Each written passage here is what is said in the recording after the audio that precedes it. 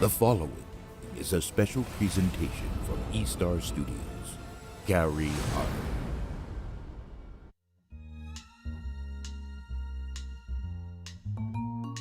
Home to the world-famous Strip and the WSOE Online. We're taking esports to the next level with our inaugural tournament, Hearthstone.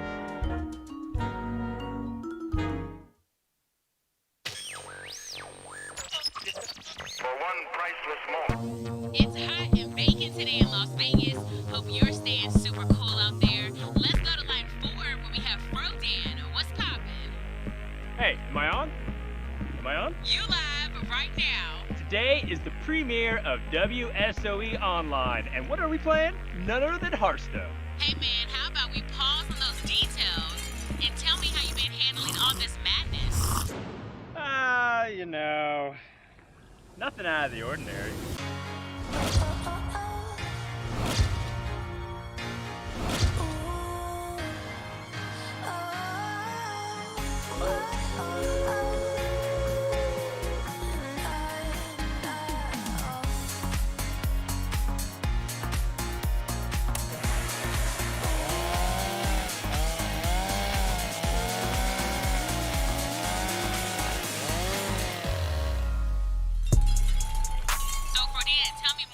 To happen today. Yeah, today, starting at 10 a.m. Pacific. Yo, it's past 10 a.m. What? Enjoy the show, everybody.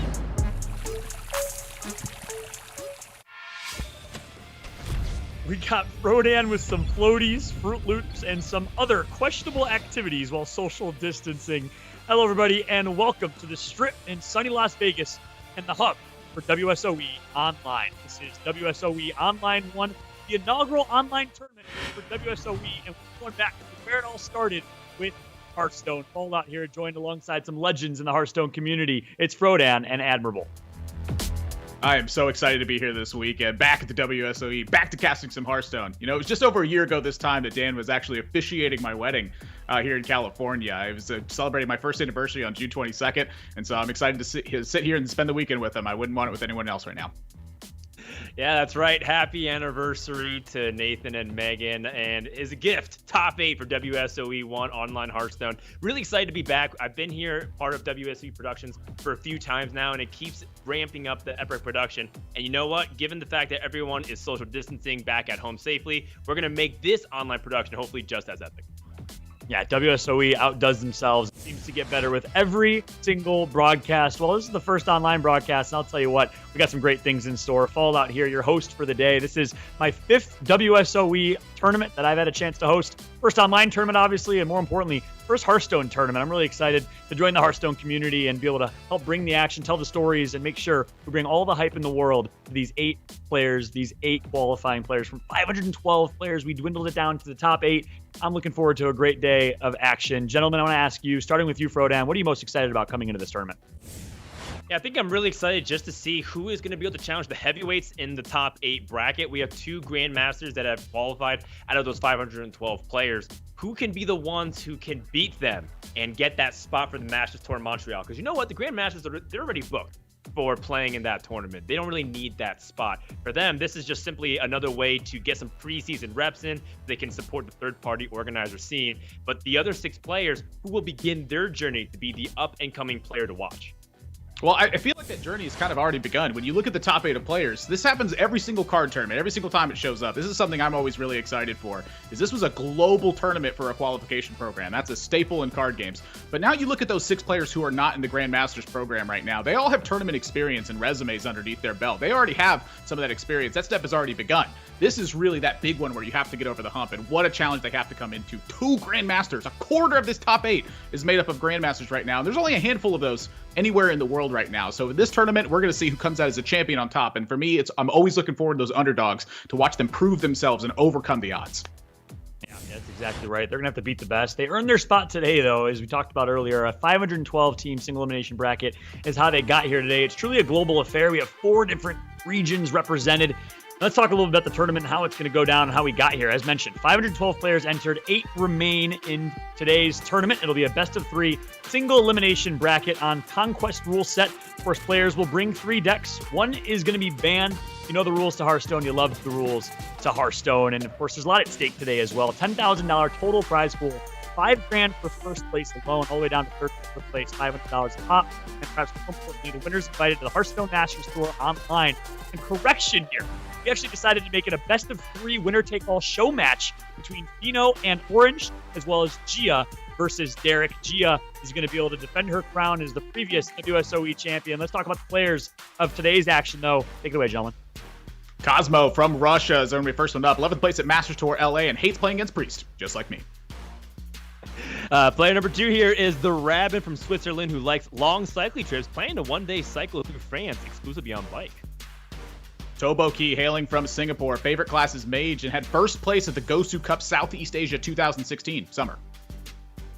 Don't forget Welliquary. They represent Portugal, looking to have an opportunity to make their second Masters Tour appearance. America's Grandmaster, Brian Eason, a.k.a. Bloody Face. Grandmaster, do I really have to say more? Speaking of Grandmasters, No Hands Gamer, newly minted GM, looking to have some preseason victory to perhaps cement his legacy. Then we have Easy Bake. He's underperformed in Masters qualifiers according to himself, but we'll see if he can make a win look easy today.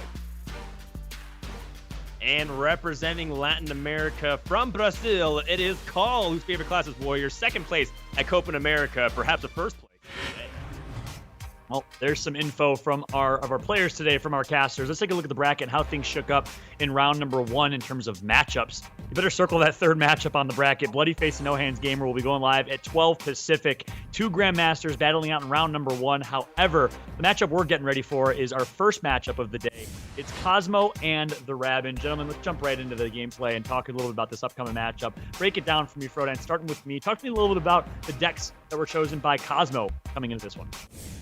Yeah, so the first thing that I want to point out is that we had another miniature balance patch to standard, which nerfed Demon Hunter's Twin Slice from 0 mana to 1 mana. And people wondered how much of a change would that be. They knew it was significant, but would it be a difference maker to discourage people to not bring Demon Hunter? And Cosmo has chosen to do exactly that. No Demon Hunter in his lineup, meaning that 1, people who expect Demon Hunter won't be able to target nearly as much. But what do you fill in with the gap? Is it really Druid, a deck that feels like a lot of times it maybe doesn't even matter what class you're going up against? Druid sometimes either lives and dies based off its own draws. So it's definitely that X factor that I'm not really sure about, and I kind of want to hear Nathan's thoughts.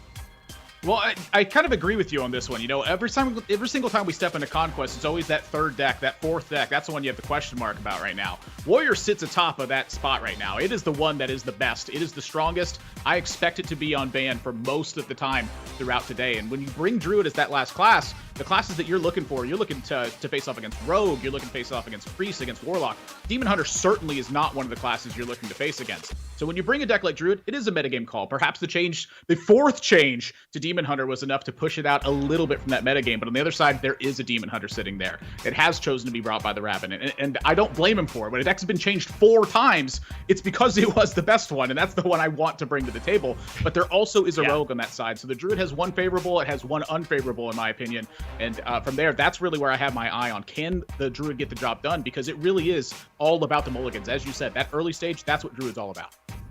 Right, and because this is best of 3, remember when we normally play Conquest in some of these competitive environments, they're best of 5, but we've been playing best of 3 and it's single elimination. You really have to make that third deck count. And in a 2-deck Conquest meta, deck number 3 becomes even more of an X factor, and I'm looking to see if Druid can really make that ways. On the other side, Demon Hunter, everyone knows how strong this class has been. 4 nerfs throughout the expansion so far, potentially maybe even more. Who knows what the balance team is really considering, but Demon Hunter has to be the class that we want to focus on as well as. Great to get your insights on meta and, of course, your preview for this upcoming matchup. Keep in mind, a lot at stake here, more than just that prize pool. A qualifying spot for Masters Tour Online Montreal in August at stake for the winner of this tournament. It sounds like gameplay is ready. We want to jump right into it, baby. Let's go ahead and kick off with game number 1 of our first match of the tournament, Cosmo versus the Rabbin. Take it away, boys. All right, thank you very much, Fallout. And with this first quarterfinals, remember, there's no double elimination bracket, there's no groups, it's win or stay home.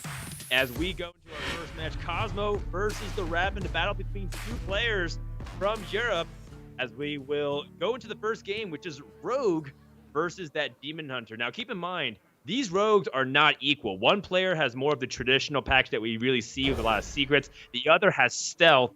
And so with Cosmo bringing his rogue up against the Demon Hunter, many people pick rogue as the class that can go toe-to-toe with this class. How do you feel about this current state of rogue after that balance patch, Nathan?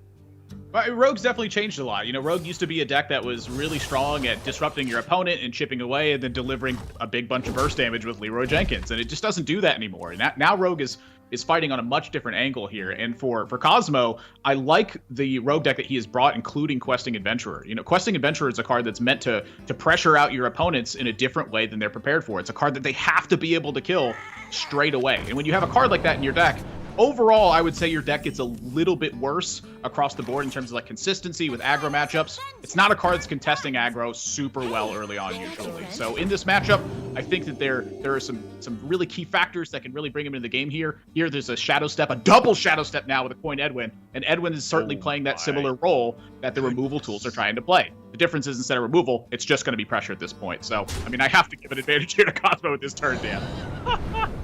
Yeah, you know, there's not really many options that Demon Hunter has in terms of single target removal, and with no options like a Hail Mary off of some kind of card like a Volpera Scoundrel, this could look like a very fast game number one. Start off fast and furious for Cosmo, because this Edwin is going to be out of control. What a way to start a top 8, Dan. You play through a bracket of 512 people. You come into the top 8, a little bit of reprieve here for the match. You pray for Rogue Gods, they give you this hand. You have to really good to fight this turn. Even though Cosmo, I think, has some worries here, it's all about that Edwin right now. That Edwin gets to connect in a strong way. This game is going to get out of hand super quick. Speaking of super quickly, both these players kind of come out quick out the gate with very fast turns. You know, and I kind of wonder if, you know, these players feel really excited or they're feeling super confident and perhaps a little bit nervous. But, you know, some of these plays for Rogue and Demon Hunter are incredibly foundational for how the rest of the game is going to pan out. These days, it feels like the first 3 turns, especially if you're playing a class like Rogue and Demon Hunter, can almost shape the entire outcome of the game, or at least force you to play a specific way for the duration of the round. So, no, a little bit of hesitation from Rabin because he doesn't have that many good quality plays. And now, with no other way to stop that Edwin Van Cleave, Cosmo has the opportunity to go super aggressive and keep his hand economy really high because he has that Greyheart stage ready to go at any time with multiple stealths ready to go. Eviscerate picked up as well some great tempo tools that you're provided. And as you said, they came out blistering. These first 3 turns from each player, it was over. You blinked and it was over. And now everyone's slipping in and go, look, hang on a second, I don't have the nuts anymore. So let me figure this out. Where do I get my next opportunity to make a big play? And that's something that I feel almost everyone is susceptible to at the start of one of these tournaments. You come out, you're super excited, your guns blazing, you're the first matchup of the day, as we're getting a look at the deck list here over on the side. I feel like you got to slow it down. Now is not the time to make a careless error. And so I'm not saying they have made a careless error, but just keep yourself calm. Take a deep breath. This is for all the marbles here today. Yeah, that's right. Remember, best of 3, single elimination. We'll be reminding you throughout the broadcast for those who are tuning in halfway. The reborn minions, too, from the Pharaoh Cat have been quite a blessing. There's a Pharaoh Cat there's a Bone Wraith and a Shotbot, both really sturdy minions that are hard to deal with. And instead of just playing defensive, Cosmo is prioritizing playing the maximum amount of power that he can develop here while keeping a sturdy board, because he's looking for a next turn lethal on turn 5. Yeah. That's the right call, I think. Your removal isn't super effective in this spot. It's right on a Warglave's turn that's coming out from the Rabin side. Apply additional pressure, mitigate the impact that a Warglaves could possibly have. And right now, there's just no way to handle this 12-12 Edwin. You are putting a taunt in the way and hoping that's good enough, and right now, it is not. I grow impatient. No, it is not, because we know Eviscerate is in the hand. And Eviscerate gives him the extra damage he needs to really push through this. And that's just going to be the game. Cosmo is going to take game number 1 at a blistering pace and put himself on match point. And it's quite a disruptive thing when you kind of anticipate this match to go 50-50, but Rogue wins as quick as turn 5. It's not a concede. It's the game. You know, Edwin Van Cleef is just one of those cards, man. It's it's going to do it, and Cosmo takes game number 1 here in this best of 3. We're going to take a quick break, and when we come back, we're going to find out if the Rabbit can make the comeback at this best of 3.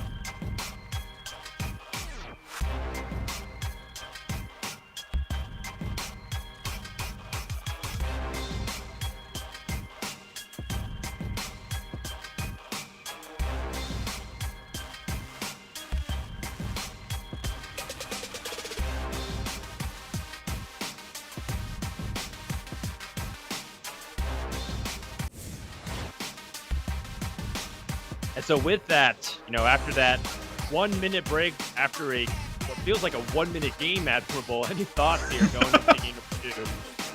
Well, this is the kind of thing you have to look at for this, is that games like that always look like a blowout, but the matchup is much, much closer than that. Edwin with a coin, with double Shadow Step, with a Pharaoh Cat, that's going to make almost any game look quick, win or lose. If your Edwin gets blown up there, say you're playing against Priest in a Shadow where death happens, a lot of times you can just escape, concede that one, and move on to your next one. A lot of the games look quick, but it's all about the percentages and sizing it up and the timing of these cards. In an aggressive matchup like that one, there really is no timing more than just right now. Right now is usually almost always better. And with a hand like that, the game is just going to end quickly. It's about percentages, but when you're in the single elimination bracket, this is what it's do or die time. And to me, this is part of the excitement of it, is bringing decks that can have these insanely powerful turns and overcome basically any odds they're matched up against. That's right. The tale as old as time itself in the Hearthstone universe. Edwin Van Cleef getting really quick wins, but with that Rogue already out, Cosmo now will turn to his Druid deck. Now, Druid does tend to struggle against Demon Hunter historically, but we have had some time on this patch now. How have you felt like the Demon Hunter matchup versus Druid has evolved? Do you think Druid has a much better shot now that Twin Slice costs 1? Yes and no. I mean, I feel like the main thing that's going to be here with Druid is itself. It's not necessarily against its opponent, but rather it's mostly playing against itself, in my opinion. When you look at the way that a Druid deck is built, it's really lacking in ways to efficiently tackle what the opponent is bringing. And that's really what Demon Hunter is all about, is presenting very efficient threats. There's already 2 reasonable threats on the Rabin side with this opening hand, and so for Cosmo, it's just all about finding ways to check that early aggression, ramp up the mana, and then have a big power turn. If you don't have big power turns, you are not going to be winning games. That's right. And, the Rabin throwing away Twin Slice was a good call. Before, Twin Slice felt like a keep in almost every matchup for Demon Hunter, largely because of how great of a tempo to it was. And now it's just pretty good damage. Also, a really good opportunity to squeeze in also a good tempo swing, because you'd get that +2 attack now instead of +1, which sometimes feels like it's better when you're floating a lot of mana crystals at the late stage of the game as a Demon Hunter. For Cosmo here, this hand is looking kind of in between what I would call good and bad. It's not quite good, it's not quite bad. It has enough to get the job done, and the card I really have my eye on is that Glowfly Swarm. That's really the card I would say that has the biggest opportunity to present trouble over to the Rabin and the side of his Demon Hunter here. I think I like Cosmo for playing this a bit slow, not wasting a crystal power, just accepting some of the early damage here, looking to keep your spells in hand as a high count so that Glowfly Swarm is a bigger impact, especially if you have to innervate it out, say, you're just under too much pressure and you have to get something done. So the same for Cosmo, that Glowfly Swarm is really everything I'm looking at in this game, and it's whether or not the Rabin can actually present sufficient counterplay and enough aggression in the early game, and right now it looks like it can.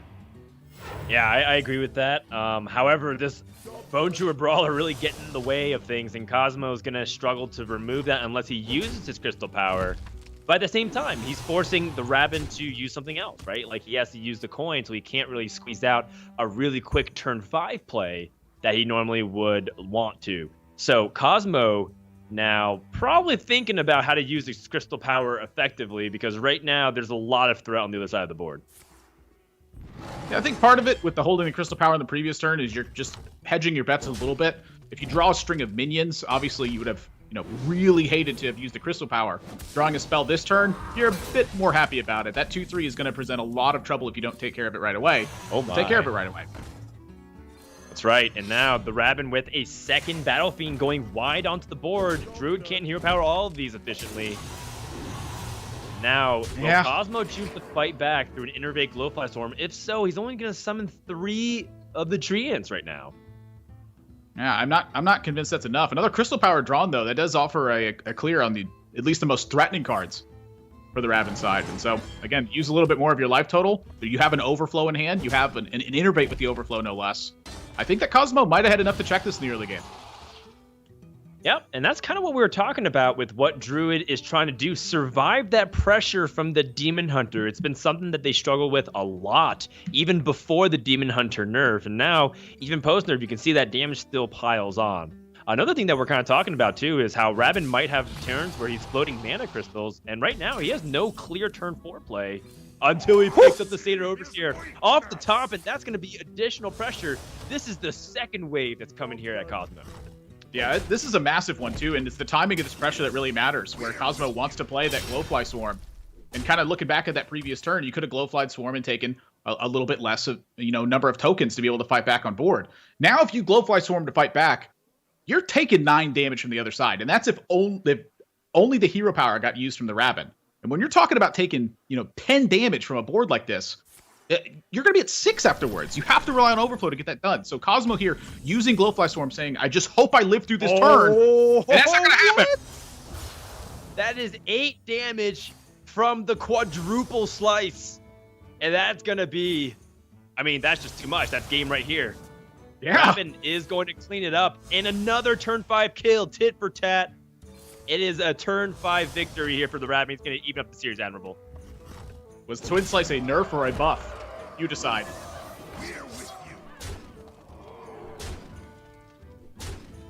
Extra mana, extra damage. Wrap it up. And with that, the series is tied. The Rabin strike back 2 games, 2 turn 5 victories. And we're going to go to a decisive game number 3 to find out who is going to advance to the semifinals here at WSOE Online 1 Hearthstone.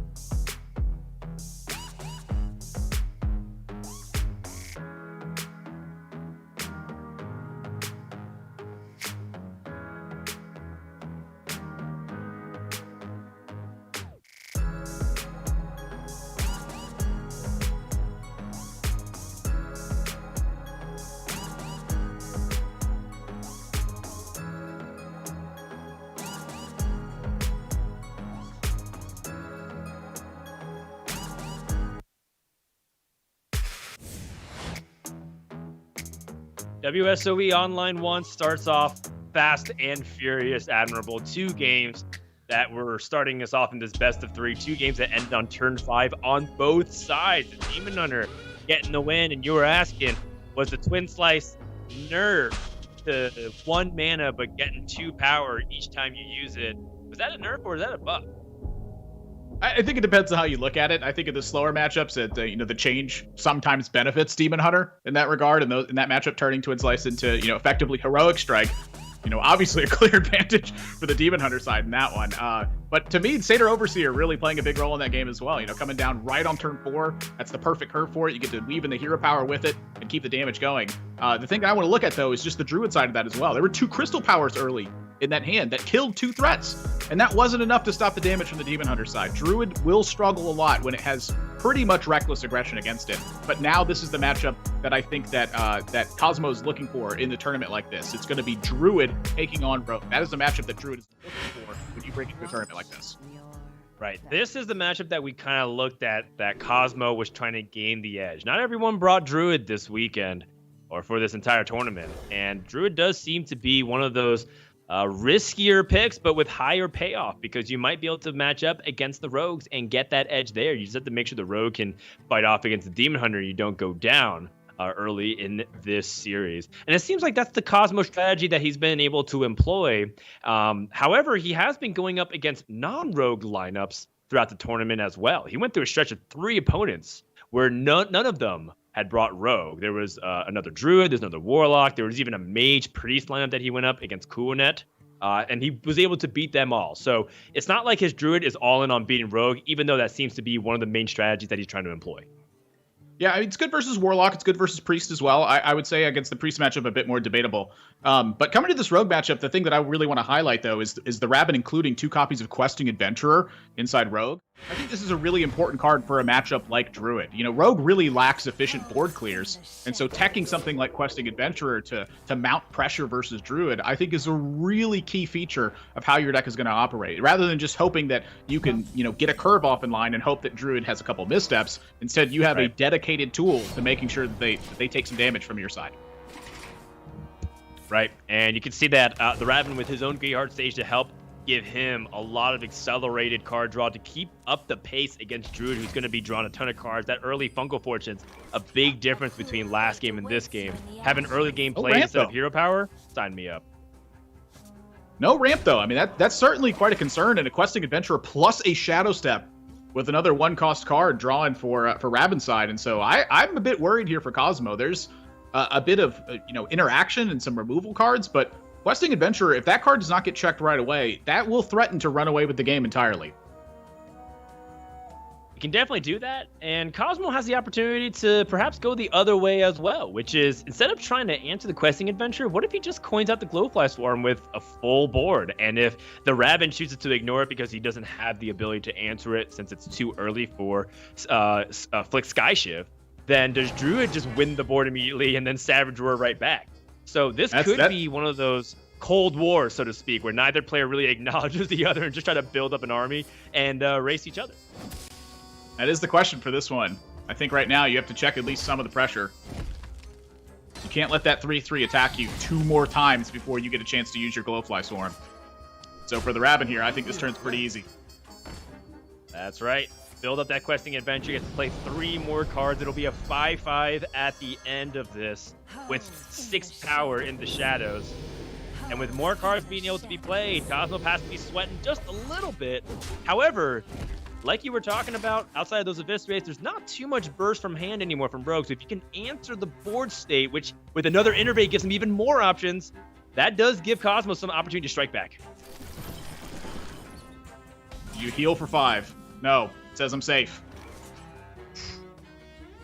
I mean, 1 turn before Flick Skyshift. That is crucial for his calculation. But I mean, there's some good damage that could be dealt here through the Visqueen. Oh my goodness. Oh my. Nothing picked up available. Yeah. And so for the Rabbit this turn, it's how much do you fight back on board versus pushing damage. You do have to respect Glowfly Swarm and how many minions this produces. You know that Cosmo's got Savage Roar in the deck. You know that the damage could ramp up real quick, so this is just a math problem here for Raven. Yeah, so trading at least a couple of these down seems right. I'm hard-pressed to think Questing Adventure should go anywhere but your opponent's life total. And for him, it's about, what if he has, like, double Savage Roar? What if he has some opportunity to build a board? Am I cornering myself by not trading this 3/1 versus using it to go face one more time? Yeah, I'm trading the 3/1 here. I think the last thing I want to do at this spot is, just outright die to double Savage Roar. Granted, that would require a second Innervate as well. But it's an out. Yeah, don't leave him out right now. I don't think that 3 damage is really going to... you're not going to be like, I should have pushed that 3 damage face!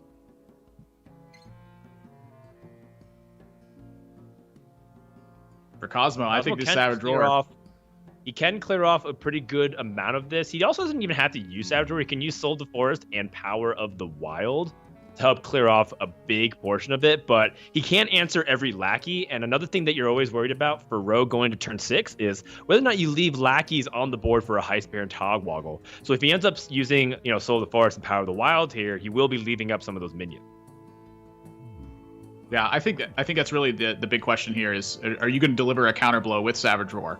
Is delivering a counter blow with Savage Roar perhaps your only opportunity to really, get into this game? An early questing adventurer throws a really big wrench in these plans from Druid, where I think that normally it's pretty easy to make a play like this Soul of the Forest in the Power of the Wild here to check this. But you have to go through a number of steps and make sure that you're not giving up too much if you choose not to Savage Roar here. That's right. He can clear off both the lackeys if he does choose to use it and Moonfire. And respecting I think that's what he's thinking about. Yep. Important moves. How much damage is this? Not enough right now. And now for the Rabin, you've suddenly fallen behind on board. And that is cause for concern in a spot like this. I think that there's plenty of gas here for the Rabin, but we're starting to approach those turns where the 7 mana threshold spells for Druid become unlocked. The Iron Bark and the Bog Beams. How much tempo can be made up in those 2 turns when Cosmo hits that curve? And so that's something that Rabbit is thinking about as well. It's not simply this turn, but it's the next turn afterwards as well. All right, ends up committing to the Kronks. Kronks is just, the best individual stat pound for pound for what he can play with his Mana Crystal. And Cosmo has another downturn here, but with cards like Ysera Unleashed, it does feel like Cosmo really has to just make whatever he has in his hand work, which might require him to use all of his spells just to stabilize and then push what's on board. I think Bog Beam's looking pretty good here for Cosmo. As you said, this is pretty slim pickings right now. It's how do you get to the next turn in the best spot? Thinking about which card you draw that has the biggest impact. Should I hold this Bog Beam and hope to just draw exotic Mount Seller in a spot like this? So those are thoughts that have to go through your head right now. Right. So Savage Roar, the harder card to use compared to some of these cheaper cards, especially next turn, like you said, they activate. So Cosmo, which one does he wants to use? Moonfire does have less application. He also could just use Iron Bark straight up right now, just to help give him some taunt and extra board presence. I'm looking at those 2 right now as the primary candidate.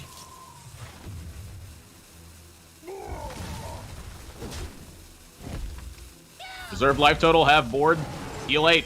Okay. So this plays around Flick Skyshift, because if he does commit to the Iron Bark, he will get destroyed by it. However, this Edwin Van Cleave with the Shadow Step once more with the Cobalt Black. Boy. Wow. That's is a too much. Huge Kobold Lackey. That is too much. Nathan, this is a big Edwin coming in hot at a 10-10. And for Cosmo, this is the turn he set up for. Exotic Mount Seller, not it. And that's a problem. He can stall for a bit with Crystal Power. But wow, is there a lot of regret for not having the opportunity to use Iron Bark. But at the same time, had he picked up the Exotic Mount Seller, the 2 cards in his deck, that could have potentially given him a bunch of power spikes. And there's even more than that, too, which is that he could have drawn cards that drew on other cards to give him other plays. So Cosmo right now, his back is to the wall. Really has to hope for a miracle here, but it looks like Rogue is ready to take the victory, because he will go up for 5 health to Crystal Power. Gains another armor, so he goes up to 18. But all Rabin has to do is draw just a little bit extra damage, and that's the game. Yeah, or just be able to connect with Edwin again on the following turn even. You look at Edwin here, and Edwin certainly played a large role, but really, it was the questing adventurer that made this Edwin happen. Without that questing adventurer, Cosmo wouldn't have had to invest so many resources into board into killing such a big early minion.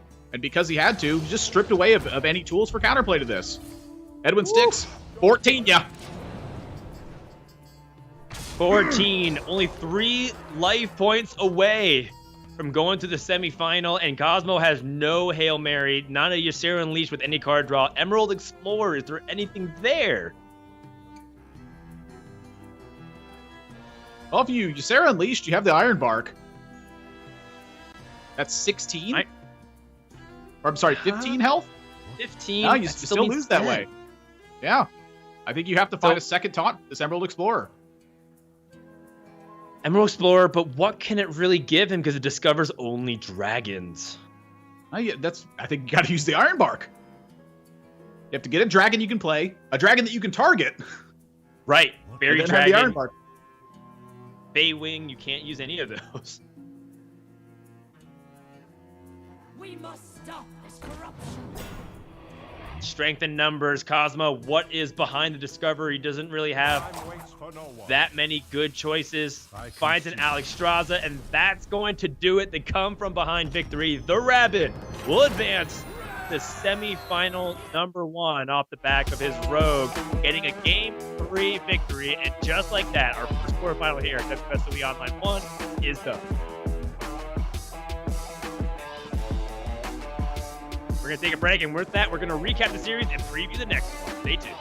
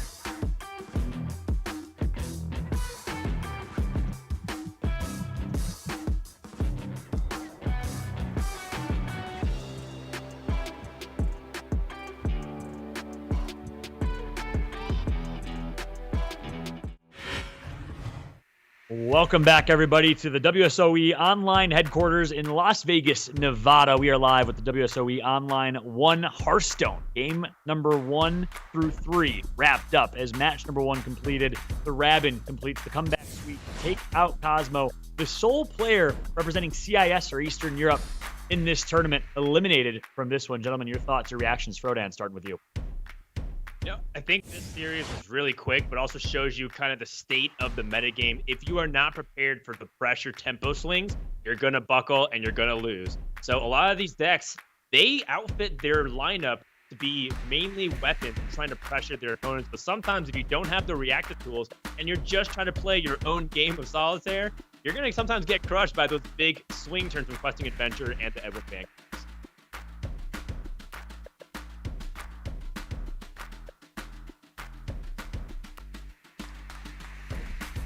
Excuse me, microphone was muted. So for me, the standout card is Questing Adventure in that regard. You know, that's a card that rogues have begun to more commonly tech right now, but it's a card that really stands out in those matchups where you need to have that early pressure. In game #3, Questing Adventurer was the reason that Edwin Van Cleef was able to stick to the board, and the reason that the Rabin was able to stay alive through a Glowfly Swarm in that one. Without a Questing Adventurer, that wouldn't have been possible unless you drew the Edwin Van Cleef early. So having 2 extra copies of a card that you can draw early on, get some pressure rolling, and force some counterplay, that is a key tool that came into effect there. Moves on to the top 4 because of it. So a 3-game reverse sweep coming through in game number 1. That's exactly how you want to start this tournament. Something tells me we have more matches like that to follow. Let's take a look at the bracket here and see what else we have to unfold here in round number 1. Coming up next in game number 2 of the tournament, we're going to have Taboki going up against Reliquary from Portugal. Another great matchup. And then, of course, game number 3 after that, Bloody Face and No Hands Gamer at around noon Pacific, followed by Easy Bake and Cal to close out round number 1. Let's go ahead and start to preview our second matchup here. Good insights, as always, for match number 1. We have Singapore versus Portugal. So, again, we get to see some international play. Our American players have not matched up just yet. Your thoughts on this upcoming matchup? Admiral, we'll start with you. This one's way different than the previous one we just saw. I think in the previous one, it was a more standard look at what the metagame is providing. And in this one, Toboki has brought a full control lineup to this one. It's the Highlander Mage, it's a control priest, and it's a control warrior. This isn't like the typical... Control warrior. Yeah, it's crazy. There's Magtheridon, there's Restless Mummy, there's, he's got the Reg Caliber with the Corsair cash package in here, and it's got the Kargath Blade Fist, which puts that giant 10/10 rush minion in your deck that gains a bunch of armor if it's able to kill something. And on Reliquary's side, he's got the Quest Warlock in here as well. That's one I'm looking forward to. Frodan, how do these matchups look to you when you put them on paper next to each other? Who do you think has the edge in this one? Because the ban looks weird for me on Toboki's side. I have no idea what to choose. Yeah, so, this control lineup seems like it really just wants to punish aggressive strategies like Demon Hunter, but can you really stop Demon Hunter when they can get really big power cards like Skull of Gul'dan to combo them and basically punish you for playing really slow? So what is it really trying to target? I'm not exactly sure, because if the strategy was more common, more people will find ways to execute it and refine it. So I'm just going to say I'm ready to watch Admirable. And this is why I love open tournaments, because people come with unique strategies and some of them will get through. So I'm rooting for Toboki, even though I'd be happy to see Reliquary take the win with Quest World. Yeah, interestingly enough, these are 2 players in the tournament who tend to lean towards Mage more often in the past, although we're not going to see it come through from Reliquary as he's leaning into that Demon Hunter meta. So I'm excited to see what's going to come through in this matchup between Taboki and Reliquary, as it looks like the match is just about ready. Listen, this is the WSOE. We got gameplay on gameplay on gameplay. Let's go ahead and jump right into the next matchup. We got Taboki going up against Reliquary. Battle of Singapore versus Portugal. Take it away, Rodan and Admirable. Thank you very much, Fallout. And with that, we get our first Asia Pacific representative able to show up here at WSOE Online 1 for Hearthstone. We talk about how there's many regions represented, and APAC has been on the rise for several years now in Hearthstone. People look at Europe, people look at the Americas, people even been looking more at China since VK Lions win. They in China's that put on the map, but don't forget, APAC still has some of the brightest minds in Hearthstone. Indeed, it does. It's something that continues to be a trend for me, over my years of casting Hearthstone and seeing it, is that Asia Pacific is the region that's willing to take more risks in terms of deck lists and lineups. And for Toboki here, again, Control Warrior is brought to the table. Highlander Mage brought to the table. Highlander Mage a bit more common. The Priest deck that's brought to the table with Control Priest here, it is heavily teched. For what it looks like to me, to fight off against aggressive decks. 2 Breath of the Infinite, along with the Holy Nova in here, 2 copies of Penance, 2 copies of Renew. This deck is entirely dedicated, really, to trying to just find a way to swing that early game just a little bit until you get to those big powerful turns. Having a charged up Galakron, having a Soul Mirror to wipe out a board that your opponent's trying to time a bunch of pressure against you with. If this Priest deck manages to check early threats, that's when it becomes one of its most prominent threats. And so I look at this matchup, Reliquary, the Warrior gets through in this one, and that's something I didn't really expect, but when you have a Priest and a Highlander Mage, perhaps you're more willing to face off against this deck. Yes, and I think the strategy starts to come together when you look at the ban history here from Toboki. He's been banning Demon Hunter every single series that he possibly can, and leaving up the Warrior. And it seems like Warrior is a class that he's totally okay with beating. And a lot of the series that he's been winning too, you get some 2-1s a lot of times in best 3, but he's been winning 2-0 a lot as well. So you got to think, is he trying to target classes like Warrior? And also, when you play best of 3, and you're not required to bring a 4th deck, that can narrow your strategy even further. Warrior's not infallible as a class. It's just the best overall class by a pretty significant margin. But it does have some weak matchups from time to time. So if you only have to bring 3 decks that are good against it, maybe that's an opportunity to target one of the best classes, which is probably a strategy that people aren't expecting at all, which is why I love it and why I gotta say Toboki might be the player to watch if you're not looking at the the No Hands and the Bloody Face series that's coming up next. Yeah, and I have to agree with you on that one. You know, with Toboki bringing that Control Warrior, that's a deck that you're pretty willing to ban out if you have an aggressive lineup.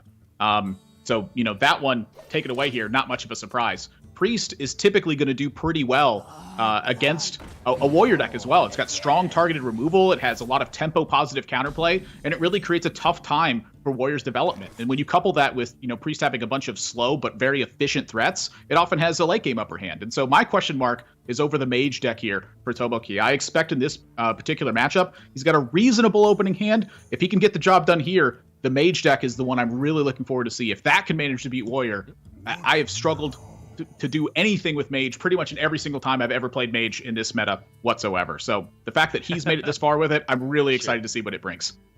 Yeah, we'll talk about Mage because assuming the series ends up getting to that point, Toboki, if he's going to win this series, will have to play that Mage. But, you know, we've seen this matchup a few times throughout the course of the past few months in Grandmasters. It felt like almost every time that this matchup was played on stream for the Americas region, TJ Sanders and I were watching Warrior win anyway. And people were saying Priest was supposed to be favored versus the Warrior matchup. And yet, Warriors get the W. I'm not ready to write off Warrior just simply because on paper it might be a bad matchup, because you can't always just trust what you see from the ladder data.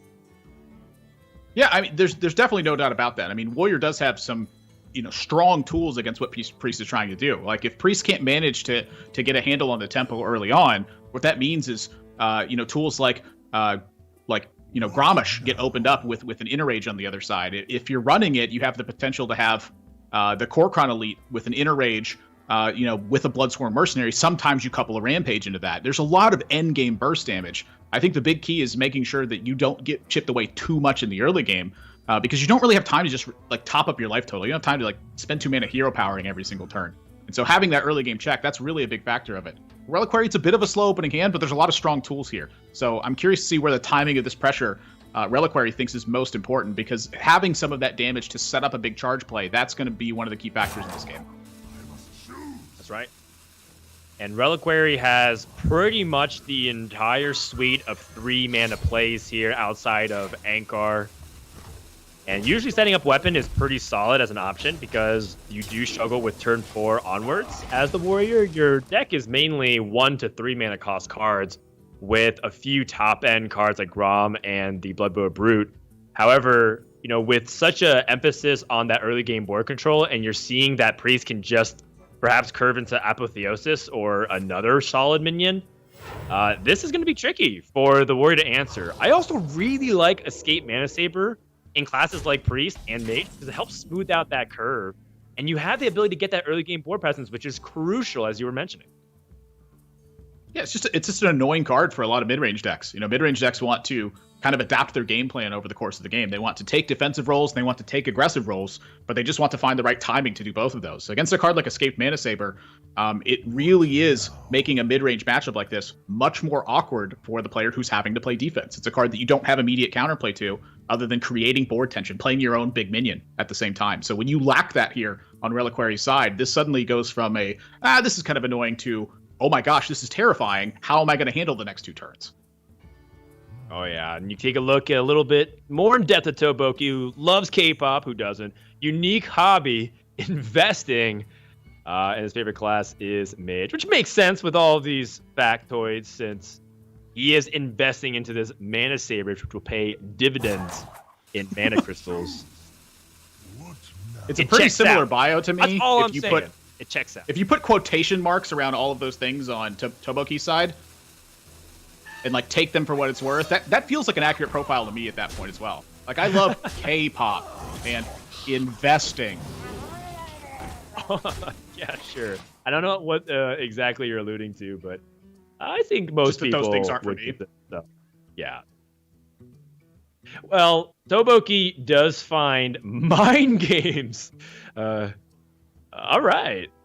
Yeah, this was one of the ones that stuck out to me, and I think this is dedicated specifically to matchups like Warlock, where the hits are like either huge or nothing. And I don't think it really matters if it's nothing, because Warlock's not really pressuring you, but it does matter if it's huge, like if it's an 8/8 or something. You know, suddenly Mind Games becomes a pretty good card. So I think this card is specifically dedicated to, you know, matchups that will play big minions. It's just another weird way to have a strange timing assault against them with the right timing because of its mana cost to potential stat pan out.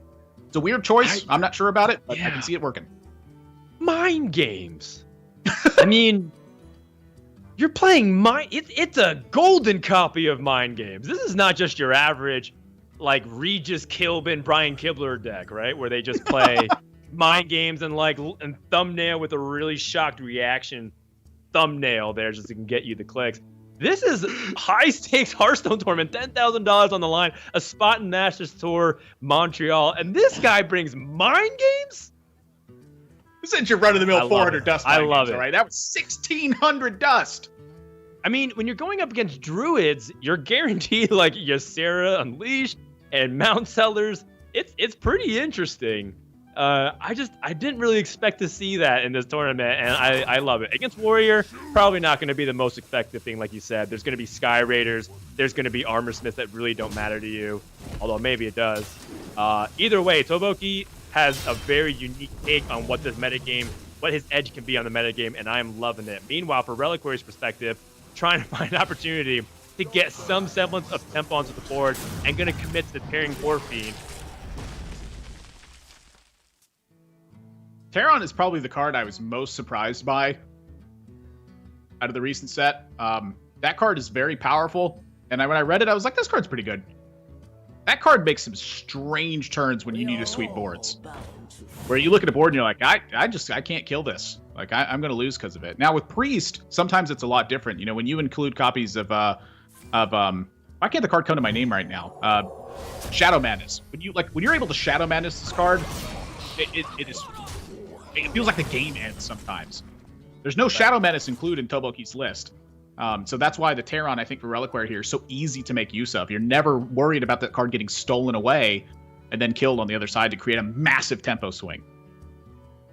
Totally. And, talk about the tempo swings, too. Fate Weaver discounting a bunch of these cards to be a lot cheaper. Skeletal Dragon now can be played on curve for 6 mana. And, Mind Game's becoming cheaper at 3 mana, potentially even 2. Ends up probably becoming a reasonable card to play on average versus Warrior as well. The one thing that I'm actually somewhat concerned about long-term is Toboki just going to run out of cards? Could Warrior potentially grind the Priest out of resources? And that really kind of depends on how Skeletal Dragon generates another threat in the hand, and whether or not he can get access to Galakron, the Unspeakable, because if he's able to get that Galakron to give him free means every turn, that's how Priest will long-term win versus Warrior, unless Warrior can burst that Priest out of the game. Yeah, I mean, we got to look at Toboki's list there on the side for Priest. And normally when I'm playing against Priest, I'm typically used to seeing a bit more top end, I would say, and a little bit less early game counterplay than what Toboki has brought to the table here. So that actually is a question that crops up in my mind too. Can Warrior actually play this as an attrition style matchup and find better opportunities later on, saying, well, you have 2 copies of Plague of Death, you have 2 copies of Breath of the Infinite, you have 2 copies of Escape Mana Saver. Those cards would be good at the right time, but they're not always good by themselves. That's a good point.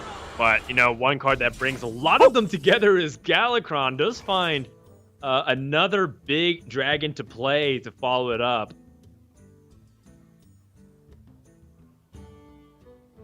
So Reliquary here, this hand, 4/9 taunt. Like, how do you kill 4/9 taunt? We got 7 damage, and he does have Risky Skipper. And we don't get the option to see what Reliquary can pick here, but certainly hunting a lot of options, or something like that. Yeah, I was gonna say there's a lot of options for Warrior to use removal. So Reliquary, they're gonna just pick the Heroic Strike and try to remove the Skeletal Dragon very efficiently while developing, minor things onto the board. I was just about to ask this question too. You mentioned the Risky Skipper as we get to take a look at the deck list. Without Battle Rage available, without a Grom plan, you have no damage on your opponent right now, and it doesn't look like damage is necessarily something you're interested right now anyway. Where do you actually get a handle on this game? And I think it's in just delay the game as long as you can and try to find those big cards and set up a big play somewhere. True, not to mention that this is building the board, and also Reliquary, they were losing a lot of life. while using the help to trade. So getting a big swing of armor here gives a little bit of comfort. Toboki does have the Galakron ready to go, but it only removes, I believe, 2 minions because of the Disciple of Galakron. But at the same time, maybe this is an opportunity to just drop it, since there's a couple of really annoying minions that aren't going to die anytime. You know, we asked the question 2 turns ago, is Priest just going to run out of gas? And then you look at, 2 different card draws that took place, and it's like, nope, not going to run out of gas anytime soon. That's Priest right. has a lot of heavy-hitting cards, like, individually, but it has to have the other side of that as well to be able to stay alive long enough. So, when you draw the Breath of the Infinites here instead, the Holy Novas here instead, it does look a little bit worse, but when you draw the heavy hitters, you can certainly find yourself at a sizable advantage. Very much so. And investing it early, shutting down Reliquary's opportunity to get value off of Battle Rage was a really good move. So now Reliquary, they picked up the Rampage. Doesn't really have a Bloodsworn Mercenary or any other way to capitalize off of it. So perhaps Sky Raider could fish for something. It's going to summon the Parachuter right next to it. You mentioned something really important here, which was the card Battle Rage. I think Toboki can know quite confidently that Reliquary does not have a Battle Rage, because I think it would have been used last turn. And so if Reliquary is hanging on to all these cards and not using a Battle Rage, what are those cards in hand? And I think that when you're on Toboki's side, you come up with a conclusion that's almost exactly what it is right now. It's going to be utility minions that haven't found their spot, or it's going to be stuff like Grom, or it's going to be stuff like Rampage. But I think Rampage even had an opportunity to be used this game. So when you're looking at Toboki's side, just their hand, and they're seeing this board and this kind of play come across, I think that they are super confident in their position right now. There's no way the opponent can get card advantage. Shut down a Battle Rage as soon as possible and get out of this game. Or the complete opposite of that, which is also, you better draw Battle Rage right now, or I'm going to take over the game with 6/6s. So this is like an alternative way to clear a board. This 4/12 needs to die. Yeah, similar to the position of the previous series where we saw the questing adventurer, a big threat that need to be addressed, and a board of glowfly swarms. Are you willing to trade your entire board into this? Most people would say, no way.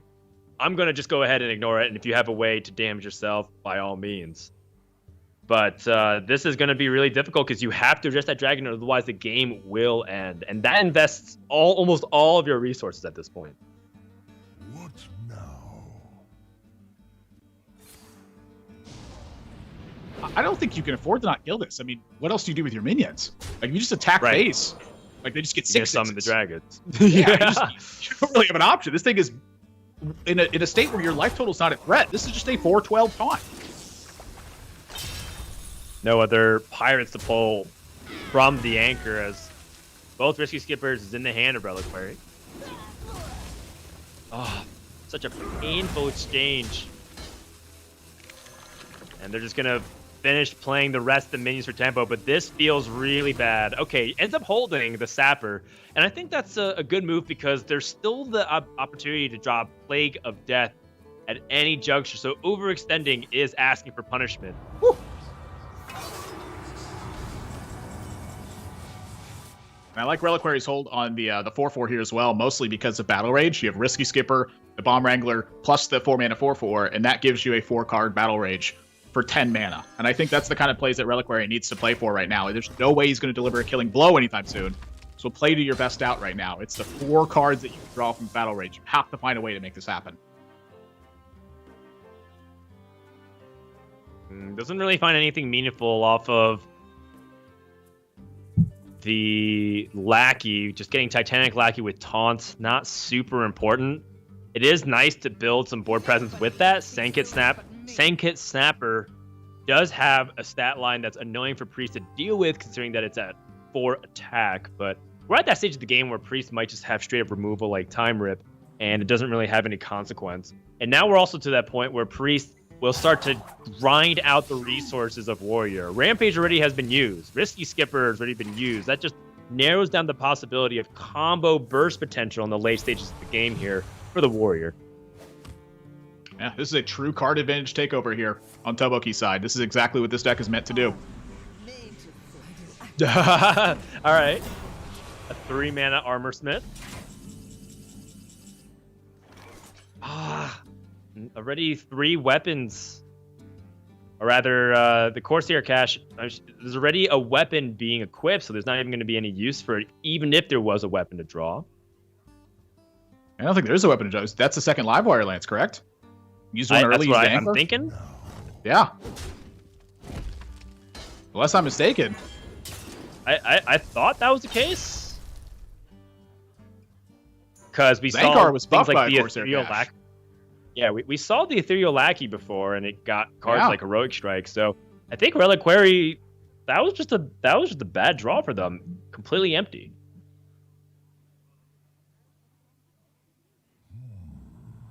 Yeah, there's not any give here. You have to hope something goes right with this Bomb Wrangler Risky Skipper, maybe? Maybe you just play the Bomb Wrangler and hope you can fight for board somehow? This is bad. This is really bad. Yep. I'm looking at the next threat that Priest plays might just be too much. You just play a single big minion, and Warrior can't answer for the rest of the game. What if Psychopomp revives Skeletal Dragon? Like, what do you do? Yeah, I just hear, what if Psychopomp? I'm like, oh, God, I don't want to face that one right now. What if a minion?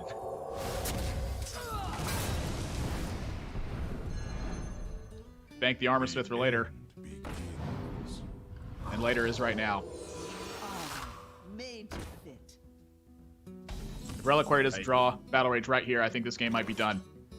Yeah, so the thing is, for Reliquary, it's not like they're going to die anytime soon, but they're definitely not going to win. So it's pretty much what are the next series of my draws that could really help win the game. And it's going to be even harder because now Armorsmith pushes the range of combo damage out of grasp. Even if you do get, the stone cold nuts of being able to have Braum with really powerful combinations, copying Corpron Elite for charge damage, there's just not going to be anything close to that.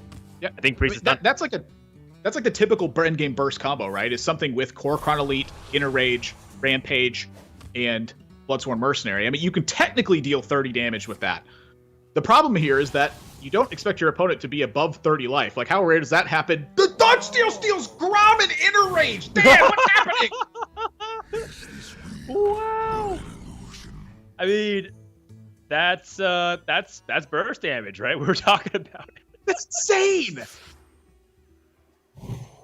At the same time, this is what happens when Warrior does not draw Battle Rage. You see, the lack of card draw goes both ways. We talked about how Priest might run out of resources, but Warrior also could have easily because there's too much efficiency out of each card that Priest had.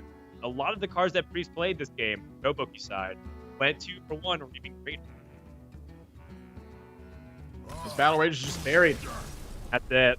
Game number 1 goes to Toboki.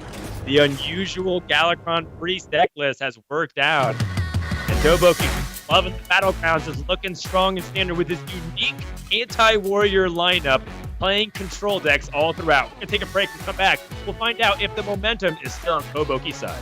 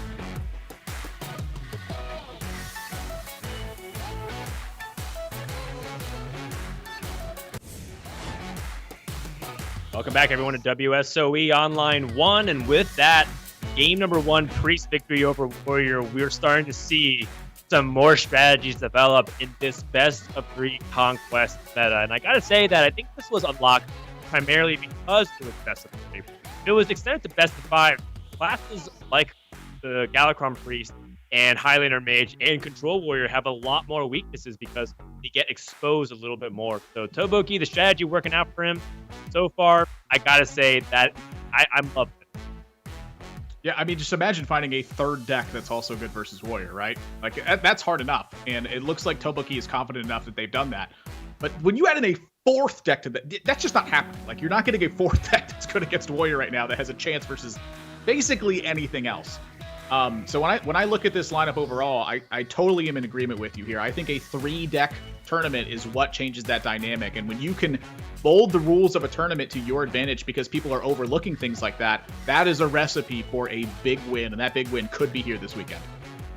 That's right. Meanwhile, Reliquary still has other decks up their sleeve with the Warlock, Quest Warlock, which has been quite the question mark. Gonna stick on Warrior for one more game, but this is quite an unusual position. Reliquary, they've mainly been sweeping all of their series 2-0, 2-0, 2-1, 2-0, 2-0, 2-0 to lose a game. This is the second game of the tournament that they've dropped, and if they drop one more, that's it. Single elimination best of 3 for this top 8. Winner gets to advance and play the Rabbit in the semifinal. It's a fairly deflating loss too. It's just a game that dragged on for a long time. You really didn't have much footing. You were looking at a long shot to try to get back into the game. That's the kind of win that really, when I've experienced those types of games, I have really had a lot of mental fortitude lost in a situation like that because it just feels like momentum goes completely out the window. It just dragged on and took forever for you to finally lose the game. Your opponent didn't even kill you. You just like, I'm just gonna quit. I can't win. Right. Keep your head in the game. Keep a battle rage indeed. It's a slow matchup. Try to get something going. Very much so. Same thing on Toboki's side. Full mulligan because I'm pretty sure Toboki's hand costed about 1 million mana crystals on average. It was every single expensive card in the deck. So toss it and is rewarded with a curve. You say every single one, but if you count the number of cards that cost 6 or more, you're looking at about 13 cards in the deck that cost 6 or greater, and that's just been Mage over the last couple of years, I would say. At this point, you play some early game tools that are very strong, and then you play some late game tools that are very strong, and somehow that mixture ends up working out. Very much so, and it's largely carried by really powerful free discounts through things like Halagos, like things through the Dragon Caster to get these really big, powerful spells for very cheap. So Puzzle Box of Yogg-Saron being able to come out as quick as turn 6, which has been a controversial card to say the least. A lot of people love it. A lot of people love to hate it. A lot of people just are mixed on the card because they say, well, it's really fun to play. Is it even that good? And the answer is yes. It's actually fairly consistent at what it does. So we'll see if that card ends up becoming a decisive factor in this game because most people are of the opinion if you got a chance to play the box, you got to rip it. Wow. Turn 2, Zephyr. Yeah. Zephyrus, rather. Zephyrus, an opportunity to just go for the ramp in a deck that plays a bunch of heavy stuff. Yep, that's what I'm taking. Zephyrus is just... That card has been, like, meta-warpingly powerful. I feel like this is one of the strongest cards that I think I have ever faced in a card game that didn't... When I'm not counting stuff that's just, like, absolutely game-endingly broken cards. Zephyrus ends a lot of games, but not the turn that it's played if it's played early on. Early on, it just gives you a sizable advantage, which is exactly what it's doing here. But the flexibility of this card has completely changed the way that you have to look at some decks and some archetypes. Even decks that'll play duplicates will play Zephyrus sometimes because they intend to draw through most of their deck. That's right. That's right. In fact, we will see potentially that if Reliquary is able to get the win. Got Zephyrus in that Quest Warlock with a bunch of 2-ups, which always is one of the more interesting deck building decisions. People thought, well, you just slap Zephyrus into a Highlander deck. What else is there to think about? But we've seen a handful of decks wait to see Zephyrus be drawn towards the bottom. In this case, just using it for Wild Growth to ramp because Warrior takes a little bit of time to get on the upkeep. Then you can go ahead and capitalize off of that. Really good turn here from Reliquary as well, recognizing that, something like Wild Growth is going to be taken here. Set up the Armor Smith to be at 1 health, and so Toboki deviates and says, you must be setting this up for 1 health for some reason. I'm going to hero power it instead. Yeah, otherwise, why not just use the Warmaul Challenger for efficient trade so you don't have to get that free hero power? So Toboki making the easy read on Reliquary's play, which was, good on both ends. Reliquary wants to disrupt the Wild Growth turn. Toboki wants to disrupt the Battle Rate turn. And that's the kind of interaction that really makes, well, quite frankly, card games thrive. And you really want to see that kind of reactive gameplay on both sides. Yeah, I'm actually curious if Reliquary would have used Battle Rage on the following turn even. So, I think it's an interesting setup because it's not quite clear to me. Maybe you're setting up to make it look like, well, sure, I'll Battle Rage, or maybe, I'll have, double Rampage or something weird like that. Against Mage, most of the time you're willing to commit Rampages pretty early because there's just not as much removal in these decks as it used to pack. Back in the day, we were used to seeing Polymorph, Fireball, different variants of Polymorph, Voodoo Doll, all sorts of ways to kill big things on the spot. They were just costly. That's not really the case anymore, and so Rampage starts to become a pretty significant threat. I'm just curious if that Armorsmith setup is purely to disrupt Wild Growth, and if it is, that's a really smart turn. That's right. Reliquary perhaps had no intention of playing Battle Rage and just baited Toboki to react to it, which Toboki did, but at the same time, because the follow-up was pretty slow, Toboki is rewarded because there's still no big threat of Battle Rage. Oh, boy. But no minion to combo with it because it's too expensive. Yes, it's too expensive for right now.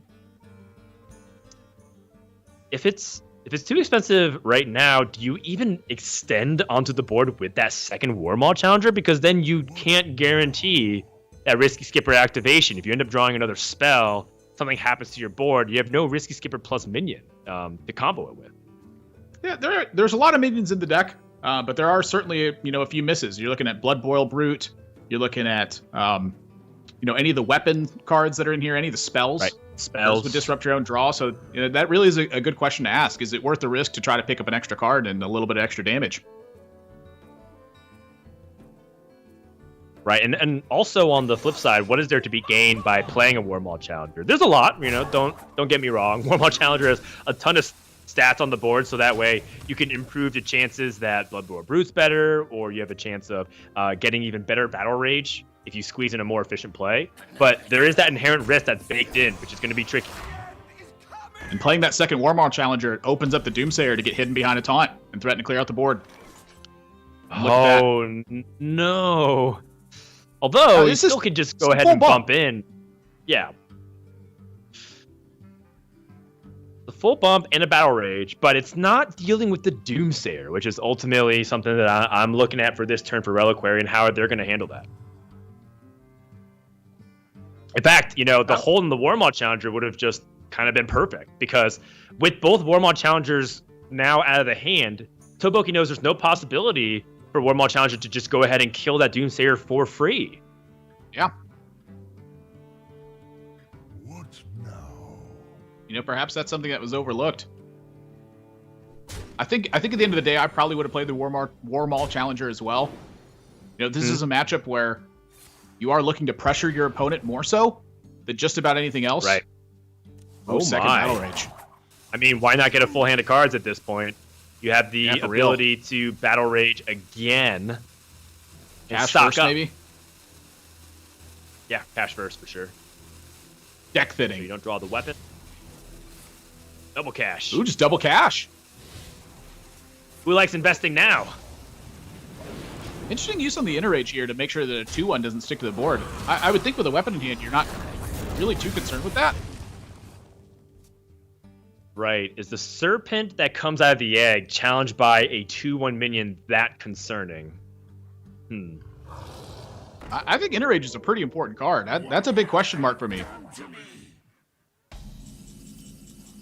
Yeah, at the same time, with Battle Rage in hand, perhaps Reliquary feels like they have enough resources ready to go with the incoming lackeys. But another awkward turn here, as a setup for the Livewire Lance doesn't actually lead to further development unless you find lackeys to fill up the rest of your mana. What now?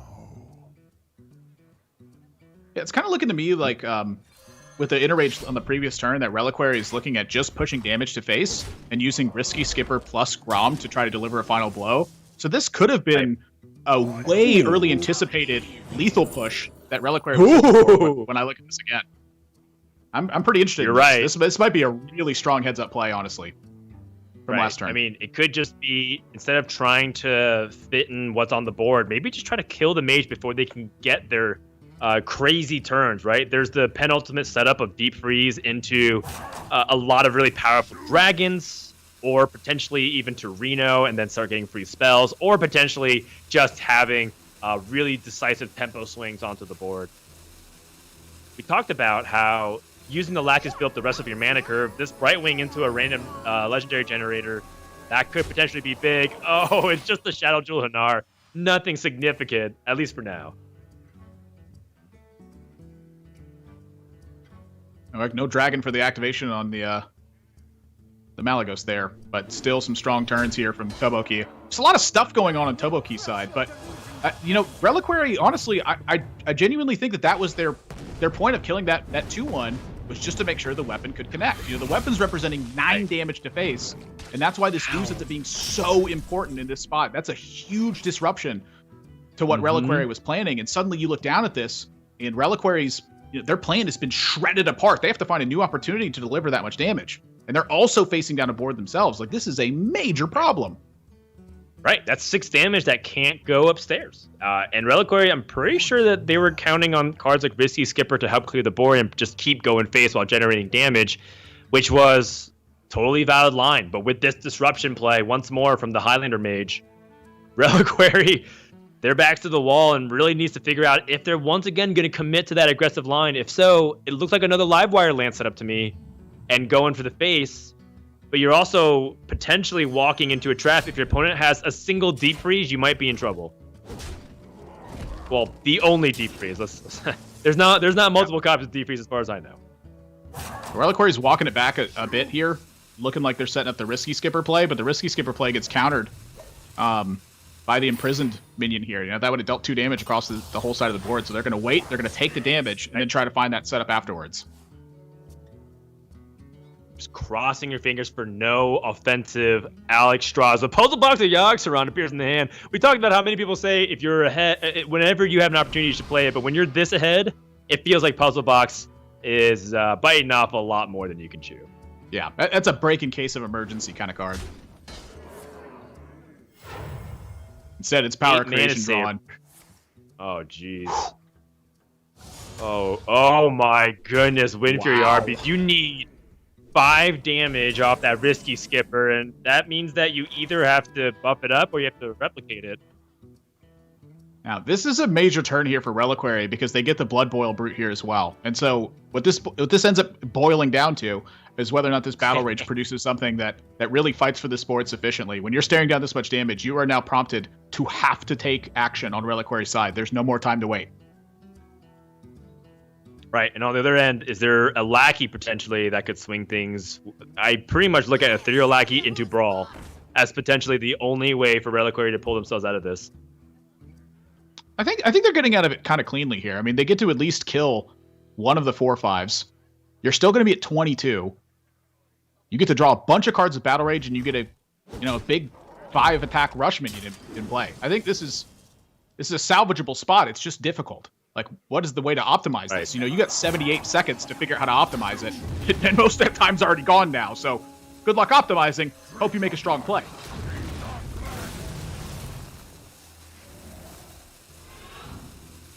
Core Chronolite thrown into the mix. Just not the time to Battle Rage and make a decision off of it as well. Right. Oh, another Blood Boil Brute, and you were talking about how that could be the key to unlocking everything. You didn't get that attack off in time. Uh-oh. That is major. Uh-oh. Yeah, that's just less pressure on the board, meaning that Toboki could potentially take a riskier line here. That was a clean value trade. What to do? And just not enough time to get it off. Battle Rage draws a lot of cards, and a lot of cards change the context of your hand, especially when you're talking about, duplication effects like Bloodsworn Mercenary. Right. It's too bad that Blood Boil Brute doesn't have a tribe associated with it. That Waste Warden could potentially clear very cleanly off of it, so that the Imprisoned Observer could trade to the 5/7, and then you could Waste Warden it. Doesn't really line up that cleanly.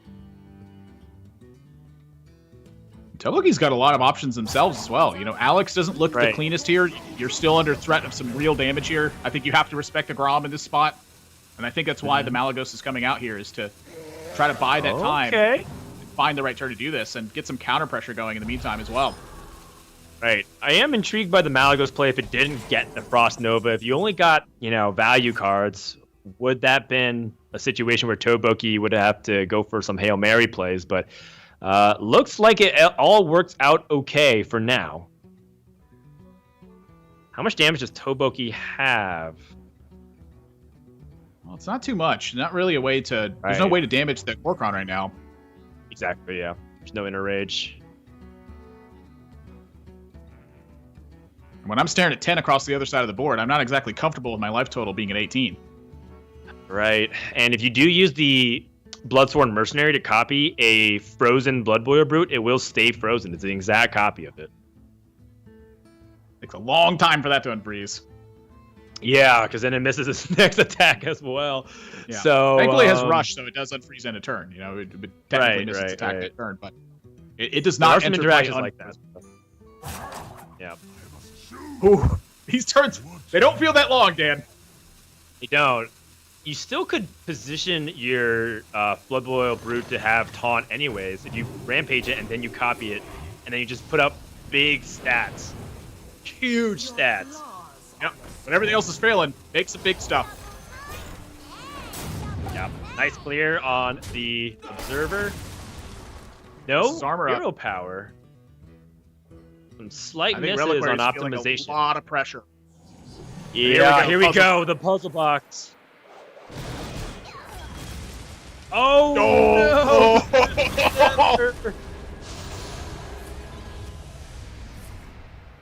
Where's the escape Mana Saber now? Right. Some card draw, a little bit of heal, a little bit of summon. Catch that, a lot of heal. Oh my God. 3 more cards. Reliquary's in trouble after that puzzle box. Yeah. That heal was so big to put Toboki out of the range of what Reliquary can put out. Still struggles with the ability to damage the minion. But let's say Reliquary, they picked up a Kobold Lackey. They don't really have that opportunity to burst anymore because Toboki healed for 10. Yeah, I think Reliquary needs to consider, building some board tension with Grom, using like a Rampage or something, hoping it survives, and then relying on that Bloodsworn Mercenary that was just drawn to really get things done. Toboki just saw a Bloodsworn Mercenary. It's a bit harder to anticipate it, so if you can't kill the Grom right away in an easy manner, perhaps you're thinking to yourself, I guess I just got to take the Grom hit. I'll develop with something large and then try to take care of it the turn after.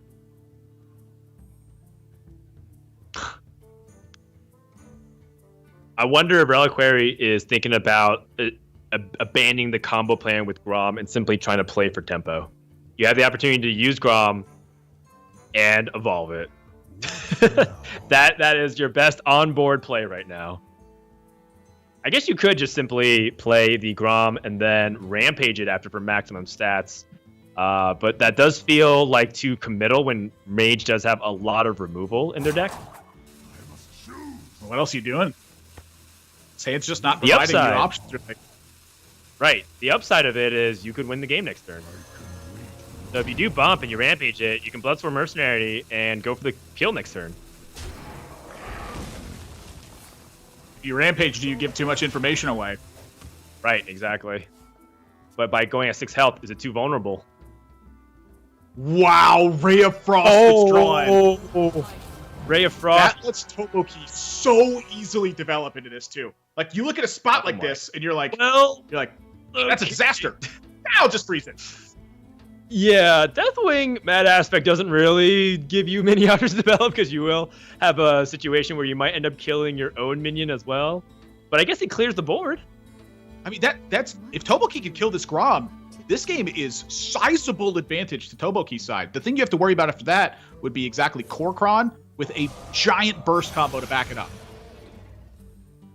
Okay, finds Fireball. I think this is excellent recognition for Toboki. Kill the Grom. Just don't let it be duplicated whatsoever. How are you going to lose this game at this point? And good sequencing to make sure that Toboki doesn't take additional damage through the Crazed Netherwing either.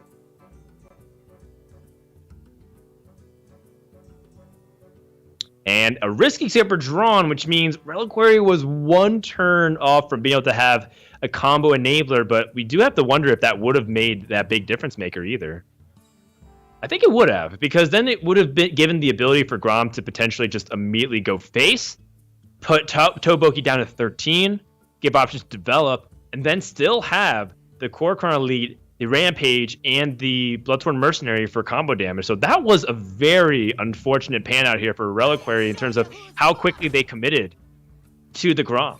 And there's only a few cards left in the deck too, so that adds double the amount of pain. Yeah, I think you have to find a different, kind of clever deviation here and how to get this done. You have to figure out a way to chip away some damage here. Right. And the boom bots might be able to do that here. Bloodthorn Mercenary gives an opportunity to copy it. But it gives up burst damage. Oh, yeah, wow. I don't think you can afford to give away burst damage right now. Yep. That's your last hope. You're getting down to the last few cards in your deck. And Toboki has already shown that hey, I know what's going on here. I just killed my own 8/8 so I can kill your Grom. Right. I mean, oh, wow. Solarian Prime. Cast 5 random spells at your opponent. Well, if possible.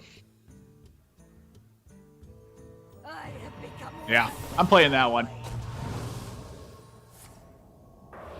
Oh, Deep boy. Freeze. Oh, boy.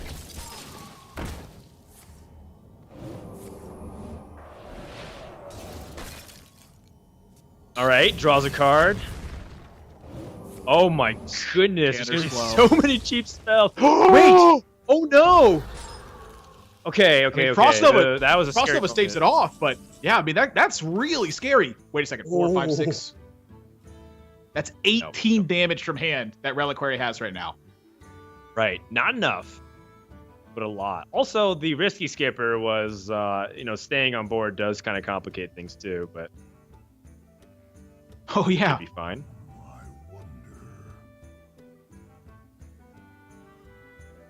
Yeah, you'd still be able to get the 18 because the lackey here.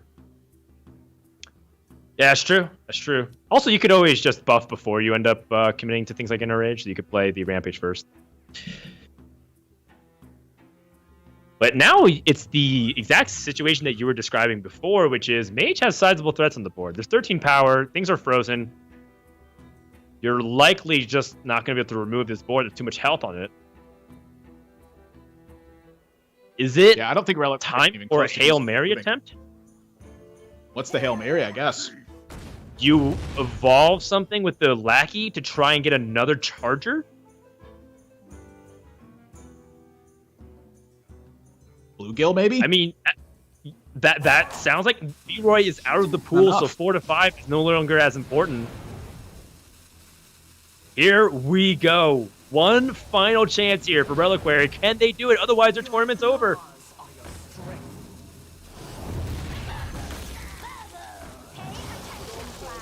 And it's not going to do it. And even if he did, not going to be able to handle what Toboki's got. Cards all in. Blizzard freezes everything.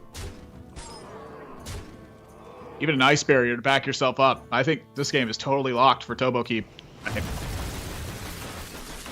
That's clear skies. Clear skies, defense set up, pressure going, no cards on the other side. Reliquary needs like a mortal strike. Right. And I just think no way to get there right Reliquary, they were hoping for potentially some Charger, potentially some way to get damage from the hand, but with the face frozen, there's no even opportunity for any kind of weapon to bail them out. Horde Pillager! We're talking about potentially having that opportunity, but Reliquary concedes and Toboki is going to take the series. The anti-warrior control lineup able to get the 2-0 victory. Toboki is advancing to the semifinals. That is just such an excellent series to see played in that spot where it's you come into it, you have a standard matchup for match number 1, and you have just the off-the-wall target the warrior lineup in match number 2. And it puts on a clinic in this series. Just absolute dominant performance on Toboki's side. Yeah, that's exactly right. A much different match number 2 than we saw in match number 1 with the anti-warrior mage play coming through from Toboki, and a much longer 2-game series than we saw. Whereas our first match, they came out striking, they came out swinging in a faster series. Your thoughts on match number 2 compared to match number 1 and Toboki's overall victory? Frodan, would love to hear from you. No, I think that even if Warrior isn't the only thing that Toboki is focusing on, because there's a lot that goes into bringing a control-heavy lineup, you got to see that Toboki's very comfortable with playing these kinds of decks because he took some calculated risks that paid off, but just shows that how well-versed he is with his deck that he brought. And some really interesting tech cards, too. We talked about mind games I wasn't sure about, but the more I thought about it, it made a lot of sense because he's trying to make sure that decks like Druid also don't get through and give that class a lot of problems. So Toboki really put a lot of thought into this lineup, and even though he admits that he's been playing mainly Battlegrounds right now, it seems like his standard skills are still just as sharp. Yeah, that's exactly right. Toboki from Singapore has been playing for 5 years. He's been doing it for a while. He's going to advance in this one to round number 2. That's going to put a bow in that one. But shifting gears a little bit and previewing our next matchup, there's a lot to talk about. It's the matchup we've all been waiting for between No Hands Gamer and Bloody Face, the 2 Grandmasters. We're going to have a lot of time to preview that matchup. But before we do that, we're actually going to be taking a look at the incredible story of No Hands Gamer. Here's a little sneak peek for y'all. I budget my time a lot better than other players. I know even just watching others, I'm like, oh, they're never going to make it. It's already roping, and they do just fine. And I'm almost amazed because from my point of view, I know I wouldn't be able to make it in that time. We'll be taking a 5-minute break to reset the stream, so make sure to hit refresh because you're not going to want to miss the story of Luke, No Hands Gamer, cooking. Plus, the Grandmasters matchup we've all been waiting for. Don't go anywhere.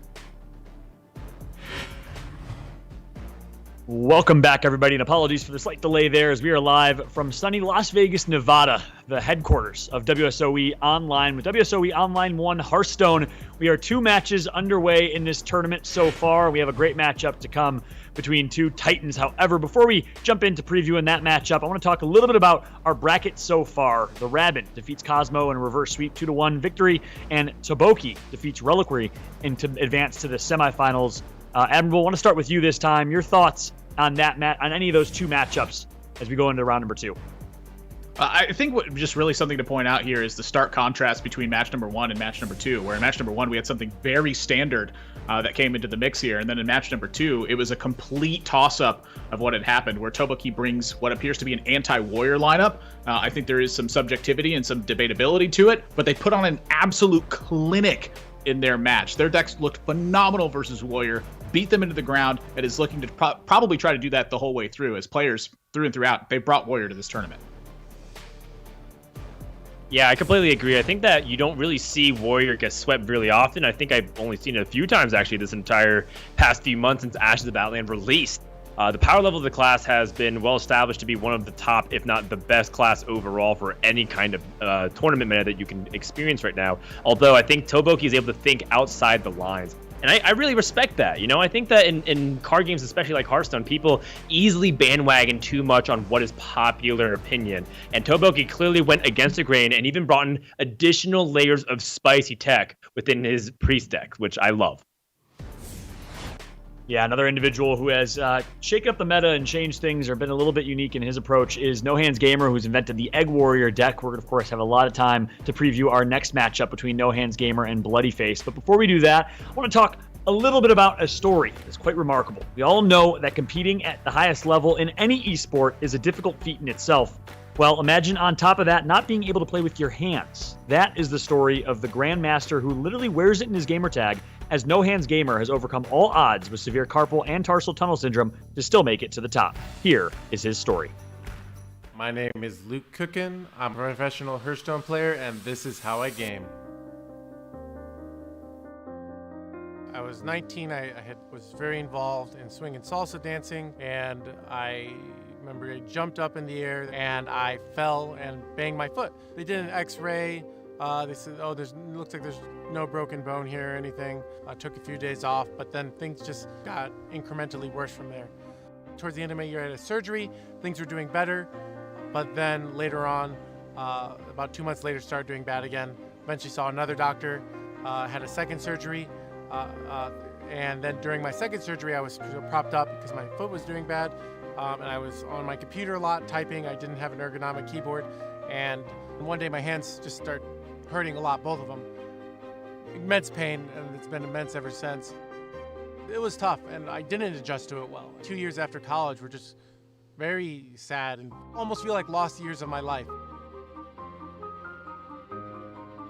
Certain normal things aren't a big deal, but certain things are. Folding laundry is painful. I think what's hard is you have to ask for help in really weird scenarios. Hey, can you open this pickle jar for me or something? It doesn't feel great to be needy in that way. At a certain point in my life, I had to figure out, like, okay, what am I gonna do? Because I can't use my hands and I can't walk. So I was 22, I went to a disability counselor and they suggested a program, Dragon Naturally Speaking. It's a voice-to-text program. You speak to your computer, it types, and I found a head mouse. People think it's eye tracking, but it's not. I have a sticker I wear on my glasses, and I have kind of an infrared camera, which is on the top of my computer, and it reflects off the glasses, and I move my head, and those slight motions in my head control my mouse. Every turn has 90 seconds in Hearthstone. A lot of turns are very simple. They're absolutely no problem for me, but certain turns are very complex. And what's hard on the complex turn, not only you have a lot of actions to do, but usually there's a lot of thinking involved. So I will have to be much more aware of my time. I have to think time as a resource, not as something that's just infinite. And often I have to have a lot more things on autopilot. So if I'm playing my warrior deck, for example, where there's these complicated risky skipper turns, I'll be aware of, okay, there's this many minions on board. I have this many cards in hand. If I do a brood, it'll be this much mana, and I can battle rage for this many cards. I have all those complicated things on autopilot and really well rehearsed, because I don't have the luxury in all situations to be able to just click really fast. So I need to have that down so I can execute the play. Me having health problems is not unique. There's so many people who figure out a way to keep living their lives, keep going, and life is long, and you know, maybe things are really bad now, but you know, you don't know where things are going to be 3 years. Something that you think was really bad, something good comes out, you know, so just keep that persistence and hope for the next opportunities.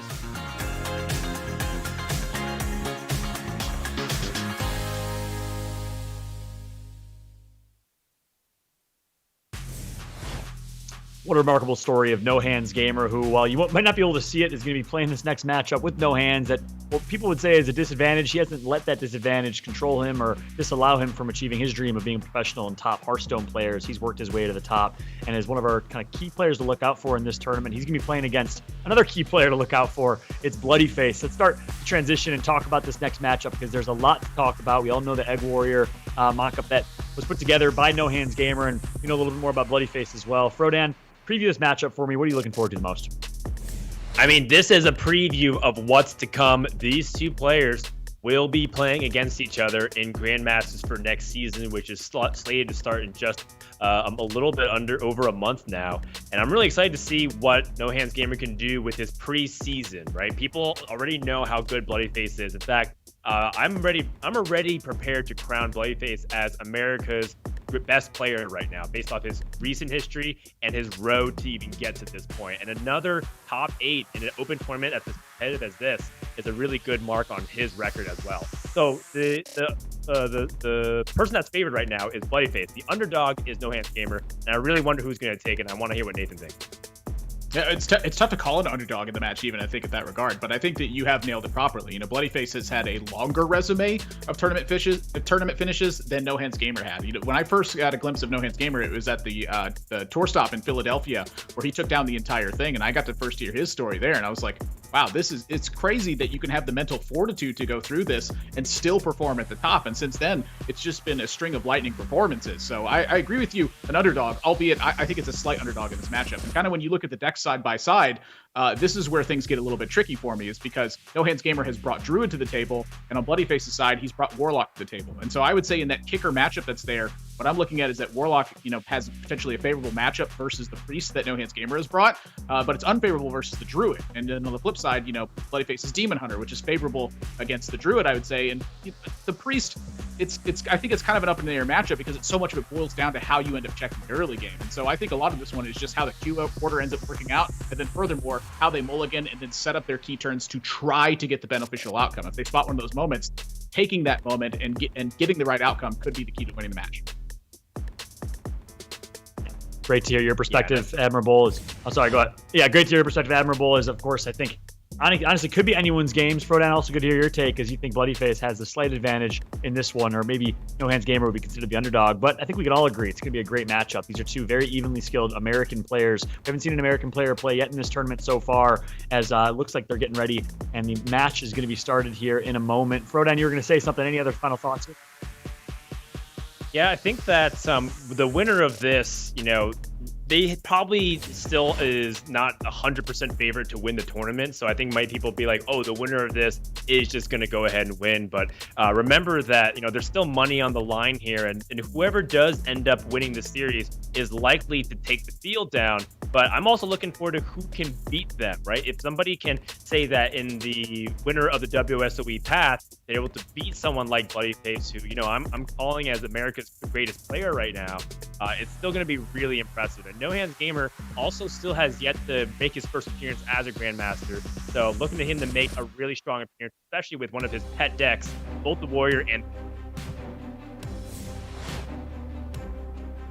Yeah, I think that's an excellent point to make just overall, is that, you know, this was, No Hands Gamer was the player who really popularized the standard variant of Warrior that we see a lot right now with the Egg and the Terran Gorfiend, to have that, you know, potential mass opening where you just have a ton of stats in play. And so I'm curious to see how their decks end up lining up and who can get the edge on it. We're kicking things off with a Warrior versus Druid matchup. Bloodyface going to be on the Warrior, and I think this is the kind of matchup that Bloodyface is really looking for here, because the band of the Warlock from Bloodyface's side, I think it makes sense versus what No Hands Gamer has brought to the table here. 2 decks I think that are unfavorable against it.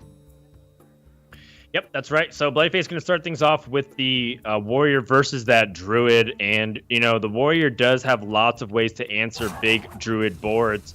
The no-ban on the Warrior pretty much is isolated to whether or not No Hands Gamers can win these other decks. But, Druid does have a chance versus Warrior. It's not like it's completely unwinnable. When we say Warrior has good matchups, it doesn't have... it's not infallible. There's opportunities that are given for the Druid to be able to climb really far ahead. And it starts off with things like ramp, but No Hands Gamer is going to need a little bit more than just ramp if he wants to beat a deck like the Warrior that's going to start off pretty nicely with a Corsair Cash into a 3-drop.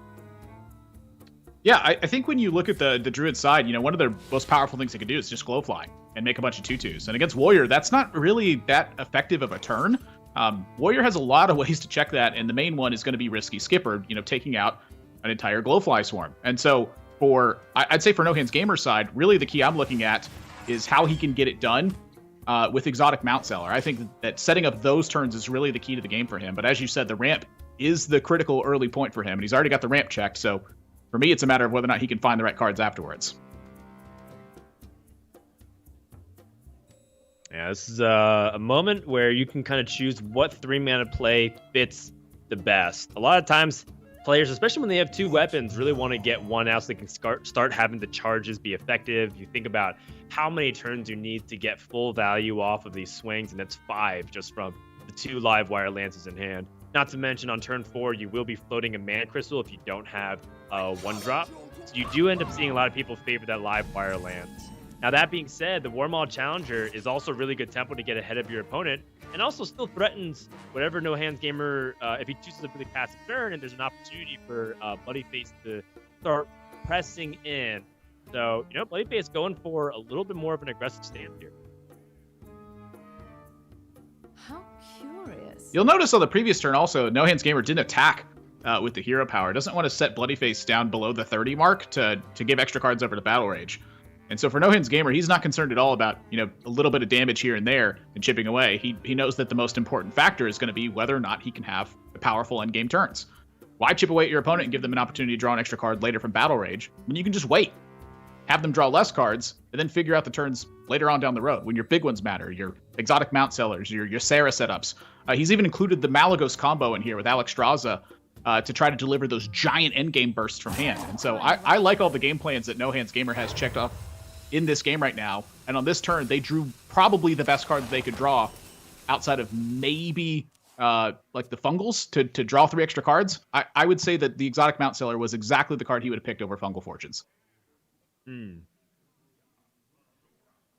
Well, I mean, the Overgrowth here with the coin doesn't set up for anything inherently on 6 mana, but that Innervate does have access to it. On the other side, too, you do have the opportunity to use this ramp as a way to answer the board on the next turn if you want to use cards like Swipe, and then on 7, play your Mount Seller, and then Innervate your Sarah on 9. There's a lot of opportunities that you can play this curve now that you have access to ramp and a little bit of extra mana crystals every single turn. Yeah, Bloodyface does not have the most aggressive start here. It's pretty lackluster, I would say overall. Sitting with a Risky Skipper and with a Blood Boil Brute in hand, I think that Bloodyface is hoping that they can take advantage of an Exotic Mount Seller turn, and it's anticipating taking advantage of a Glowfly Swarm. But no additional pressure means that No Hands Gamer I think he's going to sit back this turn and not do very much. Right.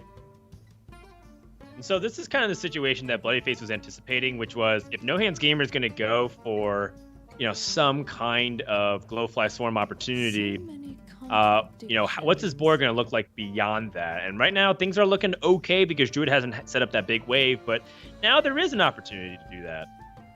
Oh my. Yeah, I'm pretty surprised by this. I think the second Exotic Mount Seller prompts No Hands Gamer to say, I can just develop a 5/8. Instead of giving my opponent a chance to set up anything, this forces them to take action against this. And if I can force action out, that might mean that my second Exotic Mount Seller actually lives more often. Right.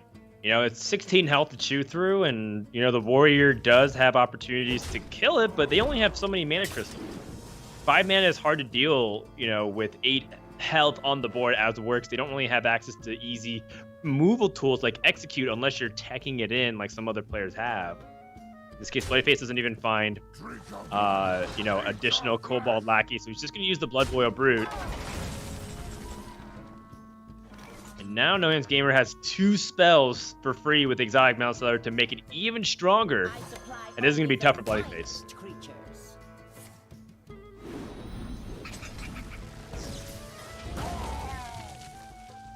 Well, that's not the start you're looking for. That's the worst beast you can get. Yeah, Desert Hare is not it. If you use Iron Bark, what do you even want to use it on? Do you want to use it on the smaller minions so that the Mount Seller doesn't get attacked? But if you also just straight up taunt the Mount Seller, that's maximum stats on the board. All right. Yeah, I think No Hands is right to taunt up the smaller minion. Just, put something annoying in the way, make it more difficult for Bloody Face to actually chew through it.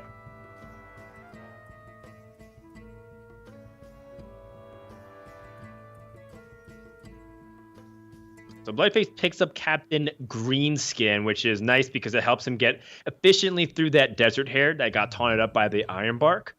It does leave him with only 1 mana crystal, so whatever lackey he chooses to play in that situation, it's likely going to be something that tries to generate the most tempo, because it doesn't seem like he can kill this Mount Seller right now. Any way that I'm trying to look at evaluating destroying the Mount Seller doesn't seem to line up very cleanly. No, there's not a way to do it, I don't think. And that's bad news for Bloody Face. So a heads-up play from No Hands Gamer to innovate out that first one. Again, force some action and get something done. If No Hands Gamer simply waits until turn 7 to play the first exotic Mount Seller and then use the 0-cost spells because he hasn't thresholded for free, what happens is Bloody Face clears up this turn with a Blood Boil Brute in play, and then you're facing down a board with a Blood Boil Brute with your second exotic Mount Seller with no spells in hand. So you force the action on the first one on turn 6, follow it up with this one. It isn't as much, but it's unlikely the Mount Seller dies. Follow up with your removal, and suddenly you've seized the entire board. This was a fantastic setup from No Hands Gamer in this one. Yeah, the only thing is that he actually doesn't have that many spells in hand. He does pick up another cheap one, though, in the form of Claw, so he can cycle with Wrath, summon 2 more minions after that. Let's see what else he picks up. Also in what he summons in the process, because this is going to be a painful swipe. An Iron Bark. No more niceties. Add more taunts into the mix. This is looking like Druid got too far ahead.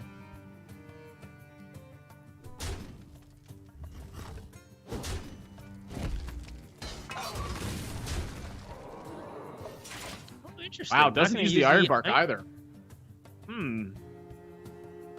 So No Hands is anticipating his board gets cleared here then. Right. Saying that even if I Iron Bark with Risky Skipper in hand and my board being fairly, weak, just having 3 to 4 health minions, I don't feel like this Iron Bark is worth it. It's probably just because of Ysera in hand. Yeah, he would much rather have that ability on the Ysera because that's tough. And if the warrior does end up using swing with the weapons, he's going to take 5 damage per turn. It's also just a 5/15 taunt. Yeah, exactly. Just 7 dragons for free sitting in your deck. Yeah, I think this is pretty good strong recognition too. Having the big taunt means when you're out of resources, you have time to find more cards. And so I think it makes a lot of sense. The board's going to get cleared with this exotic Mount Seller either way. Bloody Face has got to act on this board. Why invest more into that when you know this has to be handled to begin with? Okay, all right. So with that Cobalt Lackey, he cleans it up with the last sweep of the Risky Skipper. The Boombot could also land onto the Porcupine. And does I don't even know what just happened. All the damage. A lot of damage spray, but in the end, Bloody Face has abated all of the board pressure, and Halsto has, continued to push a little bit of his hand resources. But the Ysera Unleashed here is really big of a follow.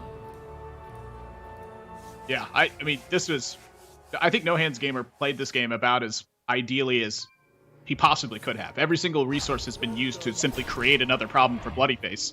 And at no opportunity has Bloody Face, the deck that wants to be the aggressor in the matchup, had really an opportunity to get aggressive at all.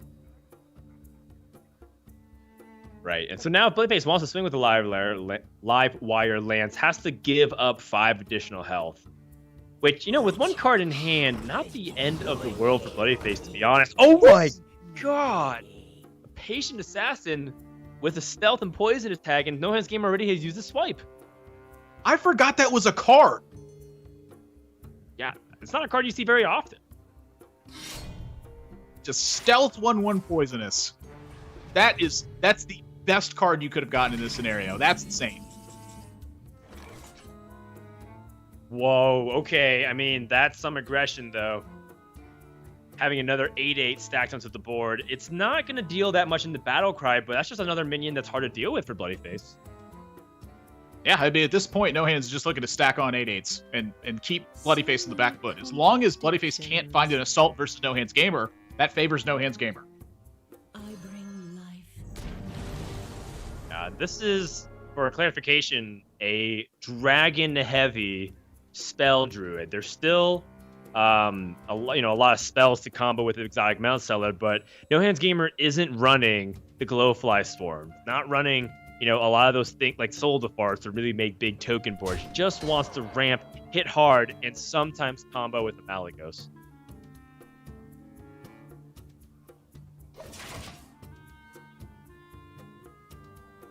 To pass it back. And Bloodyface can't activate this battle rage just yet. Can't activate it yet, but he does have opportunities to now swing with the live wire lance and not have to lose 5 health. So he can do that first, and maybe he picks up Ethereal Lackey to help bail himself out of the situation with some removal tools. Okay, Goblin Lackey is reasonable as well. But it doesn't actually clear off anything. Yeah, this is a pretty rough turn. Okay, 5/4 dormant minion. Yeah, In so 2 turns that becomes active. the Felmaw is gonna maybe be relevant, but by then maybe No Hands Gamer draws all his dragon portals.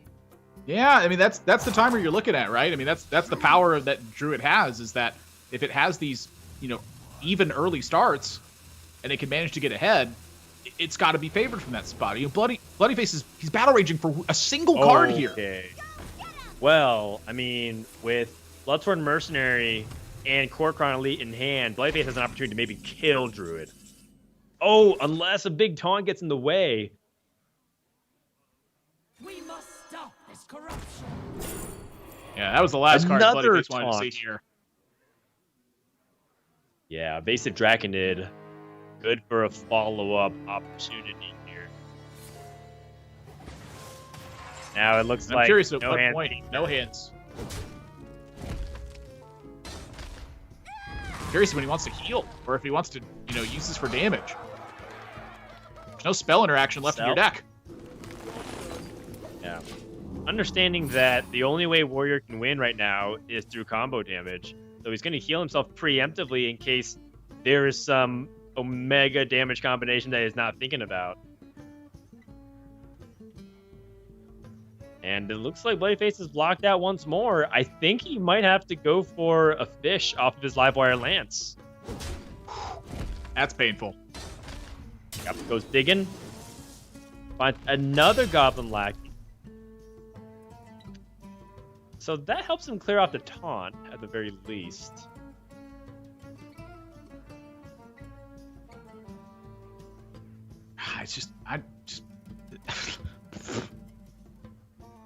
I'm not really seeing a way out of this right now. It's like you're gonna have to rush the minion that's already active to attack. You're gonna have to use War Maul Challenger to try to clear out the taunt, and then you're hoping that you draw Inner Rage to activate your big combo with Korkron, Rampage, and Bloodsworn Mercenary. Yeah. I mean, he spotted the way to get there, but we're looking at No Hands Gamer's hand. He's got another taunt in hand. Yeah, there's more where that came from, essentially.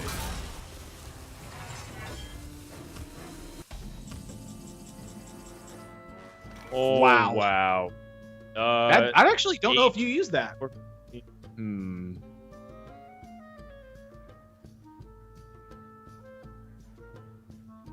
Right, I don't know because if that or the taunt is better. Yeah, so it's the evasive Draconid or it's the swipe in this position. And the evasive Draconid presents what is like 2-turn lethal, right? The swipe here also could, but if your opponent, if the Boombot hits the Alexstrasza and your opponent find the Blood Boil Brute number 2 and say trade into Alexstrasza, then you kind of lost all the momentum you can to try to press in here. I really like developing the evasive Draconid in this position. Also, the Felmaw is becoming active on the attack next turn. So it's like, do you hero power the Boombot first? Do you hero power a Goblin? Do you hero power Face? Your feeble magic. I think I want to take away the 1/1s to make sure that my opponent has fewer opportunities to take apart the board. I'm really concerned about life total here. No Hands Gamer hero powers the 1/1 before hero powering a Boombot and then playing 7/7. You know, there's a lot of different variation of how to play the 7/7 out on that turn. I mean, that gives a pretty good chance for Bloodyface to clear this board, if not does, because he has Rampage and Bloodsworn Mercenary right now. Yeah. Yeah, that's another thing too. Is is clearing the board enough for Bloodyface to actually get back in this game. You know, there's been no portals drawn for No Hands Gamer thus far, but he hasn't really had any card draw. Goodbye trade first. Go space. It's not what he wanted to see. Nope, that was bad. Yeah.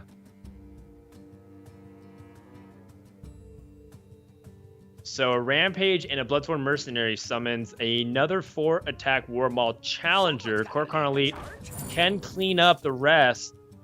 Henchcam Burglar. Okay. If you find a spell from another class that can help bail him out, there's so many. Chaos Nova. What?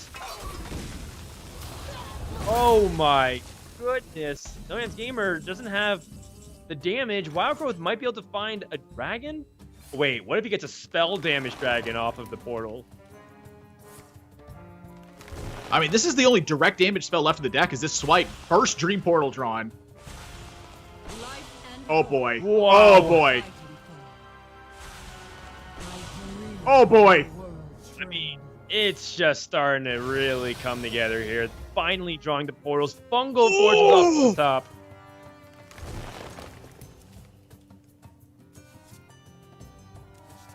Malago says bye-bye, but it's all totally okay by No Hands Gamer. He just wants to stack as much pressure as he can onto the board. And pressure it is. 16 power. And Bloodyface is locked out. There's not a card that gets him out of this, I don't think. Don't think so. He's used all of his live wire lances. There's no lackey that can do something. Oh, and he does he's find only the got inner 18! rage. He's only at 18 damage, too short. Wow. He had another inner rage or some way to deal that extra damage. Bloodyface would have won this game.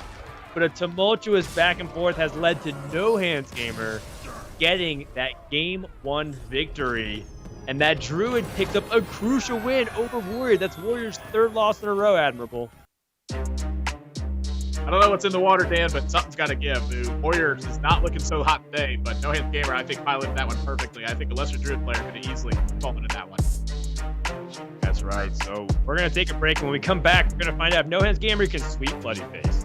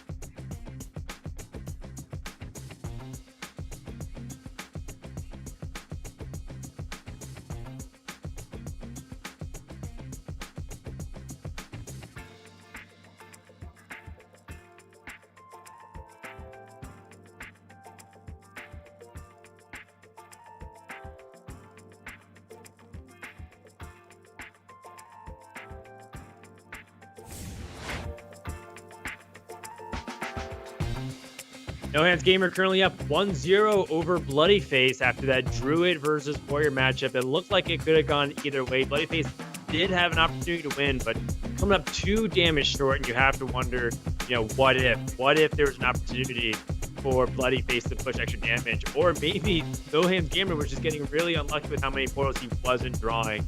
But at the end of the day, it doesn't really matter if you lose. So No Hands Gamer currently at 1-0, only has to win one more game with his Priest in order to close it out. Yeah, and I think that game was super close. I think on both sides, the players tried to maximize their potential and what was going on and how it was happening. Bloodyface narrowly missing a Boombot shot, I think, at the end that sets up that draw that he would have had to basically win the game. Yeah, that's right. The Boombot shot that dealt 3 damage actually was somewhat relevant. If the other Boombot had also dealt damage and gave Bloodyface that chance. But, here is the Warrior Mirror. I apologize, actually. It is not the Priest. The Priest was banned by Bloodyface. Instead, it is a Warrior v Warrior, which this matchup can be quite chaotic at times. Yeah, I've played this a lot differently when I've played my Warrior matchups where, I've tried to play for tempo, I've tried to play for control, and I think what it really boils down to is recognizing your hand context and which role that you end up in the game, which I think is a very difficult thing to figure out. I think for No Hands Gamer here, his hand is pretty strong, and he's, figured this out fairly early. I'm the lead in this one. I have a Battle Rage in hand. I'm free to kind of invest these resources into board, and if they get checked, back himself up with the Battle Rage to be able to refill the hand. In the meantime, if Bloodyface fails to check this early board, a lot of times this damage chips away so much that if No Hands Gamer has a single big turn that Bloodyface can't recover from fully, that's enough for No Hands Gamer to get a big charge lethal at the end of the game. And so I think that this dance back and forth is something that, calls into play some tech cards that Bloodyface has thrown in here. There's also a copy of Faceless Corruptor in this Warrior deck. Helps you take advantage of like the lackeys and stuff that you generate, extra pirates that are going to, die by the wayside otherwise. And I think that could be something that perhaps gives him an edge in this matchup in these back and forth battles. Oof. Yeah, that's a really good summary of it. That Corsair Cash draw here from No Hands Gamer, I'm looking how meaty that is because he gets to pull a weapon from his deck, he gets to immediately swing with it, and he gets to put himself within that battle range distance, right, by taking extra damage below 30. So that looks like a pretty good draw on the surface, and I'm sure No Hands Gamer is going to first think about it just to make sure that it looks good on his end as well. Perhaps does he want to bump instead and try to save that for a different opportunity. But I think right now might be the best case to use it. Don't forget, it also gets you damage for Battle Rage. Yeah. I was going to say, don't forget, by the way, that No Hands Gamer was one of the first players to really popularize this version of Warrior at the beginning of the expansion. People were all, talking about Demon Hunter. People were talking about Druid. Some of these other classes that were very prominent on the ladder and in tournaments. And then slowly but surely, Warrior just kept climbing up the tier list until people realized that it was the best class in the metagame. Yeah, no less with the egg version as well. I mean, the egg version is the one that I have personally preferred. When I look at Bloodyface's, though, I do admire the fact that he's just got the extra charge damage. I'm always in favor of charge damage. I will never, ever say that I don't want charge damage in my deck. But that's really the main difference I'm looking at in these two lists is that Bloodyface doesn't have 2 copies of Serpent Egg. Instead, he's got the extra charge damage with the Faceless Corruptor. Yeah, and I like the ability to, threaten from the hand. I think that's one thing that Warrior, that's what really gave it teeth. When Warrior started putting Gromish Hellscream into the decks, I feel like that's when the deck truly hit its stride. Even though there was times where people already were saying Warrior was the best deck, when it started having Grom threaten their opponent to kill them at any juncture of the game, starting from turn 8 onward, it started to get really crazy. Speaking of crazy, this Walking Fountain, Wit Fury, Lifesteal, big stats on the board, hard to remove. I mean, if you rampage that bad boy, it's also going to be a bad time for Bloodyface. Yeah, I mean, Bloodyface has to respect this. You cannot let this minion live. If this minion lives, you are at threat of dying pretty immediately. Does have an interesting opportunity to use the Faceless Corruptor as well. Chooses to start things off with the Skyveteer, or rather the Skyveteer is the minion that just came from the hand. He's going to go ahead and stop some of this, but Now this gamer is going to keep pressing in here, has an opportunity to battle rage. Funny enough, the Walking Fountain has stopped No Hands Gamer's battle rage from being able to be active. That's kind of an inconvenience. Oh yeah, that's actually an interesting point. Is the fact that killing the Walking Fountain actually takes a card draw away. I didn't really think about that. That could have been a mild liability here. Oh, wow. Well, I put Rampage in my deck normally. Yes. I would not mind a third copy of Rampage here. That's something I never thought I'd hear.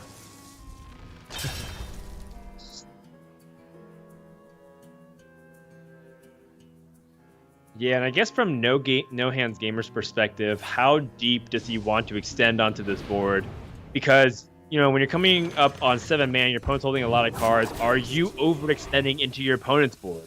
You know, if your opponent plays Risky Skipper, Armor Smith, Blood Boil Brute, and then they battle rage, and all of a sudden your board's clear, you have no battle rage opportunities, and you're staring at a big board yourself. Yeah, that's where I think the 1/1s are quite strong here. You know, you invest solely into the 1 minion, you force Bloodyface to take action here, you respond back with your own Risky Skipper and pull a battle rage turn from that. I think this is really well spotted from No Hands Gamer. Also, just the miniature objective of the boom bot, you know, that builds in some failure rate for Bloodyface. And in the meantime, you're also stacking up damage as well. You know, I think that forcing a player to respond is really one of the keys to this Warrior matchup. And so far, you know, that has been in favor of No Hands Gamer. Right, but this is a swing that Bloodyface was looking for. The opportunity to copy the Armor Smith, get good stats on the board. Oh, yeah. Set up himself for battle rage, draw even more cards to the anchor. This is looking like an opportunity for Bloodyface to swing it back. And he also is out of the range of the Grommash Hellscream. Yeah. When you're setting up a turn where your opponent clearly wants to have their own Risky Skipper turn, I have found that this is one of the strongest variations you have, is getting the duplicate Armor Smiths. Because it undoes all the work that No Hands Gamer just did, and then also, you know, boost you up then some. You lose a little bit of combo potential here and there, but it's at the trade-off of being able to live for, you know, basically the rest of the game. It's really tough for No Hands Gamer to really solidify a spot in this game at this point. You know, the Armor Smiths, you want these things to go down, you can't take them down right now. Terran Gorefiend, I think, is, you know, a great aspect of fighting against this, but all of his aggression has just been shipped out the window. Right. And these Armor Smiths lit. So Bloodyface now has opportunity to get big battle rage value. I'm looking at this War Maul Challenger. If you just let that trade with a minion, that's 12 extra armor right now. Is that right? 8 extra? I mean, he can even split the difference. He can Livewire Lance, hit the Serpent Egg, then play War Maul Challenger, and then Battle Rage. Yeah, there's a lot of play here for Bloodyface. Right. And of course, can still also set up his own Risky Skipper, can also just Battle Rage first, draw cards, and then evaluate. There's a lot of variations of what this warrior can do on this turn, which is why a lot of high-level players love this deck, because it feels like you're given so many options, which is scary, but also really high skill expression. Yeah, to me, it's really reminiscent of the old Grim Patron gameplay, where not everything was straightforward. You know, not everything was always assemble a big Grim Patron turn, albeit most of the time that was your boiled down kill condition. A lot of times being given that option, it was just better to do something else. And so, you know, with these kinds of styles of plays shaping up, some of it also boils down to, like, can you afford to Battle Rage on this turn? You know, a lot of those plays really end up making a difference here. And so for Bloodyface, it looks like he's just maximizing his armor potential, trying to get as many strong kills on the board as he can, and then resetting the board from here. Right. He still has his own Battle Rage and Risky Skipper combination in hand, but what he's doing is shutting off No Hands Gamer's second opportunity here. He knows inside that Terran Gorefiend is a Risky Skipper, and Bloodyface also, like you said, piling up that armor. He's back up over 36 life, or at 36 life. He has more effective life than No Hands Gamer who is full health right now. Yeah, and I think No Hands, I think he's eyeing the Grom here, and I think, you know, Grom is potentially like a very, very strong play here. You know, if he's able to recognize that Bloodyface is going to be light on ways to fight back against that, that's just a major threat that sits on board. Totally. Not to mention picking off his opponent's board too, shutting off opportunities for his opponent to Battle Rage. I mean, he's well aware that Bloodyface also has big explosive potential, and that's why this matchup can be really volatile. We talked about it. Warrior versus Warrior, the swings are so dramatic at times.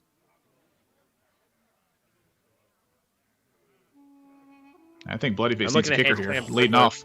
Yeah. And I mean, there's so many classes with removal opportunities here. If he gets Shadow or Death, if he gets some way to just hard remove this, assassinate.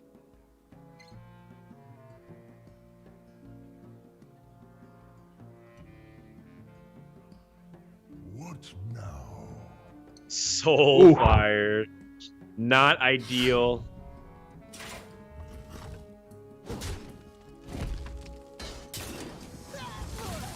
Now looks like Bloody Face is gonna let his opponent develop a little bit, and if you're no hands gamer, you are praying for that Bloodsworn Mercenary. Wow. Yeah, I mean, you're looking for a way to battle rage right away. Yeah. What's the best way to do it? Challenger into battle rage. Bloodseer, Corsair shut down that extra weapon. It's looking real good here for No Hands Gamer to follow up. And remember, he still can also squeeze in that Bloodsworn Mercenary. Yeah, that's the card you're absolutely looking to draw here.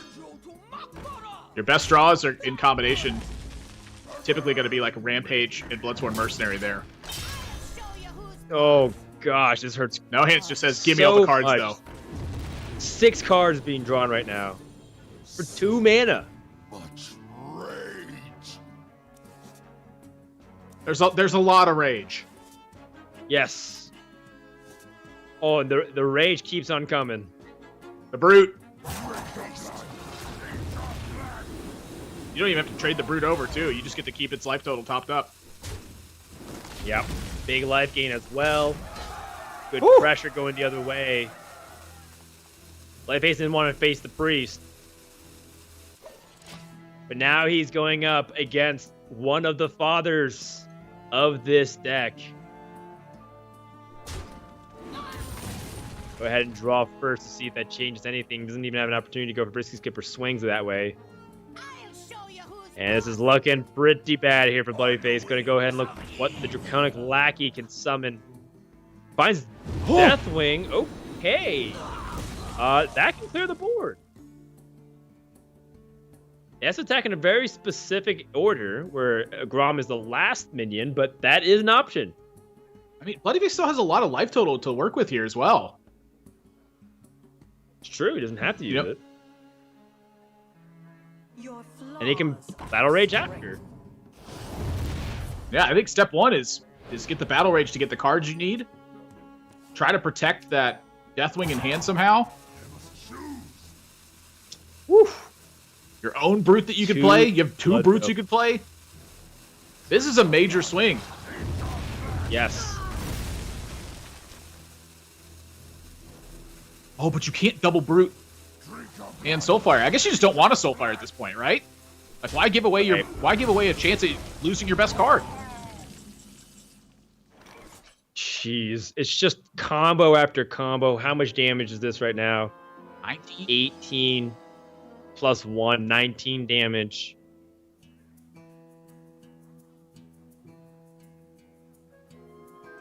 And somehow still protected from lethal, his Bloody Face. After everything that's happened so far, he's still outside of range of an 18-point burst.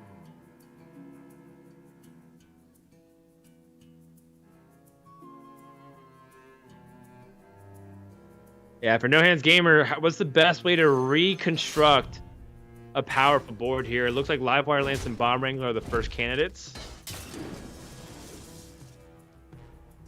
Okay. Is he just going to go ahead and go for maximum tempo? You forget trying to go for the combo damage. Win back the board.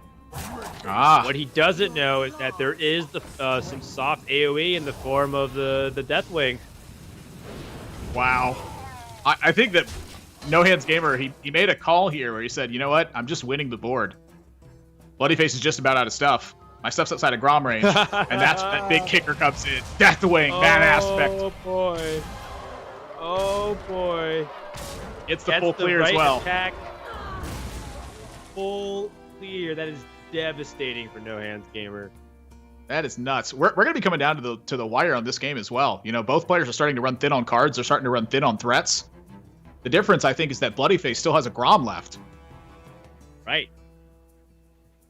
Those live wire lances are always the X factor. We've seen this matchup sometimes come down to Draconic Lackey. We've seen people pull Dragon Queen Alexstrasza, Ysera, sometimes also makes an appearance.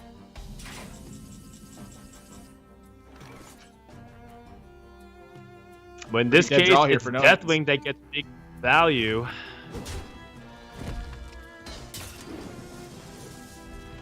Okay. Ethereal Lackey. Improve morale, try to roll it back. Yeah, run it back with the improved morale. I'm kind of thinking that discovering dragons is really, that's one of the strongest things you can do right now, it feels like. Yes. I mean, we've seen some pretty wild stuff in Grandmasters before, where Draconic Lackey discovered a Dragon Queen Alexstrasza, which gave them a Ysera Unleashed, which gives them like all these dragons, and it defeated a bad matchup for Warrior. Pretty insane stuff. Don't think that's what's going to happen here, but it's certainly a possibility. It's always an outside chance.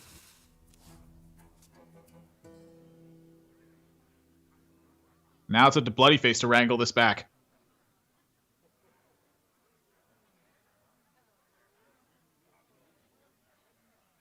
These are tough spots. I think Bloodyface is trying to solve this and see if he comes out on top at the end of all these trades and how they pan down. And it's it's a lot of visualization you have to do, and it is not easy. You're looking at, his head's going a million miles an hour going, no, that one doesn't work, that one doesn't work, that one doesn't work. You're trying to find the right one. Yeah, is there a possibility that Bloodyface can simply play control style now? It doesn't have to necessarily win the game through pressuring his opponent and getting combos. Instead, one thing that he could do is simply remove everything and stick a single threat to race his opponent in the fatigue war, because both players are almost at the bottom of their deck, like you were pointing out.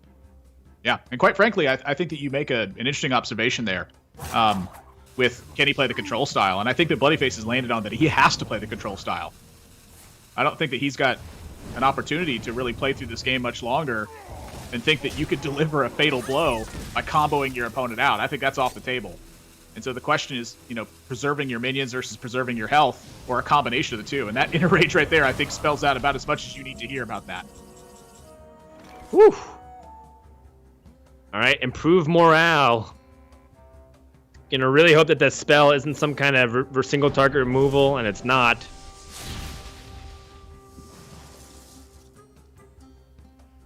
Looking for a big Boombot hit here. Boombot damage. Oh my goodness. Looking to maybe protect 10 health here. Trying to find like a rush minion or a charge minion. That fails. Okay. Use the FaceTime.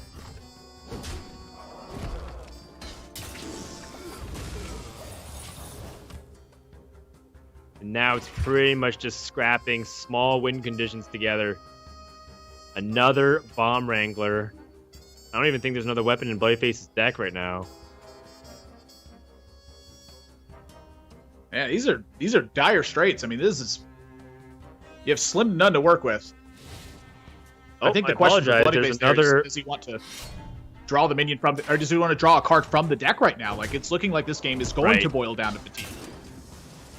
I was misremembering. It was from the previous game where he already exhausted all the weapons.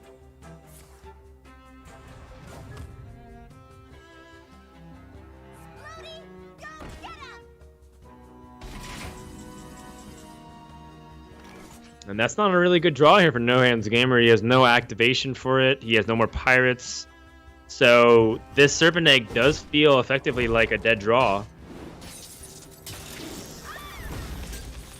That's something else in the matchup too, is slim as the chances are, the difference between having, 2 extra actual minions versus 2 eggs, I think that does favor Bloodyface, and in terms of like just a pound for pound kind of situation, but overall, Bloodyface wasn't able to have the aggressive role in this one and just had to use a lot of the resources fairly inefficiently just to try and stay alive.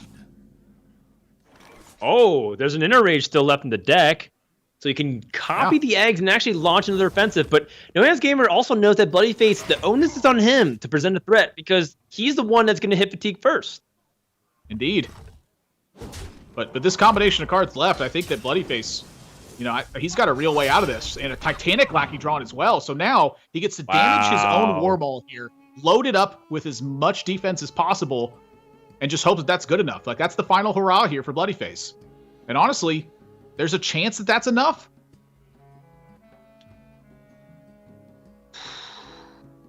Do you damage it though? Like, do you just wait instead? I mean, this is like also a weird fatigue race math that you're having to do. Right, because No Hands Gamer still has time. And if Bloodyface chooses to go too slow, No Hands Gamer is just going to let him extend onto the board. He also knows that there's still another Rampage left in the deck. With no Draconic Lackeys being played, No Hands Gamer pretty much has narrowed it down to just a couple of opportunities or a couple possibilities. I am bereft of cards. And Rampage That's is what the No final Hands card. for. He is waiting for full combo.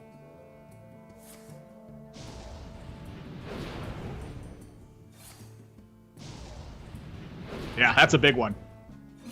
Yeah, I mean, this is equally big. But now Bloodyface has an opportunity to strike back with big boards himself, and I think that Wormhole Challenge is just too much stats. No Hands Gamer, if he swings into this, he's going to take the damage, but at the same time, Bloodyface, he has to consider the race long term. Yeah, I don't think that Bloodyface gets there in this one. You know, he can bump the Bloodsworn and Rampage, and then you're looking at 13 damage on the side of No Hands Gamer to check that immediately. That leaves No Hands Gamer with 2 3/4s versus Bloodyface with 3 1/1s. So Bloodyface has to find it. That iteration obviously doesn't work. So how does he find the next one? And then, you know, you keep going through those methods. I think this might be checkmate. What if he bumps the... yeah. No, you're right. Like, there's no way for him to trade because there's no way to damage that. Like, my next question is, like, can you bump an egg, Kobold Lackey it, bump a 1/1 with it, Rampage? That still deals 5 damage to your thing, so that's not working. So can you just ignore all that and go face?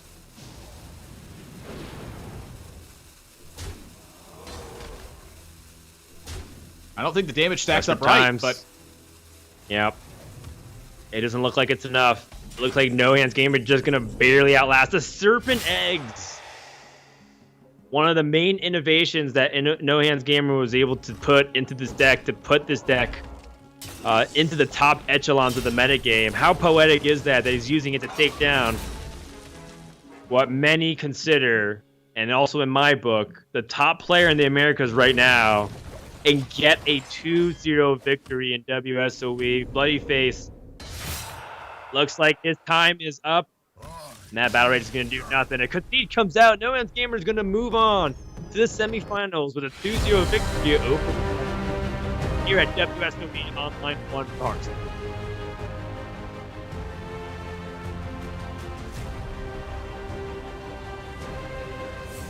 And what a finish and what a game series it was. Both games went the distance. A grueling matchup between these two teams. Frodan, you kind of said it. Bloodyface, arguably one of the best players in the U.S. right now, gets defeated by No Hands Gamer. Admirable, in your eyes, where does that put No Hands Gamer in the swing of things and in the overall story of our U.S.-based players? I just think when you have to look at it from a top-down perspective, this is a newly minted Grandmaster for the Americas region. That's already, establishing him as one of the best players in the world to begin with. But then coming into an open field for qualification, with Bloodyface making the top 8 here with No Hands Gamer as well, Bloodyface has a huge resume. I definitely would consider him one of the strongest players in North America, and in my mind, I also would have considered him the strongest. But with No Hands Gamer coming in here, picking up a victory, if this is the kind of trend that you can expect to continue in the Americas region for this, I think that, starts putting him in the running for the argument of best player in the U.S. or best player in the Americas region overall. So I think that a win like this is a big deal in the grand scheme of things, not just for this tournament, but for the overall story of Hearthstone esports to be out there.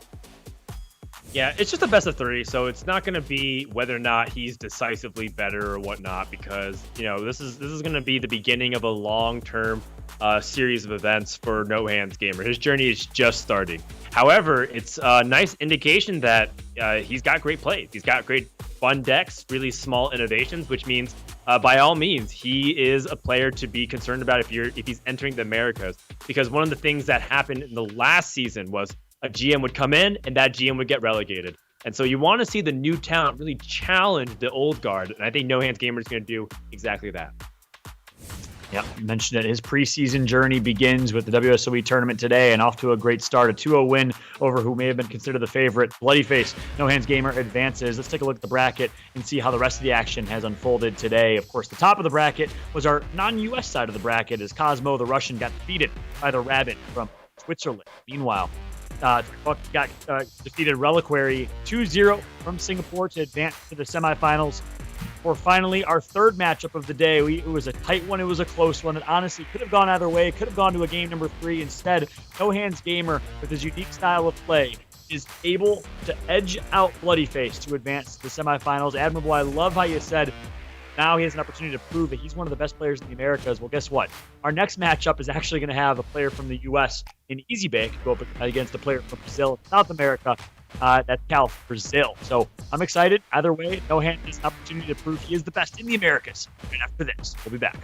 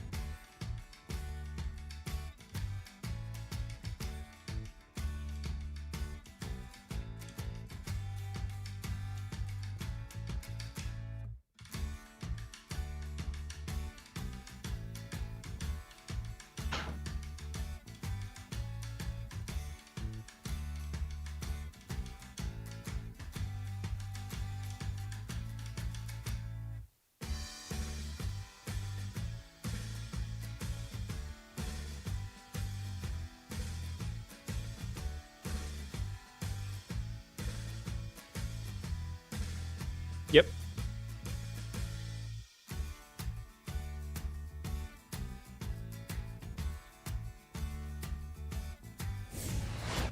Welcome back, everybody, to WSOE Online 1 Hearthstone, as we have now made our way through 3/4 of the first round matchups. And, of course, we have our 4th quarterfinal matchup coming up next. But before we start to preview that match, we talked a little about the grand storylines and the grand themes of this tournament. And, of course, in the grand scheme of things in the Americas, we really have a chance to break down the match that much. Love to hear your thoughts about what No Hands Gamer was able to do to really outlast Bloody Face in that matchup. Rodan, I'll start with you. So the first thing that sticks out to me was that No Hands Gamer was able to establish when to power onto the board as much as he could versus show restraint.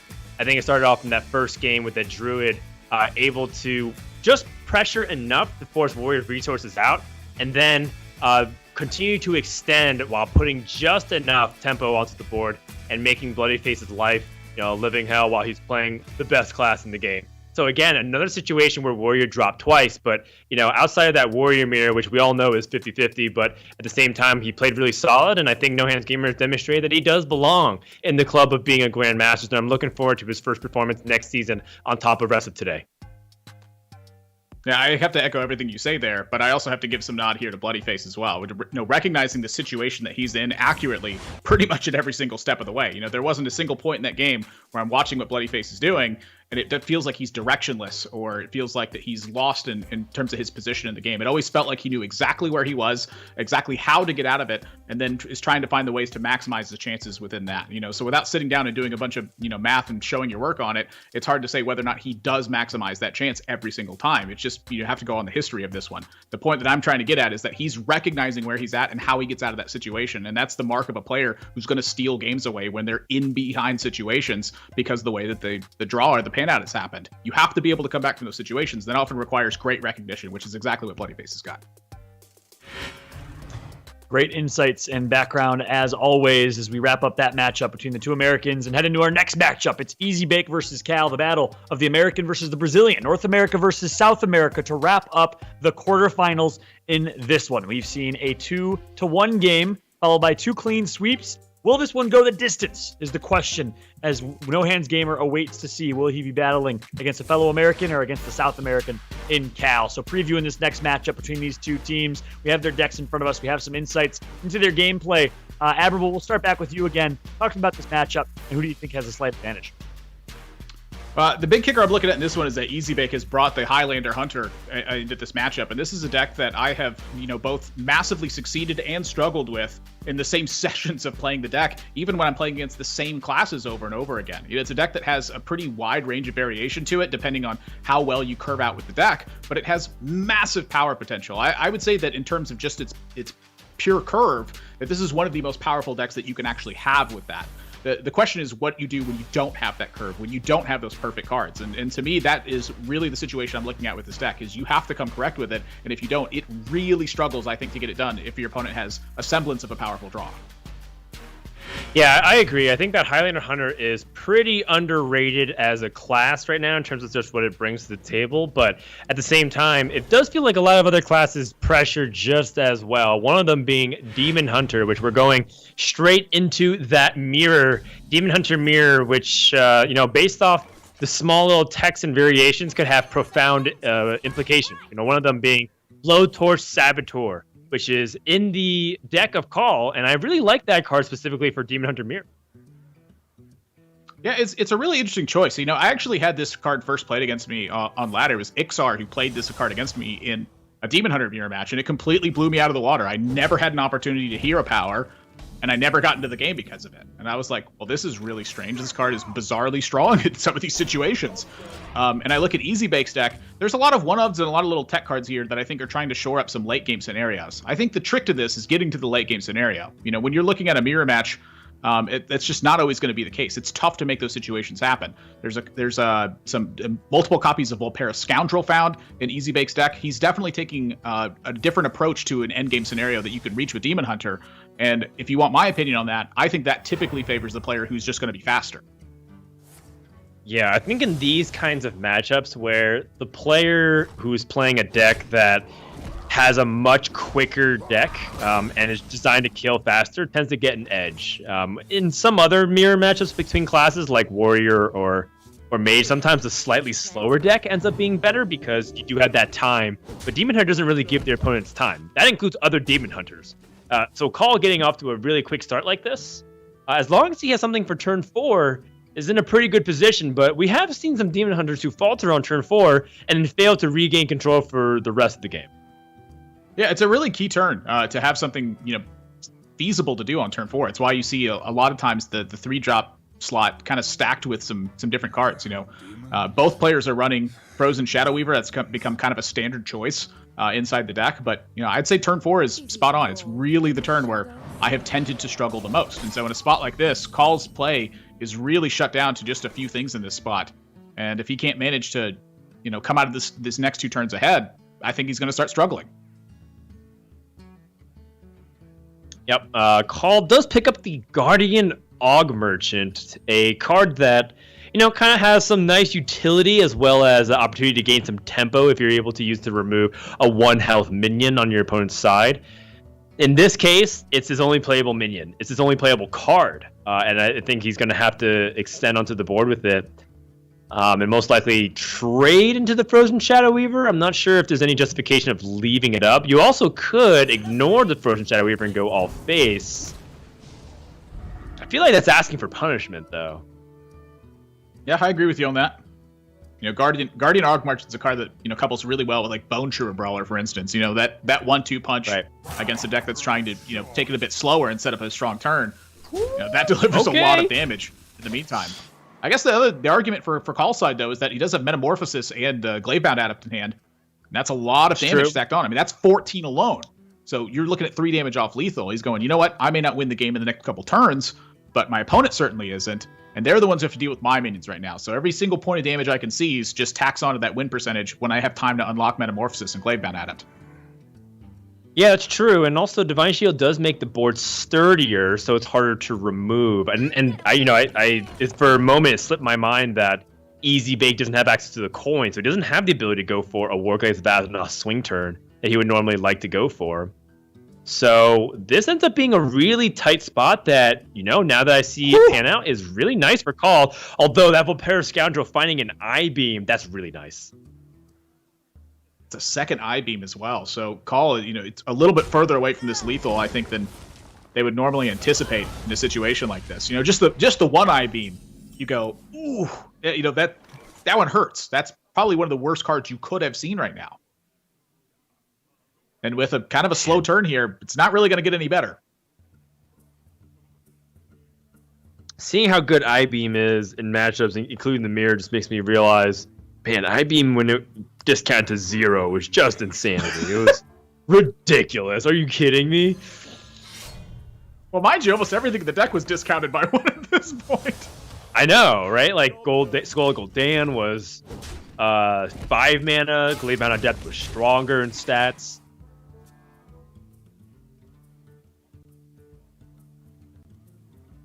Yeah, so Easy Bake with more cards, but right now less board and less life to work with.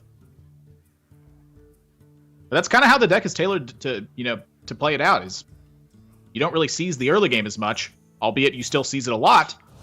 You're mostly trying to capitalize on when the board states go even. It's a pretty classic way to try to fight a mirror matchup. Is if you expect that matchup to be strong, build yours in a way that you feel is favored for that mirror match. Oh no! I was very confused why he didn't play the Satyr Overseer because I thought maybe he was going to do something else. But do you admit your mistake? He admitted his mistake. Admirable. This is the time where you don't play your card. It's still a 4/4. I'm playing the 4/4, but yeah, that's a major blunder. Oh geez, that's hard to recover from. Especially after a dramatic tempo swing as what's about to come here. Yeah, I mean, dramatic tempo swing is definitely the right word. Like, this is night and day. If there's an extra 2/2 in play here, this board is completely different. Oh, jeez. Okay.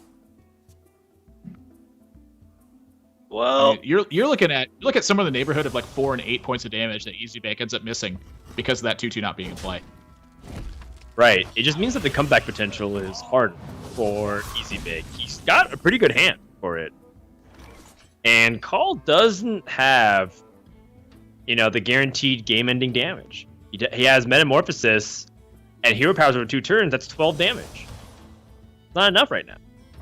Yeah, I'm curious if Metamorphosis is going to be used here for offense or for defense in this spot.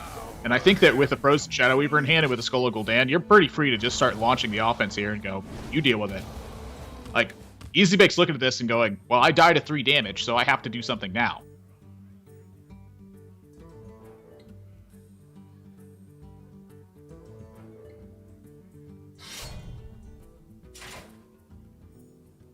Yeah, the Warglaze Bastion.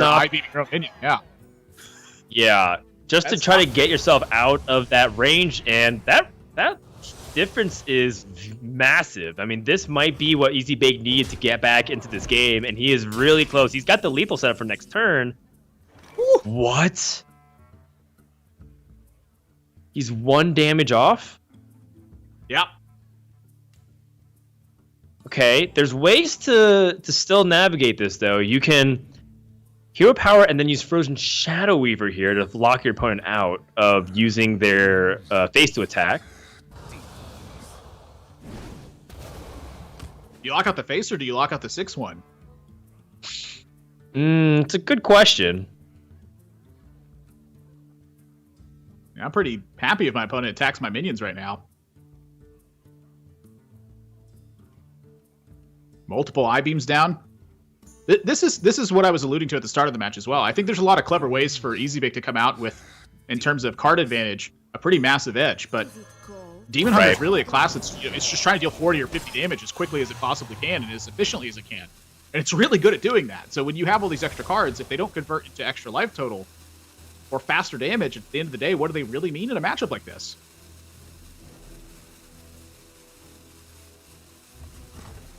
It's pretty hard. Call goes for the attack. And Easy Bake has the Altruist, but the Volpero Scoundrel gets in the way of things. Maybe Volpero Scoundrel can find another I-beam. That's where my head is at. You need some extra life total, and you need it fast. Yeah. Oh, you know, honestly, I wouldn't even be upset if, you know, you got like a really cheap card like Blur, so they could just get Altruist to clear off everything. Yeah, the issue that Easy Bake is facing, just everything defeats them right now. Like a twin slice and they're gone. Right. A Glade Bout Adept and they're dead. Demons. I'm gonna win big. Goes for the Volpero Scoundrel, trying to find something to bail him out. I-Beam is by far and away the most important card right here to get, but he already had one I-Beam summoned off the Volpero Scoundrel. Can he do it again? It doesn't look like it's an instant pick. Mystery choices. Coordinated Strike summons 3 Illidari. But as we know, that's not enough. As 5 damage from hand from Call. And no, you mentioned how the damage might end up becoming relevant in this game. And there's a lot of questions of what ifs after that massive mistake from Easy Bake in the beginning of this game. Paul takes it 1-0 and wins a crucial Demon Hunter mirror. Yeah, I don't really know if the 2-2 actually comes into effect in that game. I think that really what it is just the nature of the matchup, a much more defensive build from Easy Bake side versus the much more aggressive version. The aggressive version, I think, wins out in a matchup like this. It's really tough to defend your life total, but it's not tough to defend the board. Board, they had. Life total, they didn't. Yep, so that's going to finish up with game number 1. And when we come back, we're going to have game number 2 between these two players. Stay tuned. We'll be right back.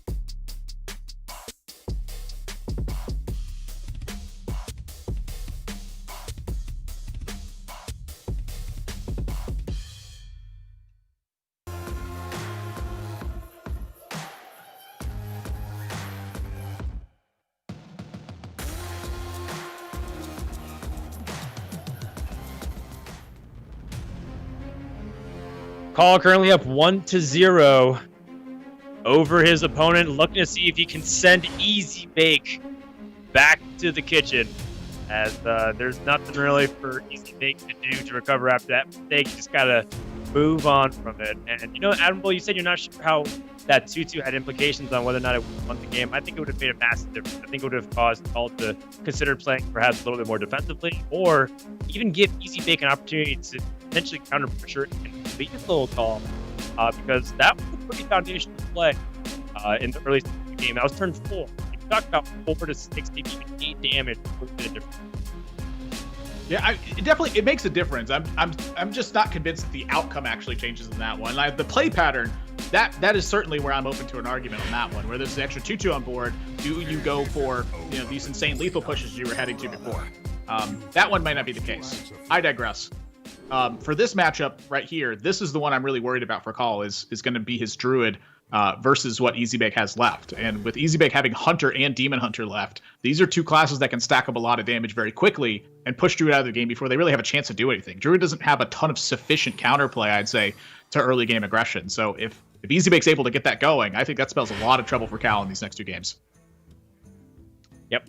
So that's going to do it. Easy Bake going to start off with a Battlefield on 1. Nice opening draw, as he really needs that to pressure the Druid, but Druid's got that check with Crystal Power, so everything is all right. And perhaps this player bio describes him very well. Pretty diverse range of interests. Fine arts, loves Skate 3, who doesn't? Excited for Skate 4. And of course, his favorite card is Uther of the Ebon Blade, which was a combo Paladin deck back in the Knights of the Frozen Throne meta. I really miss those times when Paladin was a playable deck. For me, that card was just 9 mana, eventually deal 15, but yeah, there was a combo somewhere. Yeah, fair enough. And so now with Kyle being able to check the turn 1 threat, with Easy Bake not having another threat to follow that up right away, this gives Kyle an opening to have like a Wild Growth and a Glowfly Swarm to start to present some counterplay to what Easy Bake is going to have. And missing just a couple of those early minion attacks, it really prevents a big snowball from happening when you don't have just that little bit of extra early damage. And so I'm a bit worried for Easy Bake in this one, if they're going to be able to really sufficiently put up some threat potential in this game. It's true. They do have an opportunity to just play Satyr Overseer here now that you've seen a Crystal Power, but it also kind of depends on whether or not you feel like your opponent has a Bog Beam or a Wrath follow-up. I do think that the longer you take for Satyr Overseer to get set up, the worse it does become in this matchup, because Druid has more chances to draw cards, more chances to respond, or even more chances to set up a board themselves through, as we know, the Glowfly Swarm. And this response is totally warranted from Druid to use Savage Roar as removal, because that's not what's really important in this matchup. What's important is surviving the early game aggression. Yeah, just prevent a snowball from happening. To me, honestly, that's one of the biggest nerfs that Twin Slice really created, going from 0 mana to 1 mana. It's just that you can't play Satyr Overseer on curve and make a 2/2. Yeah, that was huge. That's what prompted Easy Bake to change stuff. Yeah.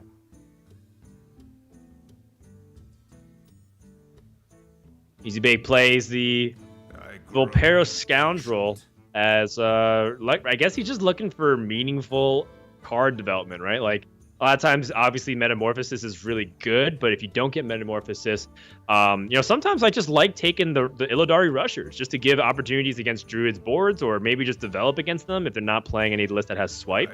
So there are a lot of options here for the Demon Hunter, specifically against Druid, for spells that you can pick up. Yeah, this is kind of an interesting spot for me here as well for Easy Bake. Is I would guess that Easy Bake's anticipating, how do I handle a Glowfly Swarm if that hits the table? Which Volpero Scoundrel often kind of, it'll guide your hand that direction sometimes. So for Kyle, easy Glowfly, make 5 2/2s, try to stay alive as long as possible. But if Easy Bake's having to be concerned with answering 2/2s, that's a check mark for Kyle at that point. That's exactly what you don't want to be having dealt with, is, your opponent has to kill your minions instead of you having to kill theirs. That's ideal for Druid. Yeah, it's just kind of amusing to me that he draws another Ivy. Easy Bake somehow keeps... he's got so many eyes. Got 3 beams coming out of it. A Triclops. Triclops. Managed to take it down, but look how many cards are... Look how much he's expended to do this. Like, This was all of Easy Bake's cards. That's right. To answer one card. One. And Call's gonna be able to follow up with ramp, with card draw, with removal. I think his priority is probably to make sure that he doesn't get snowballed on by any other additional 5-mana cards. But things are looking pretty good right now. Yeah, and when you get that much counterplay from your opponent to just a single Blowfly Swarm, you're like, oh, this 3 damage doesn't mean anything. I'll start ramping up now. I'll chip away at the board. I'll use my life total, and then I'll follow up with whatever I have. You know, if I have to blast out some 3/2s and hope to fight back, sure. But I'm looking at Fungal Fortunes in hand as well. And unless that just fails spectacularly, Call's going to be at a big advantage this game. You know, Druid so far today has looked pretty darn strong on most accounts. Yep, the Druid looks very resilient against the aggression. Granted, you know, some early game draws from previous games where Druid has ramping card draw, that's usually the games Druid wins. But Call had a pretty okay hand, nothing super spectacular, but he's made really good use of it from that Glowfly Swarm, and now finds a second opportunity. That is a huge draw right now. Yes, Glowfly Swarm, even if he discards one of the minions that he draws with his Fungal Fortunes, will be so wide, and he still has Innervate to use additional spell if he needs to. Also, if he picks up like Bog Beam, really powerful. Yeah, okay, the thing I'm worried about here for any... Paul is he's taken the turn off to make as many minions as possible, or is he? So this is actually, I think, really heads up if he chooses to use removal here. You know, a discovered Metamorphosis or a top deck Metamorphosis, that's about the only thing I think it's really pushing you out of a win potential here. Right. And so by taking a turn off to just fight for board, I think you end up in a slightly better spot by delaying the Glowfly. Time waits for no one. Sure, it makes sense to me. Glowfly Swarm, it doesn't do anything to get taunts in the way. He needs to remove the power on board. 6 damage removed. That sounds a lot more acceptable to take 3 as opposed to 9. Now, the other side of that, though, is that if your opponent is able to compound the pressure that's happening, this play doesn't necessarily work. Like, you are hoping in some degree that Easy Bake doesn't have a lot of pressure to apply, and Metamorphosis is about the most amount of pressure that you can apply in a spot like this. So, not out of the woods by any means. That's right. And Call doesn't have any more heal or taunts, and even if he had taunts, Kane Summon Fury allows it to go past. So if lethal. Call goes for Glowfly Swarm, he's dead. Yeah, you need to draw here and try to get something else. Oh Wow. my goodness. Finds an overflow. That heals you for 5. Draws you 5 cards. Most likely going to pick up cards like Bog Beam in the process. Heal 5, draw 5. That sounds familiar. Does it summon a 5/5? It didn't deal 5 damage, so... Nah, can't summon a 5/5 if it doesn't also deal 5 damage. And Bog being picked up just a little bit more reprieve. Time waits for no one. That Kane is a really big, hard-hitting card here, though. I mean, ignoring the Iron Bark here, that's a major deal. That's right. And I mean, for Easy Bake, the instructions are pretty clear. Load up the ingredients, dial up to 350, and let it sit. Make sure you prove it properly. Weigh your measurements. Don't just use that cup.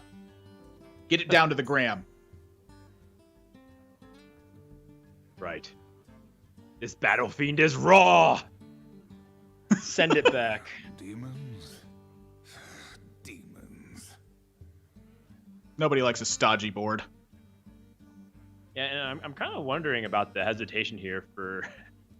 Nice, by the way. I'm kind of wondering about the hesitation here from Easy Bake, if whether or not he doesn't want to actually play Kane Sun Fury as an element of surprise, which would... I'm not sure what you're worried about. Surprising Like, to there's not me. really direct removal on the other side, aside from Wrath and Bog Beam. One of each of those has already been used. I'd be pretty shocked if this Right. Kane didn't hit. I'm pretty shocked. I am as well. Yeah. This could be like a brilliant pan out here, though. You know, if Call decides to rely on taunts to get the job done and forgoes removal options, and then suddenly you have the Kayn to push through the taunts. Like in this spot here, the Kayn would have gotten killed. It would have gotten dealt with. It's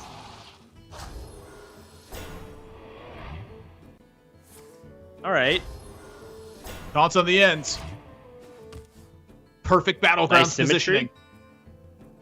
Skull That's of right. Gul'dan. Whoa, big pickup here for Easy Bake.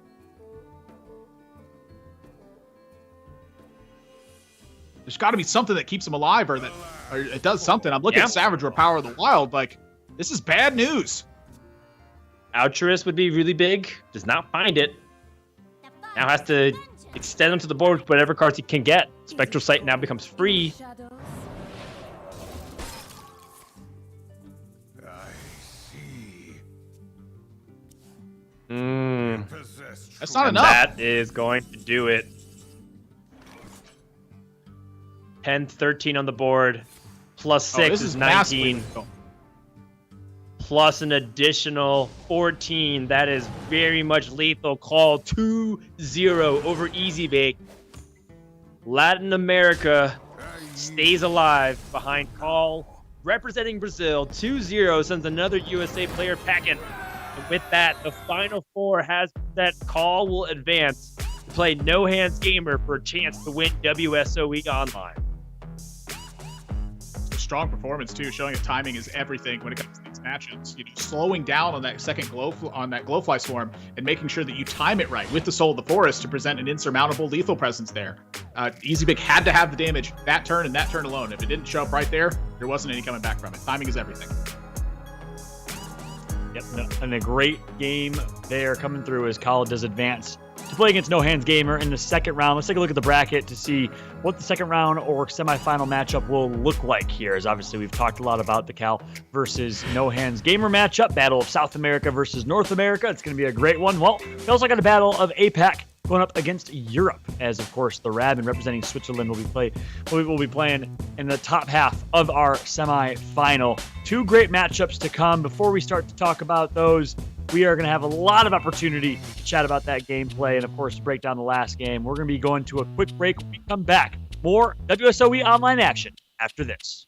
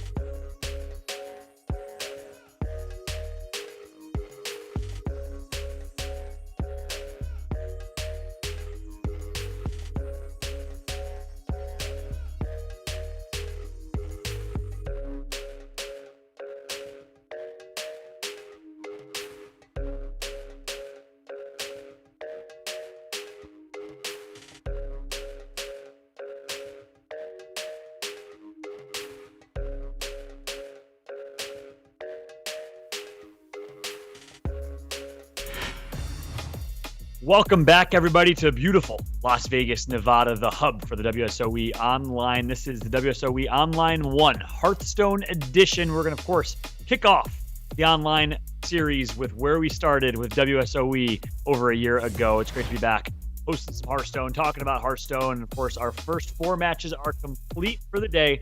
Got 2 matches left of our semifinals for advancing to our grand final in the main bracket. We also have 2 show matches that I know a lot of people out there have been excited for. 2 pro players will be competing against one another, followed by 2 casters. Gia will be returning as the reigning champion of the WSOE, playing her show match. But the first show match of the day is going to be Orange versus my Greek brother, Christos, a.k.a. Fino. I'm excited for that one. Gentlemen, you guys have had a chance to cast a lot of games from these 2. Your thoughts on the upcoming matchup? Start with you. Yeah, I don't really hear Fino and Orange be described as casters a lot, but, they do have some good commentary over stuff. Really looking forward to that pro match, though. Gia versus Derek is going to be a good time. Nathan, what do you think? I think this is quite an interesting matchup that we have with the Fino and Orange one. Both these players, unfortunately, were relegated during the Grandmasters program. But if you look at what happened, Orange almost got back into Grandmasters via the Masters Tour program, and then Fino had a chance to win the World Championship, or the Global Finals that took place after he had been relegated from that. It was like a really crazy year to give you a perspective of how tough Grandmasters is to compete in over the course of those weeks. And so to see the 2 of them come back here and face off one more time, I can't wait to see this matchup take place. Yeah, that's right. And, these 2 players also represent T1. They also put out great content. Orange is still, very much on that grind. Fino's still doing a lot of streaming and, also still posting those show matches. These are still 2 of Hearthstone's finest, even though they're not represented in the Grand Masters program anymore. I think these are still 2 of the top players in the world. And it's still a pleasure to watch them engage, because I know that a lot of other Grand Masters got relegated. They decided to hang up the touchpad. We don't really use mice very often in Hearthstone, especially because I know people play on the iPad and also on their phones. But I'm looking forward to seeing what people do. Yeah, hanging up the mouse pad as opposed to the sticks or the keyboard and mice. Indeed, well said there. And yeah, I'm looking forward to seeing these 2 play. 2 individuals on T1 and pro players on that squad, on that organization. Of course, on the flip side, we are going to have Derek and Gia later on. We'll be talking a little bit more about them as content creators and casters in the overall Hearthstone scene. So we'll talk about that a little bit, but the first matchup will be Fino and Orange, 2 players that have quite the resume. I know that Fino got placed first place at Grandmasters 2019. I'll be joined alongside Froden to kind of break down the gameplay. Froden, you're going to carry the entirety of that, but Admiral's going to be taking a little bit of a break. Let's go ahead and jump into gameplay here as we have our first show match of the day, the one that a lot of you have been waiting for. 2 big names in the Hearthstone scene. It's Fino and Orange. And here we go. All right, so let's see what Orange and Fino bring to the table. Did they bring serious decks? Did they bring more of the fun decks? And already I'm seeing something that's unusual on the Demon Hunter side. We see Zephyrs the Great and Blade Dance. These are not usual cards that you expect in a tempo Demon Hunter. But you do see them in Highlander Demon Hunter. And so we will see if maybe Orange is going to play a controlling style. I know Eddie, another America's Grandmaster, was playing more of a control style. But hey, we also see Kael'thas Sunstrider, so maybe even some combo potential between these 2 players. My thanks. And then I'll be, doing everything I possibly can as someone who has 0 Hearthstone competitive experience here, Frodan. But we're gonna have some fun with it. And I know I'm not supposed to show bias as a caster by any means, but it's impossible not to show bias for a guy named Christos Tsakopoulos, who's a fellow Greek. So, clearly there is one player that is going to win this match, and clearly it's going to be Fino, representing my home country in Greece. I gotta show some bias here. Well, if you have no competitive Hearthstone casting history or competitive playing background, sounds Absolutely like not. you're a 0. perfect candidate to cast Hearthstone. If you ask Yeah, me. that's how it works. That's perfect. That's kind of how that's your number 1 candidate, actually, next in line. But Orange, he doesn't actually have too much of an early game play here. He's got defensive stuff. One of the things marked about, Demon Hunter and these kinds of defensive, slower versions of them, or combo-oriented one, is that they really need to get the card draw going early. And so you're really looking for Spectral Sight. Yes, Skull Gul'dan. But Skull Gul'dan is a lot harder to use in this kind of deck because you have so many expensive cards. Look at that. Skull Gul'dan is sandwiched by 14 mana worth of cards on the left. and 13 or I don't know 15 mana on the right. Basically, it takes a long time to get that activated, but he's coming up on turn 6, and so you will be seeing this deck try to finagle itself into a better position and maybe use Kael'thas Sunstrider to go ahead and smoothen out how this outcast position will be. And as you've had a chance to cast a lot of Hearthstone, you've played a lot of Hearthstone. If you're in this position, or from what you know from these two players, do you think they're taking this incredibly seriously, or do you think they're going to have some fun with it? We're going to see some entertainment. What do you think we're going to see from their decks? It does seem a little bit more fun oriented.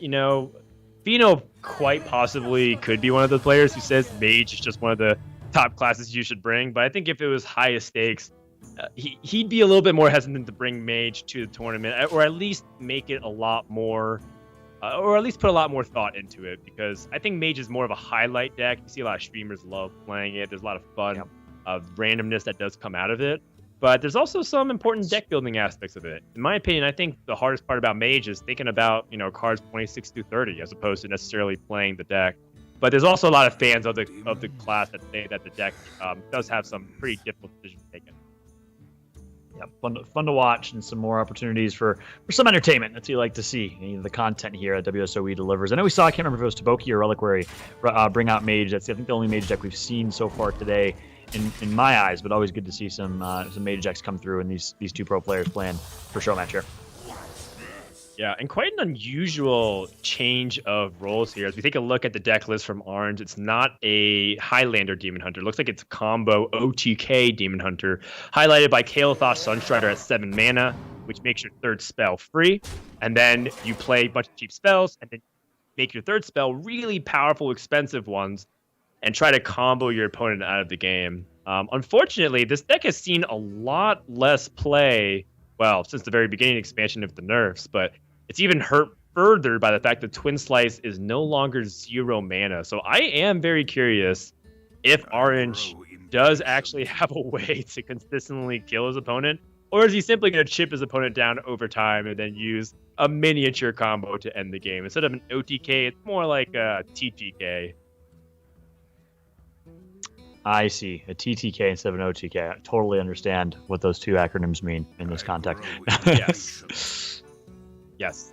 Instead of a 1-turn kill, it might be a 2 or 3-turn kill. Layering. Oh, there you go. Thank you for the definitions. I'm learning as I'm going here. I appreciate that, Throwdown. Next thing you know, I'm going to be a Hearthstone player, so I appreciate you converting me. Well, I wish you best of luck in your Hearthstone endeavors. Orange just using the Twin Slice now, and I think that makes sense given how expensive Twin Slice is. When I say it's expensive, the fact that it costs 1 mana each isn't pricey by itself, but you only get so much mana per turn to use with the Kael'thas, and he's still pushing 8 damage with this Board Glaive. And I mean, that still sets him up for success, because Mage isn't really a class that gains a lot of life. Some of them might play Ice Barrier, some of them gain 5 armor through Amazing Reno if they put it in their deck. But this is still kind of a dicey situation here for Fino. If Orange is just going to be able to put out a lot of damage, Aldrochi Warglaives also comes to the hand, so even lifesteal opportunity here from Orange to regain some of the life that he traded away. And so from Orange's perspective, he does have double Skull Gul'dan, but again, a little bit awkward outcast positioning, and he definitely does not want to play the Kael'thas this early when he can get it for free. If it was Twin Slice being 0, it actually would be perfect, because then he had Kael'thas, 2 Twin Slice, and the Skull Gul'dan immediately. Granted, he still might end up running into problems because he doesn't have a combo beyond that. But his options are more limited. But I want to see what he chooses to do. And in some cases, we have seen some OTK Demon Hunters try to play, in desperate situations, Skull Gul'dan without the Outcast. So let's see what they're doing. Oh. All right. Second Slice immediately just to push 7 damage to the face. Reno kind of is in trouble here. He doesn't have Deep Freeze to stop the attack. He only has Power of Foundation. And Alex Straza isn't a good draw. That's not playable right now. Oh, wait, it is, because he does have the Escape Mana Saver. You can go ahead and coin that out. I apologize. So, with that, Fino is actually a reasonable amount of power up. Waves is a terrible draw. Orange was really hoping just to use Inner Demon to close it out on the next turn. And this turn he can't anymore.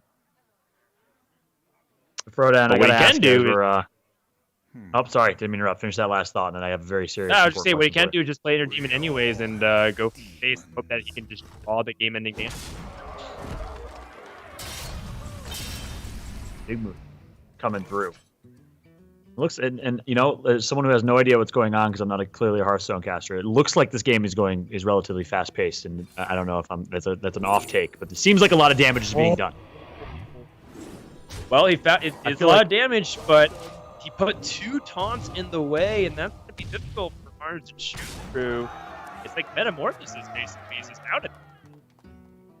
Oh no, his Yeah. Zephyrs that's not active either. Oh jeez. And to be honest here, Frodan, I So- feel like a dad watching League of Legends or a MOBA for the first time and just seeing spells, nothing going on. And that's for me as a competitive gamer and other titles. It says a lot about my knowledge of Hearthstone and card games. I haven't played a lot. But I got to ask you, real quick, as they're making the decision in a turn here. We all saw the opening. And by the way, chat, if you're watching, people that are viewing the stream right now, if you did not see this opening of the show, the start of the show, and this wonderful video of Frodan and how he's been spending his social distancing or his quarantine hours, please do check that out. How was it shooting that feature, eating Fruit Loops out of a kiddie pool and taking sushi off of a choo-choo train? It was pretty fun. It was pretty fun. As much fun as Fino has crushing Orange. I mean, That was quick. Fino's playing a real deck. Orange is playing arguably the worst version of Demon Hunter right now. So not a big surprise to see Orange kind of sputter out there. I think he had one line to win the game, which was to aggro with just Twin Slice and the weapons. And it obviously did not work out because Fino had a taunt. And so that's kind of the state of combo Demon Hunter right now. What do you think, Nathan? Or perhaps it's just me talking. This is just my show. Yeah, I think this is the solo cast Frodan solo show today as Frodan's holding it down. Appreciate that. Appreciate that, my man. And I'm joining you in the 2-box here. And I will say, listen, clearly I'm an expert Hearthstone analyst, as I predicted that was a fast game without having any idea what was happening. But a quick one as Fino, and I also predicted the winner, I hope you know. So I'm 2 for 2 in my my analytical takes here on Fino Menon, which you like to see. A strong start from the Greek himself. But of course, as we have a chance to welcome Dan back in, we're trying to give the man some lunch, trying to give the guy a quick break as he's been all day long casting some Hearthstone action, helping to carry the show. Appreciate you joining us back on your break here, Dan. Thank you. Or sorry, Nate. Sorry. Yeah, no worries. I had a solid 8 cashews and a half a slice of bread for lunch. It was delicious. I caught the start of that match, and I caught the very end of that match as well. And I was going downstairs and I was starting to pour myself some cashews. I was like, I bet that Fino is playing 2 decks that just get themselves into trouble all the time. They have narrow ways to get out of it, but they have big swing turns. And I bet Orange just brought 2 stupid combo decks because that's what he likes to do. And both of them have racked up tons of wins with this. Orange has won like $250,000 playing Hearthstone. And he always just wants to bring a combo deck, and it's just crazy. And I come back and I sit back down and I see, a handful of like lifesteal and like 8 damage, and I'm like, yeah, of course he's playing a stupid combo deck. It's just what he loves to do. And so I just like seeing players play like their pet decks and what they like to bring, because somehow, even if it's not strategically the best thing, they will find ways to get edges. Yeah, very much so. You look at the way Orange has kind of improved a lot as a player over the years. He started off kind of as an aggressive and mid-range player, and then has transitioned now to be able to play all kinds of decks. So I'm looking forward to see what they got for game 2. All right. So as Nate, aka Admirable, had a chance to take his 8 cashews and a slice of bread lunch, we're gonna give Frodan a chance to take a break here. And oh man, Nate's gonna solo cast and hard carry this one, and I will chime in with things that make absolutely no sense here and there where I can. Game number 2 here as Fino Mano is up 1-0 in games over Orange with a aggressive mage deck played first. He's now playing a druid deck. What do you think we can expect out of this druid deck here? Well, I wanted to capitalize on your comment. You said you say a lot of things that don't make any sense. I think you're spot on for casting Hearthstone then. I mean, that's how I made a career. For Fino here, he started out with a really excellent draw here. The Breath of Dreams requires you to have a dragon hand in order to gain extra mana, and it draws you a card. That is like that's the absolute dream start you can have, and he's got that right away. And so for Orange, he's already got his back against the wall, but he's got Zephyrus to put into play. Ooh, but it's just a 3-2. That's the kind of play you never want to see, is just like, I need to play a 3-2 so I can pressure my opponent some, because I imagine this matchup is a bit rough for Orange. He has to find a way to get significant pressure, and that's a pretty tough thing to do when your deck is not an outright aggro deck versus Druid. And so you're relying like purely on combo turns to get the job done. You know, it's the nature of the way the deck is built, but I think when you give Druid time, that's like one of the most dangerous things you could be doing, because Druid accelerates to that endgame process, and you're also letting it get to that endgame process naturally. It's like a double hit that you're taking, and that's the last thing you want to be doing. Got it. Druid plus time equals dangerous. I'm taking notes here. These are like math equations for me. This is great. Oh, yeah. I mean, at the same token, you know, this particular Demon Hunter deck plus time also equals dangerous. The difference is that the limitation. You know, all of Fino's game plan is going to be mounted in minion pressure, and almost all of Orange's game plan is mounted in combo and spell pressure. And so all Fino has to do is get out of range of the spell pressure, and he's usually pretty safe. Whereas Orange, he has to take care of minions, and then he also has to deliver this final blow. He's much more limited in his damage because it's a one-shot use versus Fino, who's, you know, if the minions stay alive, they keep hitting turn after turn.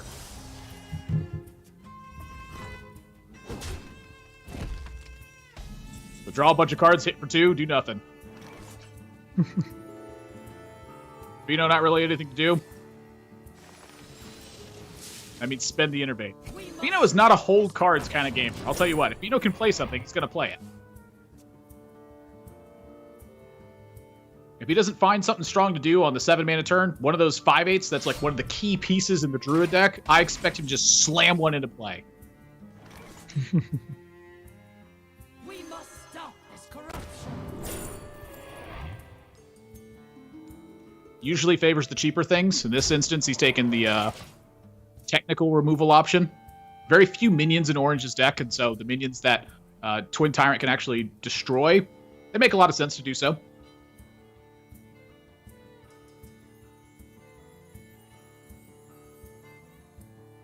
This is one of the coolest things that happened with this deck, is it was actually able to come to a deck because of the Twin Slice change. Twin Slice used to be 0 mana and give you 1 attack on both the sides. It changed to 1 mana and 2 attack on both sides. So I would say it is a technical downgrade in power, but what it did is it couples with a card called Blade Dance that Orange's got 2 copies of in hand. So when you use a copy of Twin Strike, and then you use the follow-up of the second strike, you get +4 attack to your hero instead of +2, and that opens up Blade Dance to be able to do something. As you can see, it's dealing damage equal to your attack. So the bigger your attack, the more damage that's dealing. It allows him to wipe out the 2 taunts with just using 1 copy of Twin Slice, which wasn't possible before. That was a very unusual play to have happen.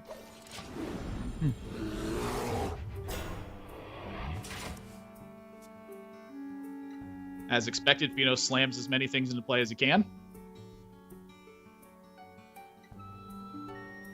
And for Orange, this hand just got super awkward.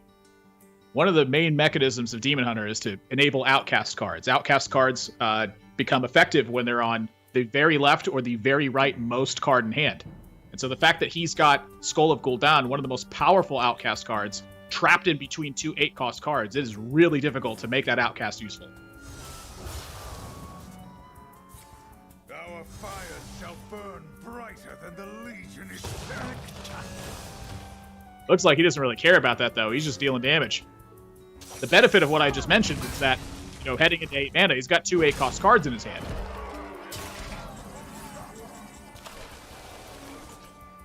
Job done. Wow. Those are some strong pickups for Fino. He's got another exotic Mount Seller with a wealth of 0 mana cards in hand, so he's going to make another big board next turn. And with Orange having all the Blade Dances gone, it's likely those big boards are going to stick. So Orange is hunting down damage at this point. He doesn't care anymore about the minions in play. He just drew a Metamorphosis and set Fino to 5. So Fino has to get out of range of Metamorphosis. That's going to be one of his priorities this turn. He can do that with the hero power, but then he has to present a lot of damage there on the board. So he needs to be able to deliver a lethal blow next turn or to get outside of the range of 10 direct damage that Orange is going to be dealing.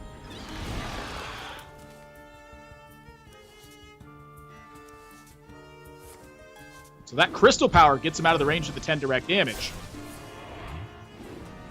You'll notice that Fino took a risk. Instead of hero powering, chose to draw 3 cards because there were 2 crystal powers left in the deck. I think that's a smart odds bet to take there. And that certainly is representing lethal damage. Orange knows that Fino's going to be buffing these minions next turn, so his question is, how much of this damage can I stave off?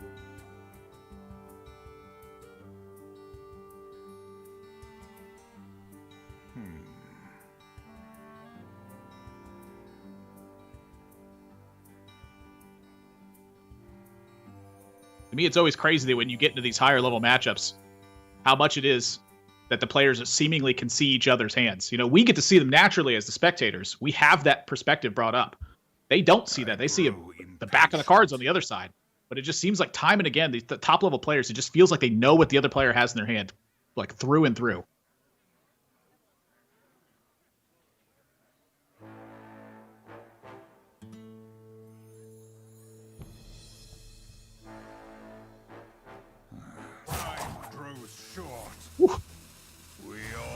Orange did a great job, I think, of pressuring this game. But when you're down 2 Blade Dances, that opens the window for Fino to kind of do whatever he needs to do.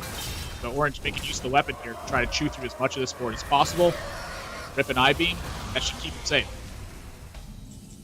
As we just saw on screen, clearly I have a favoritism sent towards Fino, but clearly the audience does not. 74% of people thinking that Orange is going to take the win here, and I'm not sure, Nate, how do you have a chance to cast these gentlemen too often, since they come from the European side of things, or is this the first time you've seen them match up against each other? Oh, I've cast this to a lot. Fino had all the buff damage in the world here as the series is going to end, but I've over the years, these two have been some of the premier players in tournaments, and for some amount of time, Hearthstone was more regional based, and then you'd see international championships take place very rarely. But following the European scene very closely was something that almost everybody had their eye on, because for a number of years, Europe was just miles ahead of the other regions in terms of the strength of their pro players. They were just definitely atop. And the whole way through, Asia Pacific, China, the Americas, they've made strides to kind of shore that up and bring it closer to where it was. But even in the Grandmasters program, I was actually casting the Europe side of the Grandmasters program. So I was casting, these two players every single week. For weeks at a time. And so I've seen these two play a ton of matches in such a condensed and short period of time, and really part of it at the peak of their careers as well. And so just kind of seeing this brought back and them going to their bread and butter stuff, it's really no different than it ever was. Fino just blistering pace the entire way, and Orange scrapping to try to find that narrow victory at every single point, because that's the nature of a lot of the decks that he'll bring to the table. Yeah, great to have two legends in the European side of things come back for a show match here today for a bit at stake. $1,000 going to be won by Fino. The big, nice chunk of change for a quick best of 3. I'm sure he's not complaining whatsoever. So a decisive 2-0 win by Fino. Greece represented strong here, making me a proud Greek over the Swede in orange. So that's going to be it for our first show match. We, of course, are going to have our second show match of the day, which is going to feature the reigning WSOE champion. It's Gia. She'll be going up against Derek, coming from the UK. We're excited about that show match, as we have a couple more semifinal matches coming as well in our main bracket of this tournament. So a variety of things and a lot of Hearthstone action to come. We'll be back after this.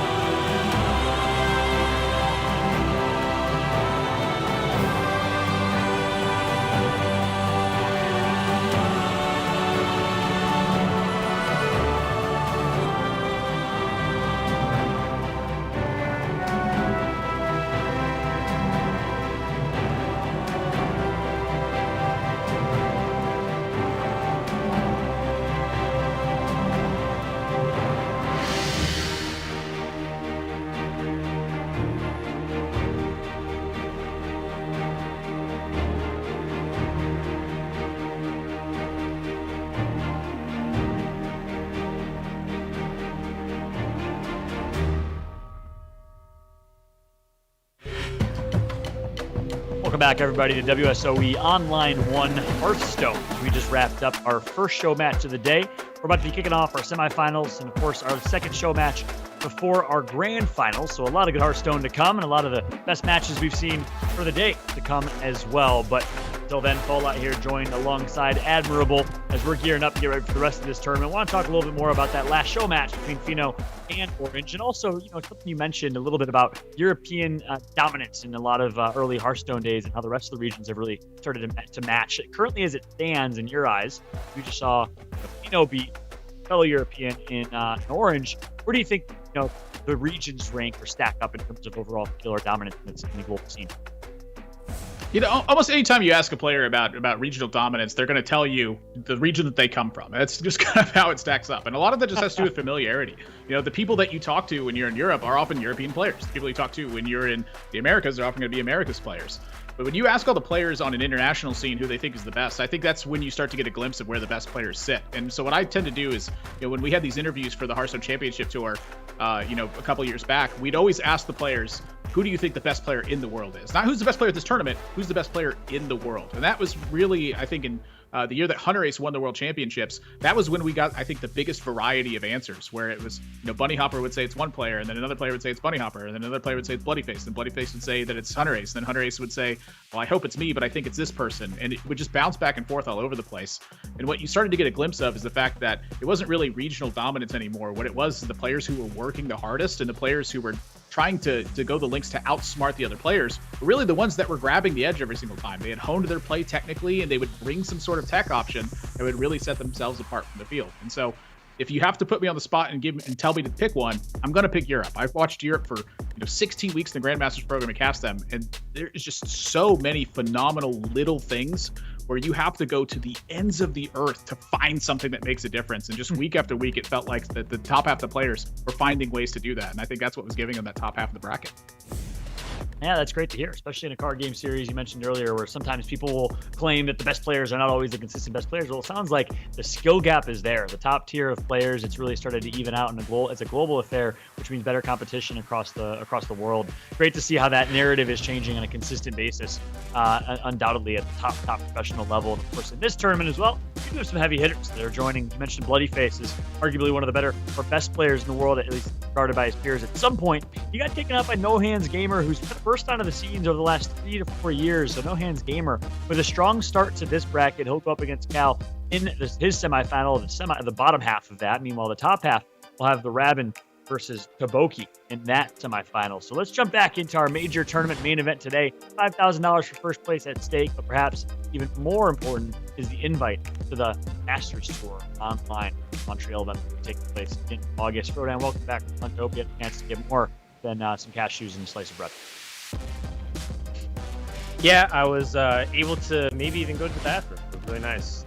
And overall, I was happy to see that Fino got the win.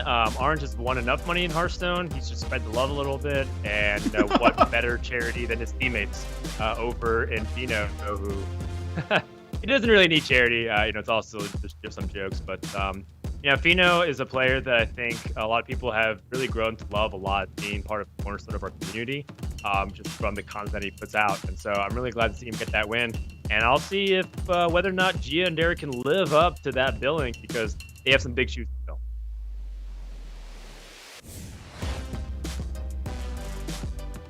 So that brings us to our first semifinal that's coming up here, Admirable. What do you really think about the two players that we got here? I've been thinking about this a lot, and you and I have chatted a bit about it in the break about Taboki's lineup. And kind of the more that I look at this, and I think about the fact that this was an open field of qualifiers, which typically means that overall the field is a bit softer, and the fact that it was a 3-deck conquest instead of a 4-deck conquest, I look at this anti-warrior lineup, or what I'm anticipating, what I'm kind of inferring is an anti-warrior lineup. It's a full control lineup.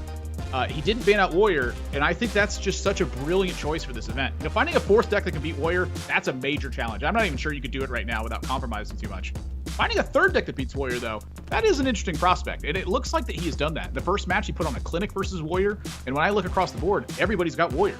I feel like this is an example of what you have to do in card games sometimes to take down big wins. If you found the lineup for this tournament, he's just going to win it all. And that's really what it's about. It's not about, win percentage overall. If you're picking up, 4 threes, 4 threes, 4 threes in every single tournament, sure, you are a good player. But in order to get titles, to get wins under your belt, to close out tournaments, you're going to have to take risks at some point. So in my mind, the players who are taking down for titles and consistently finding themselves in position to take down titles, those are the ones that I consider the best in my head. So for Toboki here in this lineup, it looks brilliant. If it gets the job done here this weekend, my hat's off to him, because this is a brave choice. That's right. Some small innovations happening on his side as well as the other side of the bracket. But Toboki will be the player that we focus on. The Raven, there's nothing wrong with what he's doing. He's bringing pretty good stuff. Very standard decks. But is standard good enough? Perhaps that's just going to be too powerful for Toboki to hold back. But either way, the semifinals are about to begin. Top 4 for WSOE Online 1 starts now. We're going to go into a Rogue versus a Warrior matchup.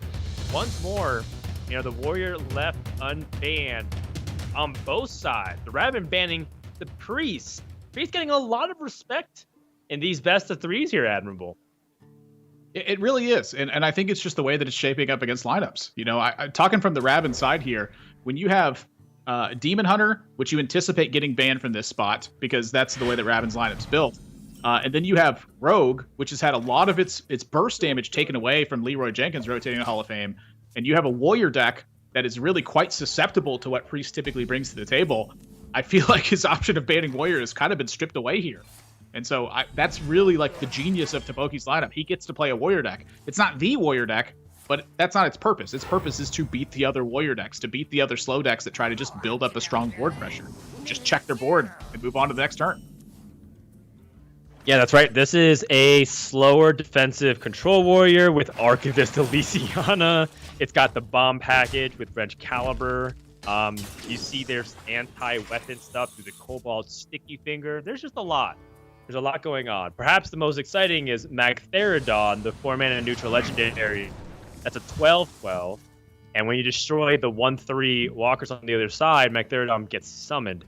Pretty interesting card. I've seen people use it in a few different capacities, but not really that successfully outside of Eddie's deck. Oh my goodness. That is an Injitolvir fully healed. That's just a Tolvir. Tolvir. That's the next power creep we're looking for. Just Tolvir. It's just Tolvir. That's right.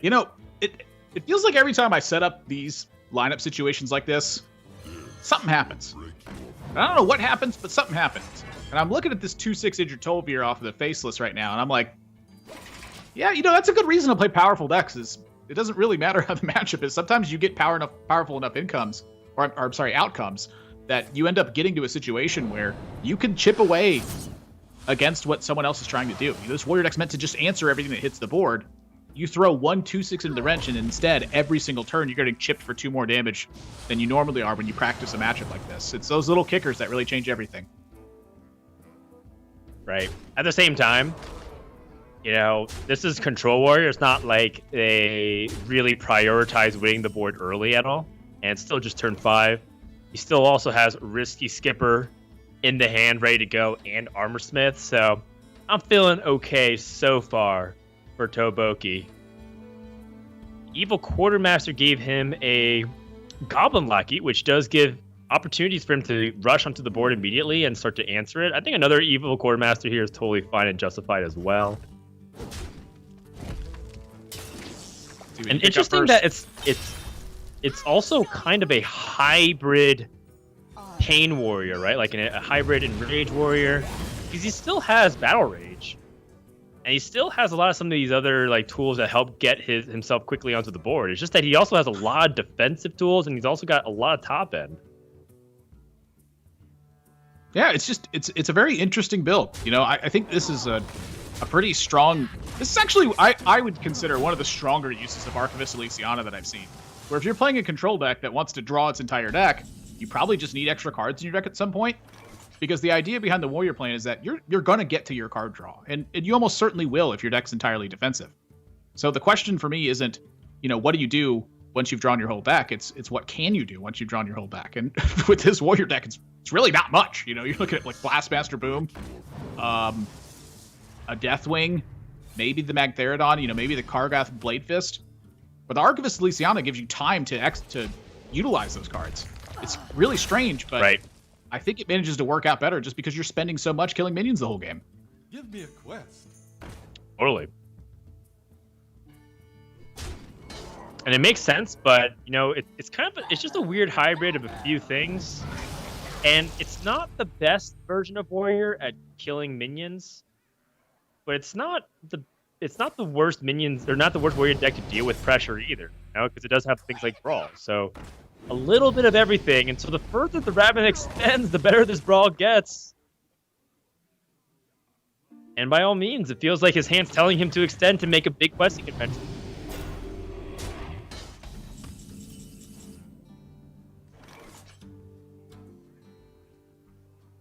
Yeah, I always have like question marks above my head about the brawl, but there's two pretty sizable threats in play. I think this is the perfect time to extend into a brawl. Is that a third of the time you come away with it with a strong looking minion, and this time it doesn't. But when you're looking at a matchup like this, I don't think that Rogue is at all prepared to really handle a control warrior right now, and so you're just going to have to take a risk at some point. I think that's the time to do it. Yeah, exactly. Rogue is very big on just having like a couple of threats and then a bunch of small annoying things to try to get incremental advantage over their opponents through lackeys or shadow steps and things like that. And that's where Warrior can really handle, because Warrior can handle the cuts, right? Like Rogue sometimes ends up just chipping away slowly and death by 1,000 paper cuts in their strategy. But Warrior is a class well-equipped deck. You have good rebound potential. You have good AoE. Like in this case, you know, he does have opportunities to just pick apart the board with all the small lackeys or risky skippers. So this does feel like a really good meta call right now. I don't think this is the best deck in the game. Man. Like when we talk about Warrior, this is not what I imagine being top version of this class. Yeah, certainly not. Still effective. That's important. I think it's an excellent point you make too. You know, just the notion of like, with the traditional warrior builds, the risky skipper turns, they happen pretty instantaneously, and they have immediate payoffs to them. Where Tomoki's not looking for this immediate payoff. It's looking for way down the road. And so the deck is fixated more on protecting its life total than it is on protecting its board position. It's relying on the end game and just the natural strength of, you know, bigger, higher cost cards to really be what sticks something to the table. It takes a long time to get to that point, but if you find a deck that can do that, it certainly seems to do it a lot better. But as you mentioned, it's not like the best deck. This is very much a metagame call. Outside of the right metagame, this deck is good. It's going to fail and it's going to look strange. But that's just not the case in this matchup, I don't think.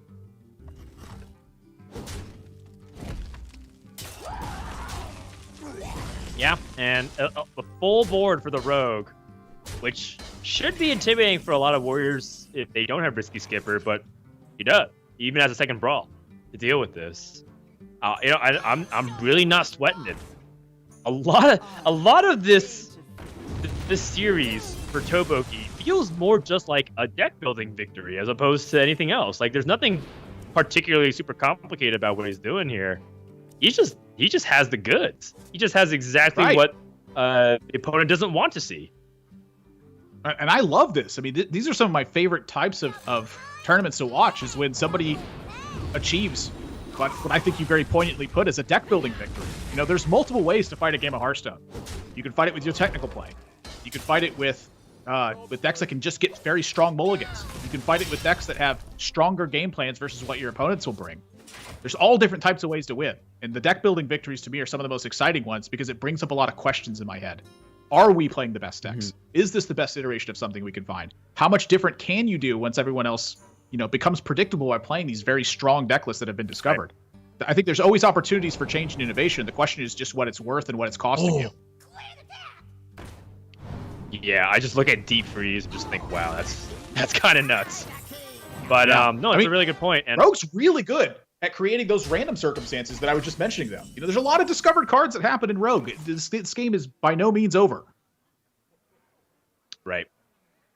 One thing to also consider too is that, you know, when we talk about how the metagame has been escalating, people just seem to say, I really want to squeeze in more 1-mana minions. I really want... People are playing Worgen Infiltrator. That's how much they care about getting onto the board early. They want to fight against Demon Hunter. And it's amusing to me to see that Warrior's like, well, I can just play a Blade Storm and I win. You know, and that's kind of what the attitude is with Toboki. Is like, cool, play your 1/1 drop on 3, and then I answer a 3-for-1. Now you're out of cards. Rabin does have this deep freeze opportunity as well as time goes on. Just Wondrous Wand, he's playing it immediately to try to go for Tempo Swing. Finds two cards that are kind of cheap already, but finds a Shield Galaxy with 9.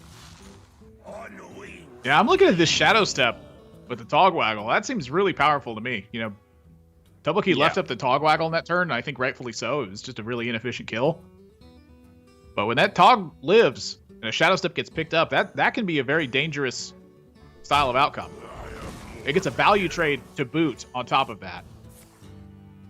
That Tog's doing some work. I mean, there is a possibility that Rogue could go for, you know, Togwaggle Scheme as a way to go really deep into this matchup. Oh, interesting. Picks up a Xerix Crown. I guess he doesn't want to draw too deep into deck and start fatigue battles, as well as potentially drawing more bombs.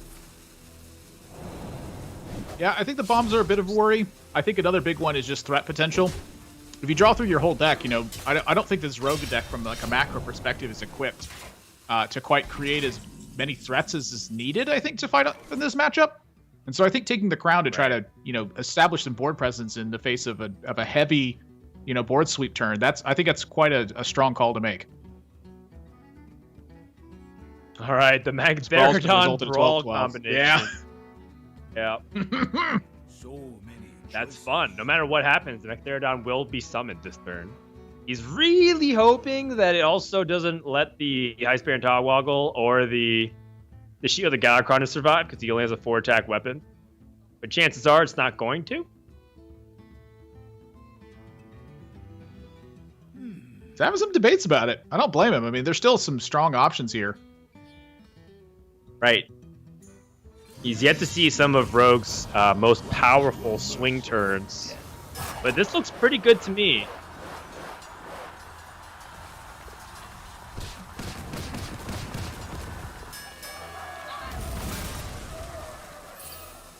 And you do want to kill that 1/3 a lot of the times, because there's a way to manipulate that. Oh.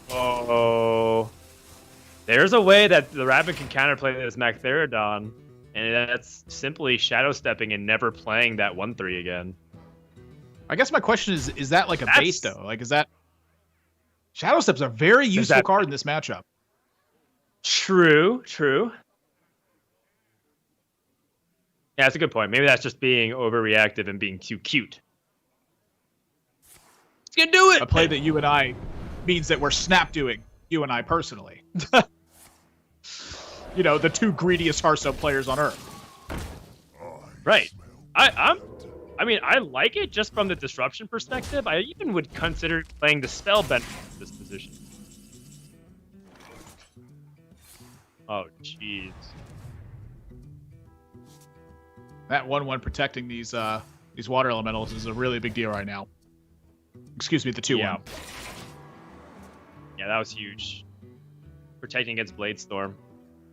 These two players are also playing so quick, and I feel like there's opportunities for both of them to think a little bit more about like what they really want to do and plan for the future turns here. Also, funnily enough, just by looking at the deck size there, Toboki has drawn more cards than the Rabin. Yeah, I think this is a really strong opportunity for the Rabin to realize that he's ahead on board. Toboki just didn't do anything. This is a great spot to do nothing. You don't have to do anything here to pressure. You just attack for, 7 damage with your dagger, re-dagger, say go. I don't have a problem with developing into the board here, but when your opponent's willing to just pass in a situation like this, you have to think about what this actually means for their hand context. So if you can find a way to, keep that hand context kind of weak, and then also play around, the same cards that you were just playing around by attacking and shipping the turn, that's ideal. I'm just not necessarily convinced he gets there doing that. Yeah, well, I think this is a good gonna go compromise, for that though. freeze. Yeah, just put slight pressure, not overextend.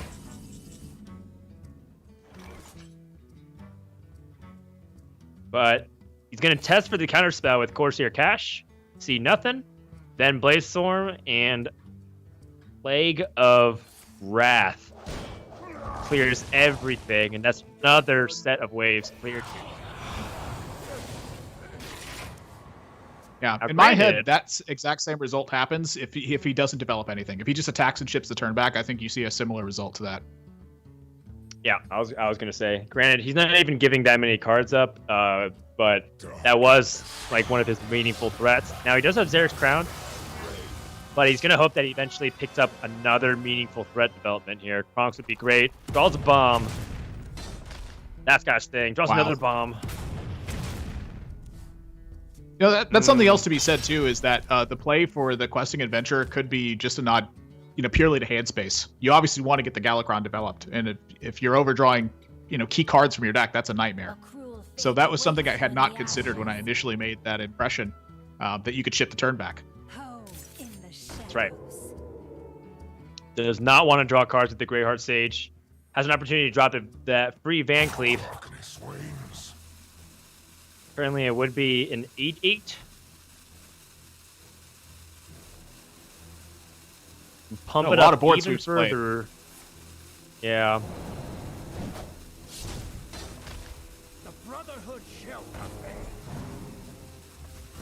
Shredding the armor in the meantime too. That's another big deal about this. When you get to shred the armor down as you play a big threat, that leaves you so much more comfortable versus Warrior.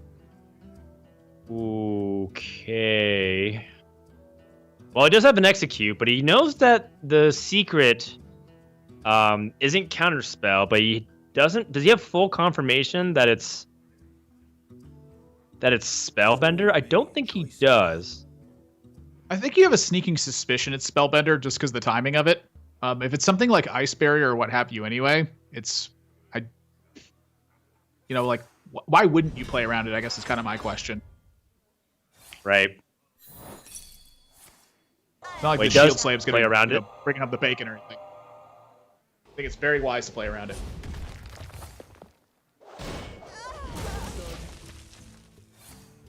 Tomoki's swinging for the fences. Did that go face? Did I see that correctly? Oh! Yeah. I mean, his opponent doesn't have that many cards left. Bomb gets drawn. Oh, jeez. Very, very tight. Not much life gain at all, except for that card. That card does gain life. It also makes an 8/8. If you make an 8/8, does it feel too easy to die? How many bombs are left? I mean, that's really the Wouldn't question wanna that risk upsets it, right? Yeah, I wouldn't want to risk it either. Yeah, and he's also It's an excellent got point. to swing. He's also got to swing with his weapon so that it doesn't get stolen by the Cobalt Sticky Finger. That's an easy card to forget about, too. The Sticky Finger. You're like, I'll save the weapon. I can swing whenever I want. I won't have another weapon in this game anyway. What? Witchy Lackey? Oh, no, that made it much worse. Never mind. Looking for a big legendary. Air Finds Hoggers. taunts.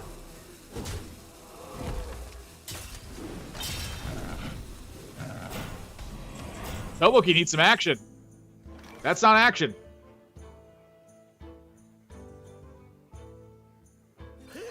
Doesn't have any AoE to go for it, so just going to play the Blastmaster Boom. 2 bombs, but it's kind of unlikely for the Raven to draw both of them. Fades one of the bombs, and that's going to do it. Toboki's Warrior does not cross the finish line. Rogue gets.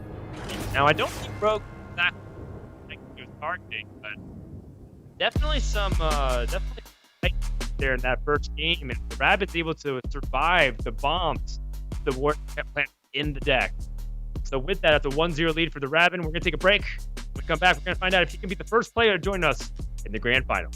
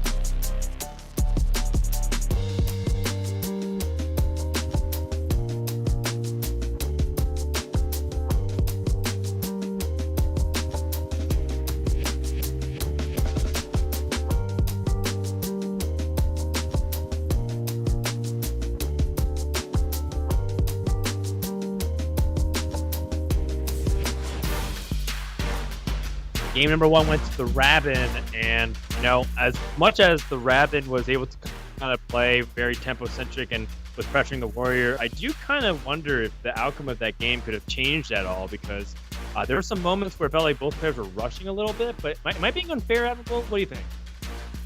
I would say a little bit. I think I just got to give credit to the Rabin there. I think almost every single step of the way, they had really strong navigation and understanding of where the matchup really lied. And that doesn't really come from having practiced against Control Warrior in this metagame. I think that stems from being able to look at the deck lists and understand what your game plan is by visualizing how that game is typically going to roll out. And Rogue is a deck that has a lot of tools at its disposal if you give it time. That's the one thing I'd say this metagame super has going for it, is that almost every deck given time can assemble some very strong game plans in the right situations. So them taking their time, making their hand space management really strong, and applying pressure at key points of the game rather than just outright trying to apply pressure is really the difference in that one. Able to get a ton of chip damage in, forcing out AoEs when they felt like their hand was going to be weak and their board state was going to be too weak for it. I think once you start checking all those boxes, you really start to see the strength of Road adding up. And I think that the big key payoff turn is that Heist Baron Togwaggle getting Shadow Step and providing another large tool for them to present. Yeah, it's a good point. And ultimately, the Warrior deck, it's got a little bit of everything, right? It's got some control tools, it's got some of those enrage tools, it's got the bomb package. I guess the one thing that I think I would have liked to see was whether or not Magtheridon could have gotten summoned. I totally understand the rationale of wanting to pressure your opponent's life total from Toboki's side. I just, I kind of want to see that 12-12 come to fruition. Otherwise, did we have to play Magtheridon, I guess, in a situation like that? I guess you do want to remove more of that board, but definitely some questions. Either way, still happy with the overall lineup that Toboki has brought, and I still think that this is ultimately what he wants more of, which is a Warrior mirror, so they can use this Warrior to beat that. However, his back's to the wall. We're still playing best of 3. There's no best of 5 and extra life here, so you got to get that win at this juncture. From the Rabin side, when you're approaching a matchup like this, does anything change in your approach as a Warrior? Because a lot of things people say about this Warrior deck is that you got to change your approach against almost every kind of deck. Yeah, I think that's absolutely true. I think in a matchup like this, really the big thing that changes for the Rabin is that you probably need to find combo potential rather than just have the opening of combo potential. I think it's very often that you're going to get checked on the backswing, and if you don't have the strongest tempo early hands right off the bat, you immediately have to begin planning, okay, when do I get this combo damage in? How do I get this combo damage in? And how do I do it without giving up too much? And that's a tough task because at almost every single step of the way, you're being faced with a weird way to have to handle something.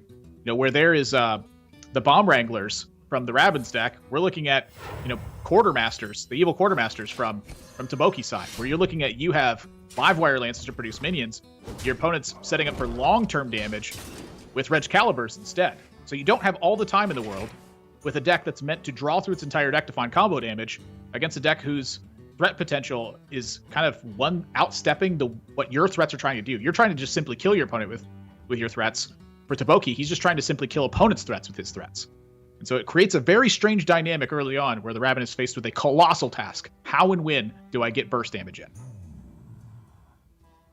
Right, and that burst damage is negated by a lot of the armor gain. Toboki has Evil Quartermaster, he's got Armor Smith.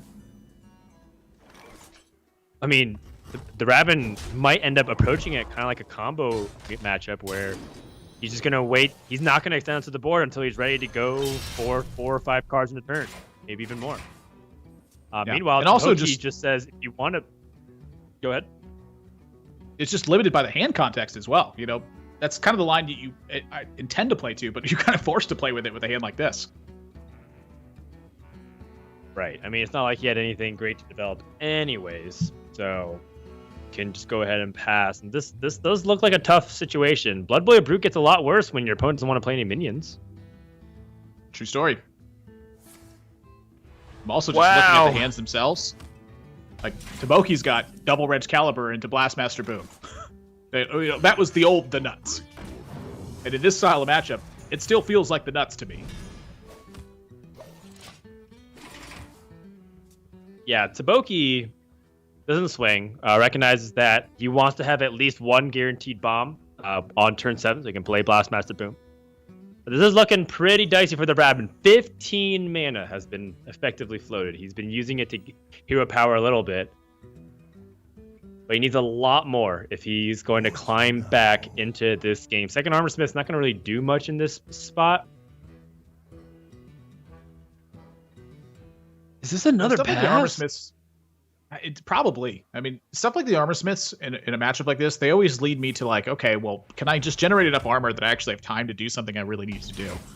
You know, that's always like one of the biggest benefits of Armor Smith is that it's so flexible at creating a ton of armor if you're given enough time. And in the early game, if you're not given enough time, you play it, it's a 1/4, and it ends up generating some armor and, you know, maybe picking off a 1/1 or something. Taboki is like slowly taking a lead here. And normally I think this Armor Smith plan is looking fine. The difference is there's just a Blastmaster Boom in it, and that thing is terrifying to potentially face down. Yeah, Taboki holding again. Now he's probably thinking about why Rabin hasn't played a single card. This is not a Control Warrior mirror. This is a game where the longer it goes, the less Rabin is likely to win because of the nature of what the top ends of the decks are. So here we go. Finally, the first minion being played. Yeah, and notice this is right on a turn where Blastmaster Boom is going to become possible. And so the Rabin wants to create as big of an obstacle as he can. So that way Taboki just simply can't play the Blastmaster Boom right away. Right. He does have removal in the form of Execute and Shield Slam, two of the most classic removal pieces for warriors to utilize. And this position, again, the onus is on the Rabin. Like, Taboki really does not have to worry about developing anything meaningful. It's really about what the Rabin does, because Taboki has Archivist Elysiana and, you know, his Prime. So he does have an opportunity to just take his time and wait for his opponent to do something. Otherwise, he's going to fatigue out.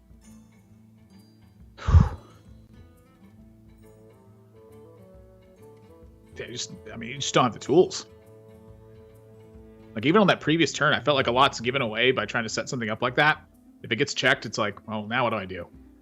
And honestly, it may have just been the kind of situation that you end up in. You know, maybe you're looking at discovering stuff later on in the game by trying to get some strong lackeys from Livewire lands. I mean, that may be the world that the Rabin unfortunately has to live in already in this game. Yeah. Target Blade Fist hits the board now too, and you know, we're kind of talking about being one of the more problematic cards because you can set up all this time trying to go deep into the game. Giant minion comes out and gives your opponent a ton of armor.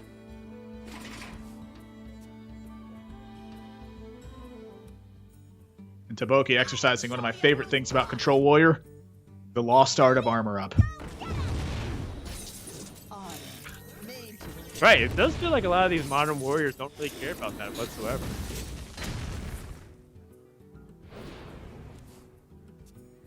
Battle Rage for 3. Drawn 3 nice. fresh.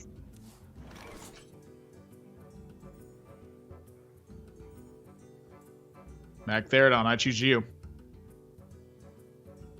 You want to play Mac Therodon in this position? Mag Therodon Brawl looks pretty strong to me. At this point, you know, I may be getting a little impatient here too. I mean, this may just be one of those situations where like I'm getting ahead of myself. You know, my Control Warrior instinct here is that my opponent really hasn't done anything and they just drew cards. Maybe they're able to pressure me in this spot. Why don't I just pressure them back to take away that? Fair enough. You convinced me. I think that's totally fine. And Mac Therodon does get summoned.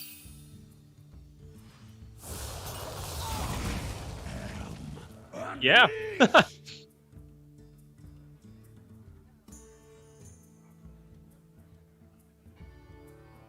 God, what a powerful play that is. Like, it's surprising to me that this isn't like the staple of the deck.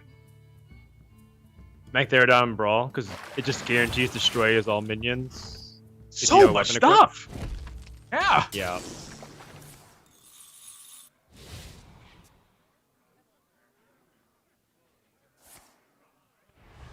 When it goes like this, it makes the warrior on the Rabin side makes it look really weak. Like, it almost feels like the Rabbit can't do anything. Completely paralyzed. And you're not wrong. You set it up beautifully earlier. This feels like the kind of game that's a deck building game.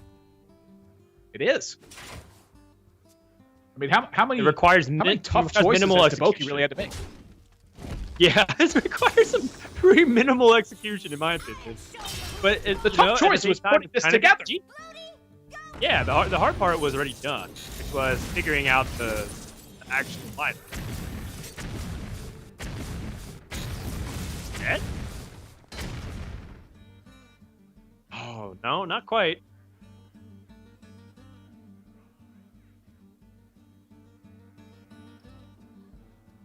Yeah, I don't know, man. Brute will actually kill off. Yeah.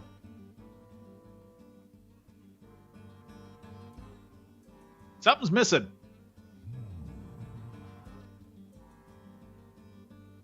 Well, okay, so this I think clears if the off rabbit- the Blastmaster Boom or the Magtheridon. You can do either, but you have to part ways with the thing. I think you're okay with using some of your life. I don't know if I want to use this Inner Rage or this Formal Challenger. Okay, I end up using the last charge of that.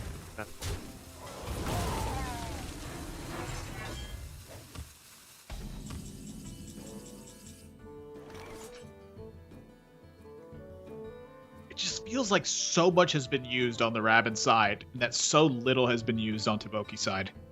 Right. I think the Boki's played like 5 cards all game. It feels like that. It's obviously not the case. He's played Brawl, Magtheridon, Blastmaster Boom, his weapons. But it's like one of those points that we're kind of talking about where now he feels, okay, time for my turn to Battle Rage. You did it, now I get to do it. He's just got more resources. The Rabbit is completely squeezed out of this game. For any hope, Livewire Lance, we've seen that card create miracles for Warrior. I don't think so, though. I think in theory, lackeys, can always give you an out. The question is, can you get to the opportunity? Like, A, you have to get to the opportunity, and then B, that opportunity has to also arise. So it's a tall task, but I'm not saying it's impossible. It's just extremely unlikely. Like lackeys like that, that's not going to give you an opportunity. So that roll right there, complete failure, I think, in the Rabin's mind. Maybe it buys him some more time, but the opportunities are pretty much all he's searching for at this point. For the war chief. And Titanic Lackey isn't it. Oh, it's bad. I challenge you to Makara! All of his cards, at best, going 1-for-1 or worse.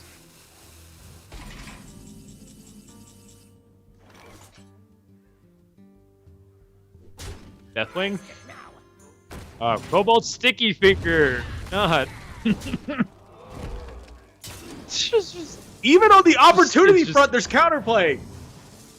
Even on trying to create an opportunity, he's like, yeah, let me take that one away.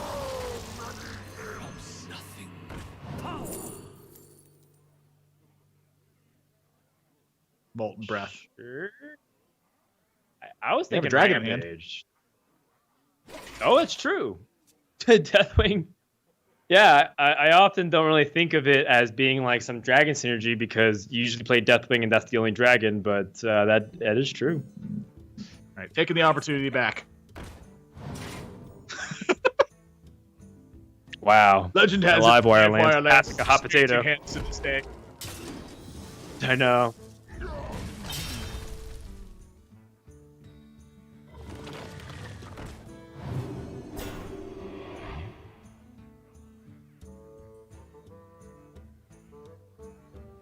Be down to 6 life. You're just hoping something goes right. And nothing really is. Oboki, does he have lethal here? Well, I mean, if not, he's still got pretty much. That's way cool. That 10 armor, what? Oh, jeez. Or the this is like he had no chance in the moment he just hero powered the first time. And that's going to do it. Game number 2.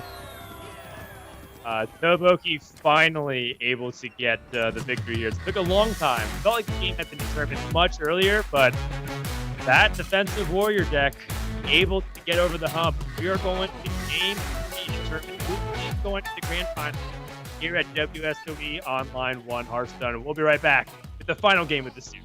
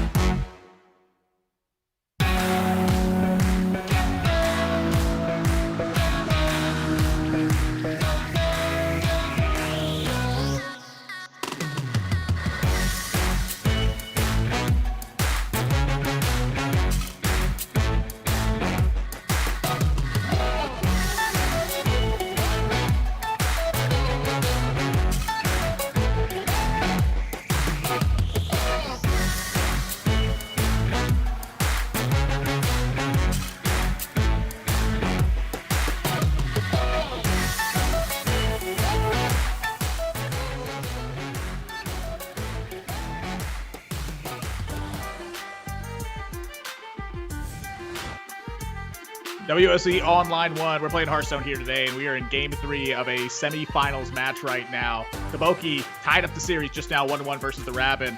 And Frodan, can he be the Warrior Slayer? He's got one deck left to win with. It's the Highlander Mage deck taking on the Warrior deck from the Rabins, and a very unconventional lineup across the board here for Toboki. But honestly, from what I've seen so far, it really does feel like that this is going to get the job done. Yeah, I still believe in your analysis. You think Toboki is an early frontrunner to win this entire tournament because his lineup is that unique and has so many good matchups based off what everyone else is bringing, and it makes sense to me. It all really comes down to what little he has to do left. He just has to win 3 more games, and he'll be the champion. But at the same time, the Rabin only has to win 1 more game to stop that dream from happening and to prove that the good old-fashioned good decks could still get the job done. I mean, good decks are good for a reason. That's the reason we call them the good decks, is they're the good ones. So while he struggled in that Warrior Mirror match, the Warrior deck from Toboki, again, is a very anti-Warrior-centric style of build. And so I have bigger questions about the Highlander Mage and its ability to tackle a Warrior, because it doesn't have these colossal life totals that it's dealing with. It's not building up tons of amounts of armor and setting up these insurmountable defenses. For the Mage deck, it's much more honest. So granted, it has a lot of ways to cheat out mana and to create these obscure circumstances with cards like Zephyrus and with the amazing Reno, but I feel like it still has the tools to pressure Warrior in a way that they're just not ready for at this point. And for me, I look at the Rabbids deck, and I have to think that a strong early start has to be what you're hunting for when it comes to this matchup. Yep, and so here we go. Toboki with his Mage deck. Can it be the final piece of the puzzle to get him at the doorstep of a Masters Tour Montreal ticket, as well as $5,000, $10K on the line total for our prize pool, and we give 5 of it away to the winner. And Toboki is very close. In the meantime, the Rabin, you know, we kind of painted him as the player that is going up against the protagonist, so to speak. It feels like we're kind of pitting him as the antagonist, but by no means are we trying to do so. The strong decks are strong for a reason. And the Rabin seems to be playing pretty solid overall, and he's gotten to this point through good play and just being very careful and making sure to tighten every corner. So can he do it with his Warrior one more time, in a time where he needs it the most? Damn, that's a turn 2 Zephyrus drawn. Yeah. Turn 2 Zephyrus into a turn 4 Caligos that curves into Tiamat, and even has top end beyond that. This is already a good path for the Mage. I have to agree with what you said just a moment ago, too. I think the Rabin has had some pretty excellent play under his belt so far. I think that looking at circumstances and weighing up your odds of something good happening, I think he's been making pretty close to the most of every situation he's been given so far. Sometimes the cards aren't in your hand; they're in your opponent's. It's really what it boils down to. But I think when you have odds stacked up against this, or at least what I see as odds against these decks that are meant to tackle exactly what the Rabbit has brought to the table here, all I'm looking for at this point is a good game of Hearthstone. Well, the Raven picks up the Draconic Lackey, and maybe that can be an X factor in this game. Does find a Twilight Drake. A lot of times when your opponent ramps with Wild Growth, you do have to be mindful of what the Amazing Reno will end up giving you, like what kind of board state that would create. So this Bomb Wrangler does feel good. Wasteborn can just be played on curve, quite frankly, to shut down this Bomb Wrangler. It doesn't really have to be minions of all types. You can just use it as a simple tempo option. This is a nod to a lot of the Druid decks that you might be seeing in this tournament. I generally like Wasteborn. I think actually one of my favorite deck cards right now in Hearthstone. It certainly is like an unusual card, and I like how it functions. It gives a nod to the idea that you want to care about the tribe of your minion a lot, but at the same time, there needs to be sufficient counterplay options, that sort of thing, other than just like, well, hope you have Hellfire. A strong tech option to really offset that balance a bit. I think that these are the kinds of cards that they're begging to be used in the right circumstance. Question is, can you do that? And you can see that the Warrior deck here from the Rabbit is pretty straightforward. Nothing too out of the box. Malygos Aspect of Magic comes out of here. Finds the Frost Nova. One of the more useful tools to solve, so you can get a big decisive swing on the board, or perhaps just buy you a little bit extra turn until you find the card that you need. Yeah, it unlocks some pretty tricky stuff too. Like on turns where normally you play Alexstrasza, a lot of times your opponent is looking to set up an aggressive board against one of those big objectives. Having access to a 1-mana Frost Nova in that instance unlocks those turns that you sometimes otherwise have a lot of difficulty executing against keen players who actively look to offset you by playing deliberately strong into some of your most powerful turns. Yeah, it's a good point. Pretty quick turns overall. Toboki going for just maximum tempo and just destroying the minion and trying to get as much life. And now the Rabin probably wants to consider whether he wants to clear the board or just develop onto his own board. Does have an opportunity to set a battle rage opportunity here as well. And I think that's probably what he should consider.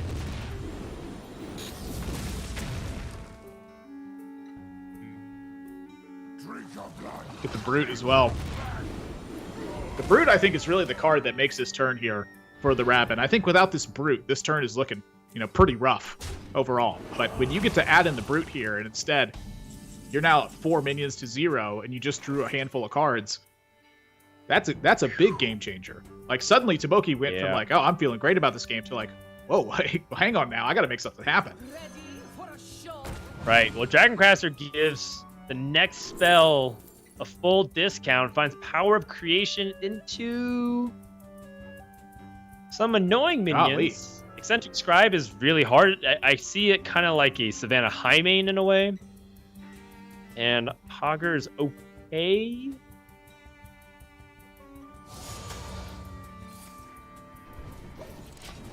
I see merits to both sides of it. On the one hand, the Hogger can generate long-term value, so it's very demanding that it be dealt with immediately. Whereas the Vengeful Scribe is probably a bit more resilient overall. The fact that when you chop it down, you then have the 1/1s across the board to deal with.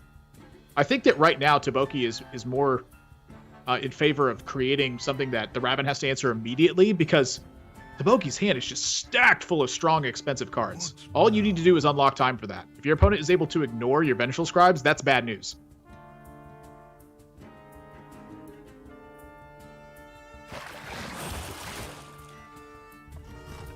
Yeah, looks like Raven's not satisfied with his hand right now. Gonna go ahead and draw a little bit more. Also, he has, several weapon charges, want to get it out, as opposed to simply naturally drawing it.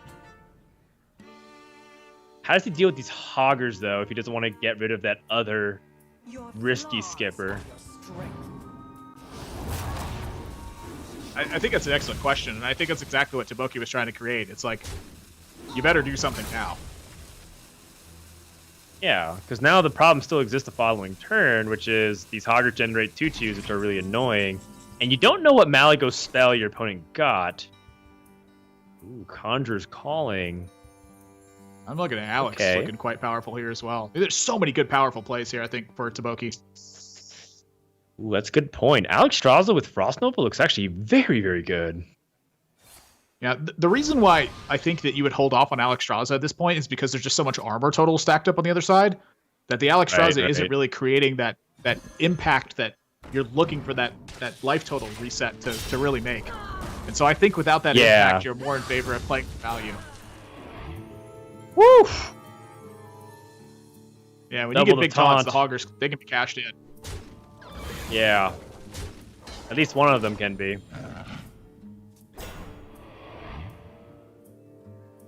It makes sense. Kind of a halfway play, keeping your board strong while restricting your opponent's board options. The Rabin. These are some tough turns for the Rabin. Yeah, I'm really feeling like he needs the Lackey to really pull everything together. These high health taunts are really annoying to deal with. I'll show you who's boss. Splody, go get him. Okay, let's hope that these boombots can find a way for the Rabin to pull himself out. Otherwise, he's just gonna keep falling further and further behind. Anything that centralizes on the strongest minion, that's what you're looking for. Yeah.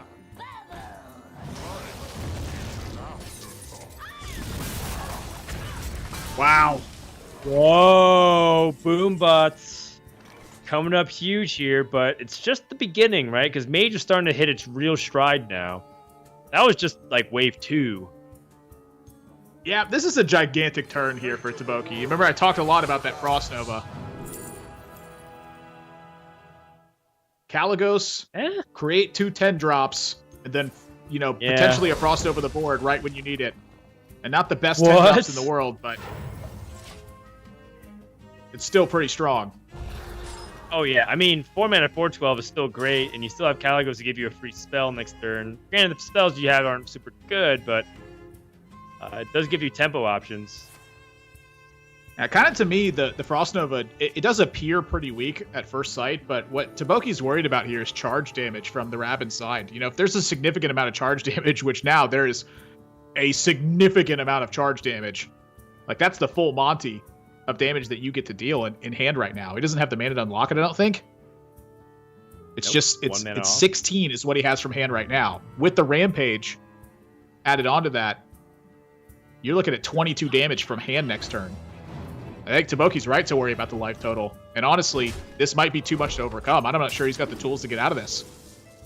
Yeah. I mean, this is looking like what the Warrior will do in slower matchups if you give it time. Ooh, the Stinger comes out.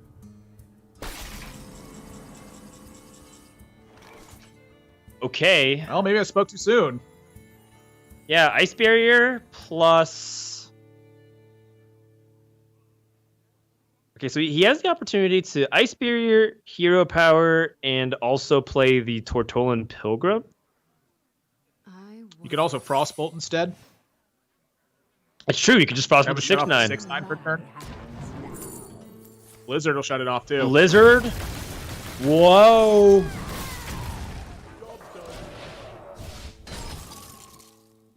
Wow, that Big Tortolan turn. getting hit for 4 on this, that's actually a really big deal right now. Yeah.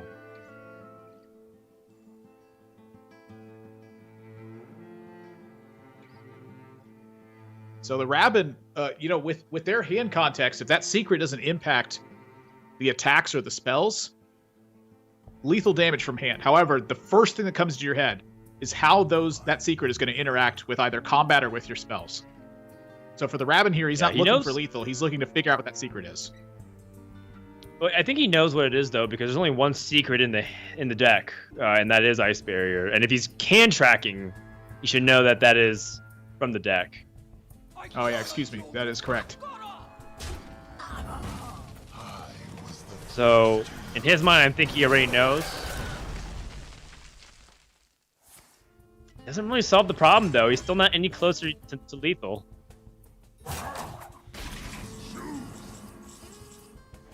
Oh boy. Oh my goodness.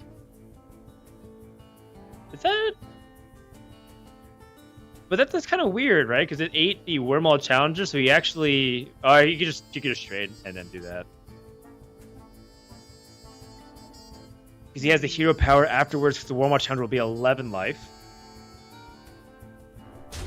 Well, you still have an attack afterwards as well. The problem is it's 2 minions. Yeah. Yeah. Oh, jeez. Yeah, this became a problem. Popping that actually created more problems from him, and I think that might be it.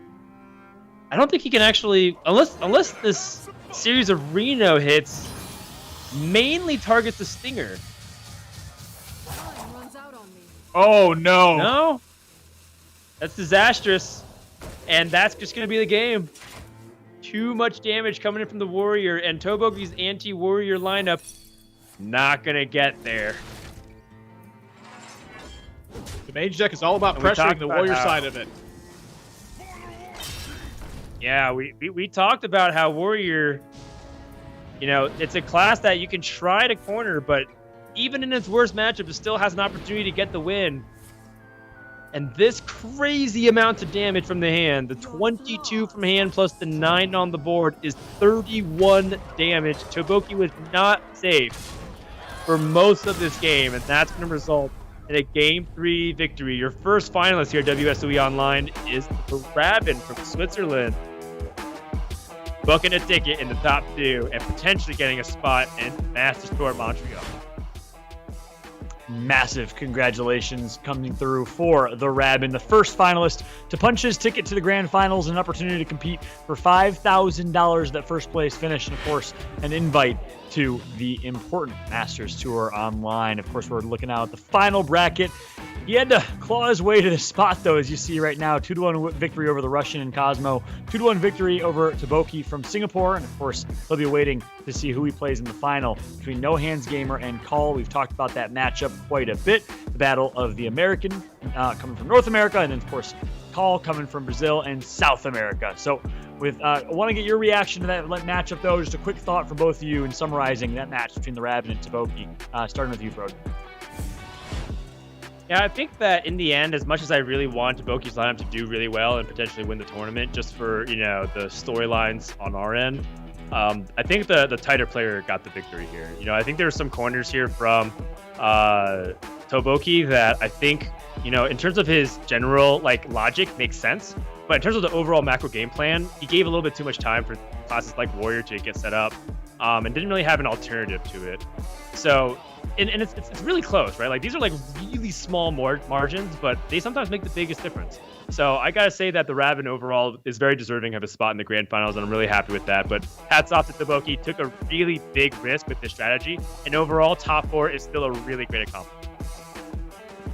Yeah, I have to agree with that too. Respect over to Toboki for taking such a big risk and making it so far in the tournament. But the Rabin, I really have to commend for understanding the position that he has been in so many of these games. He's not panicking in the face of a lot of pressure on the other side. He's not saying, you know, doing crazy things and giving away tools that are vital in order to end the game on your terms. Instead, he's just taking his time. He's relaxing. He's taking his hits when they come his way and realizing, you know what, it's just going to take me another turn or so to get out of this. And I think that I have the advantage when it comes to those later game scenarios. And so far, he's been right. The Rabin's going to do it. He punches the ticket to the grand finals. We, of course, are going to have a great other semifinal matchup coming up next between No Hands Gamer and Call. And for those who missed it, we'll actually have a chance to give you a insight into how No Hands Gamer competes, how he plays, and it's different than most players, and kudos to him for facing all sorts of adversity. When we come back, we'll take a look at No Hands Gamer right after this.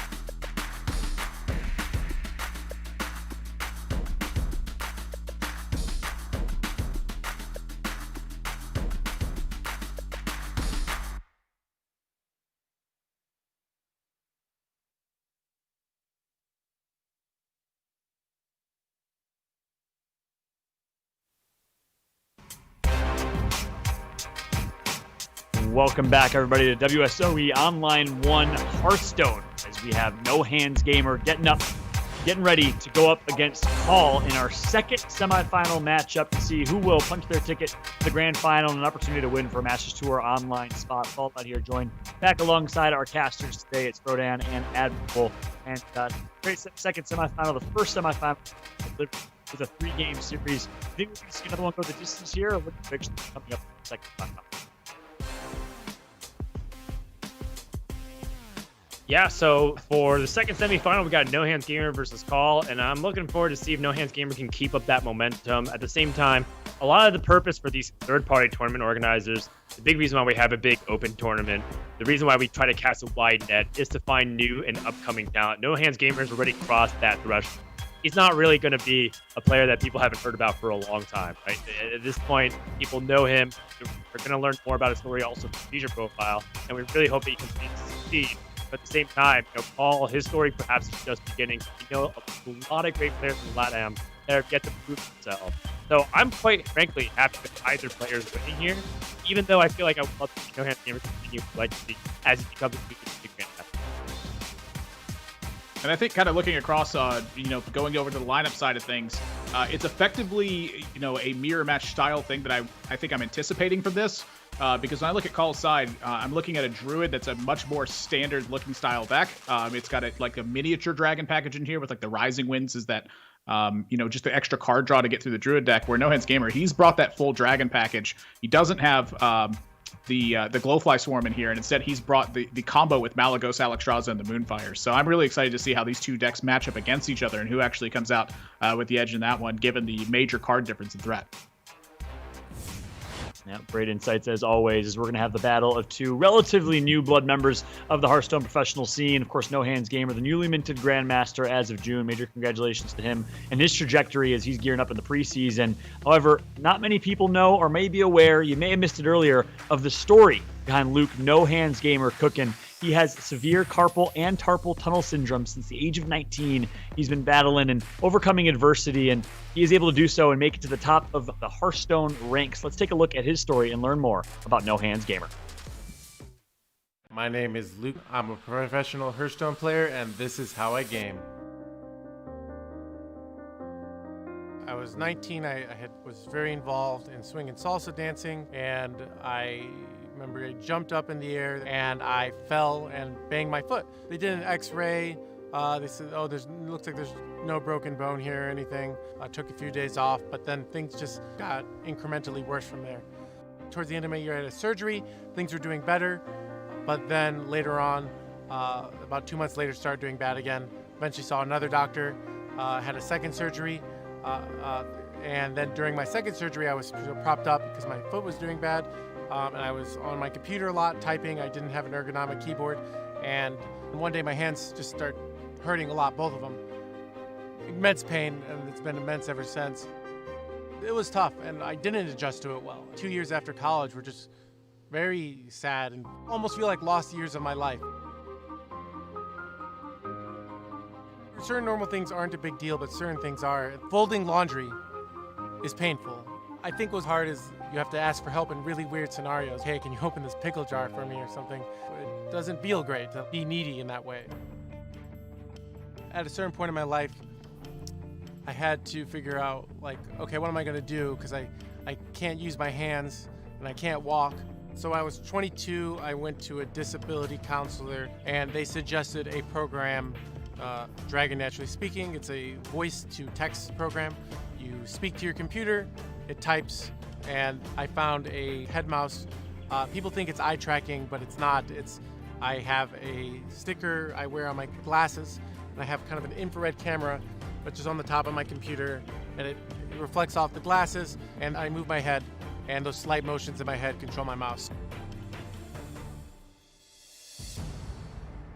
Every turn has 90 seconds in Hearthstone. A lot of turns are very simple. They're absolutely no problem for me, but certain turns are very complex. And what's hard on the complex turn, not only you have a lot of actions to do, but usually there's a lot of thinking involved. So I will have to be much more aware of my time. I have to think time as a resource, not as something that's just infinite. And often I have to have a lot more things on autopilot. So if I'm playing my warrior deck, For example, where there's these complicated, risky skip returns, I'll be aware of, okay, there's this many minions on board. I have this many cards in hand. If I do a brute, it'll be this much mana, and I can battle rage for this many cards. I have all those complicated things on autopilot and really well rehearsed because I don't have the luxury in all situations to be able to just click really fast. So I need to have that down so I can execute the play. Me having health problems is not unique. There's so many people who figure out a way to keep living their lives, keep going, and life is long, and you know, maybe things are really bad now, but you know, you don't know where things are going to be 3 years. Something that you think was really bad, something good comes out, you know, so just keep that persistence and hope for the next opportunities.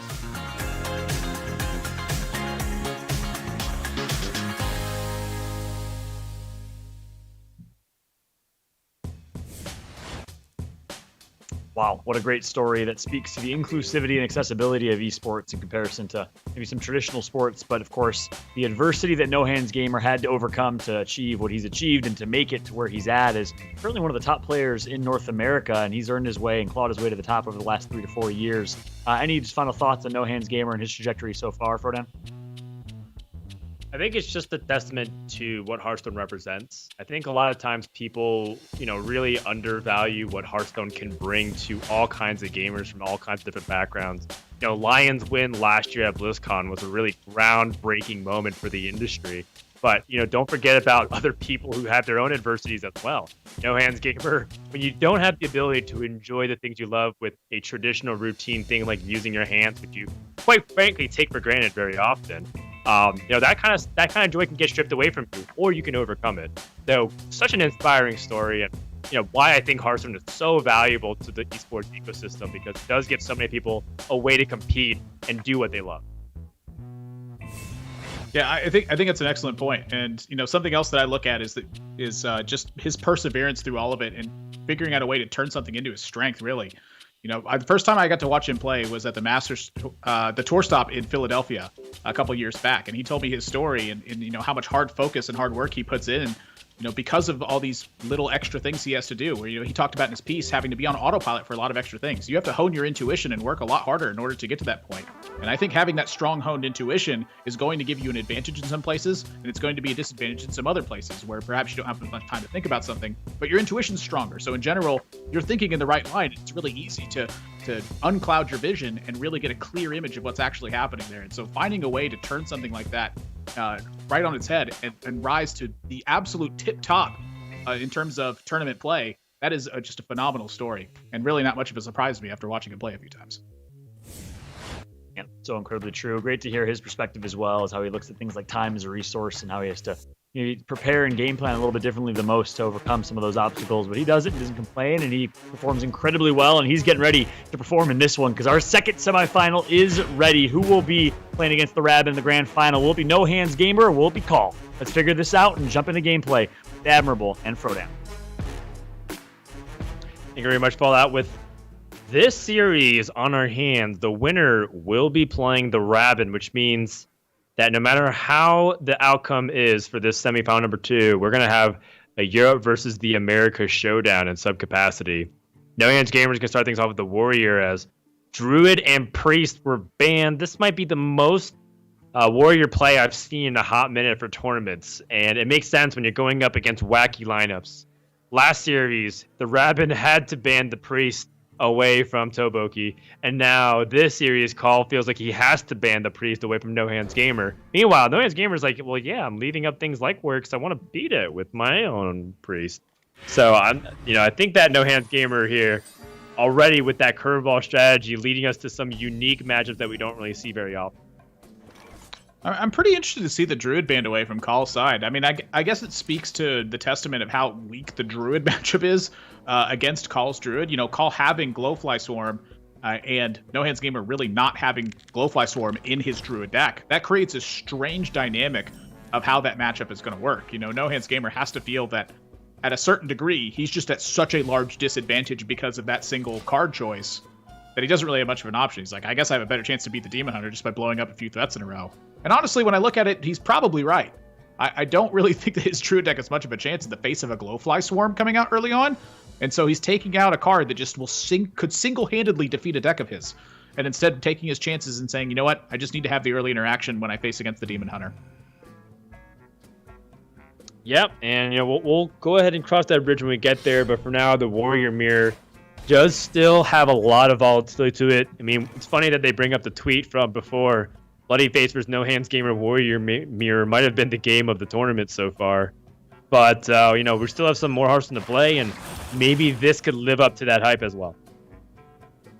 Yeah, I mean, that was quite a lengthy game they played. It went down to the actual last cards that both players had in the deck. And so when you look at these two Warrior decks side by side, the biggest difference I notice is the extra top end that Call has brought into the deck, including a natural copy of Captain Greenskin, and then also having a Deathwing Mad aspect in there to be able to offset some board positions where you get to some, kind of sticky spots and have some trouble handling things.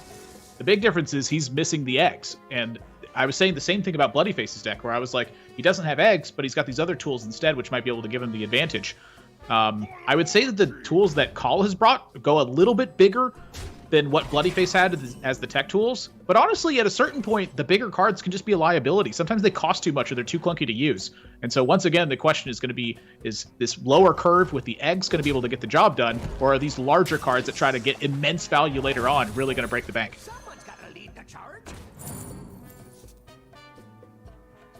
An immediate play for the Skyraider, which gets a Hent Clan Burglar. We talked about how Warrior generating cards sometimes can be that X factor. Hent Clan Burglar could be potentially one of the strongest cards in the game if it ends up just getting you exactly what you need. Very similar to that both pair of Scoundrel effect. Yeah, I remember when Hent Clan Burglar first got introduced, alongside Vendetta, and that was like a linchpin tool for a lot of rogue decks for a very long time.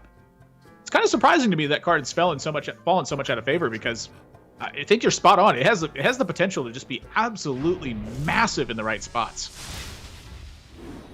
Yeah, I think it's just because Rogue wants to stick very closely to the Galakran game plan, and therefore they want to keep their decks very lean and efficient. If they do play expensive cards, it tends to lean more into the strategies that they want to do. But it's not bad by any means. I guess it's just not good enough. But you definitely bring up a good point. Like, why aren't more people bringing that card these days? That being said, this might look like an opportunity to play it. It's just a weirdly strong card. What now? This is a really tough turn for Call, by the way. I mean, you have 10 cards in hand first off, so your anchor is, right away, it's looking different than it normally would. And so what my head is at here is for Call, he's just got to get some hand size management going this turn. Perhaps that leads you to making a weaker play overall, but, is throwing away an entire card by overdrawing something going to be a better plan? And the answer is probably not. Yep. Looks like the Blood Boil Brute play just for tempo. Even if Blood Boil Brute isn't what it used to be, it's still a very reasonable minion to put out for 6 mana. For the longest time, I didn't even realize that card had gotten changed. Like, I was just still playing, and I was like, it's like, didn't this card get changed? Wait, hang on a second. I was like, oh, right. Oh my. Just to be better. Yeah, it's still really, really powerful because mainly the health and the rush effect. If it does lose another attack and go to a 4-8, I do feel like that's when it starts becoming a pretty significant deal, because there are a handful of minions that you do want to kill off at 5 health. But, that doesn't really matter too much in the context of warrior matches, because most things have 3 health or less. Oh my goodness. Boombot's that's going a to lot face of damage. Each.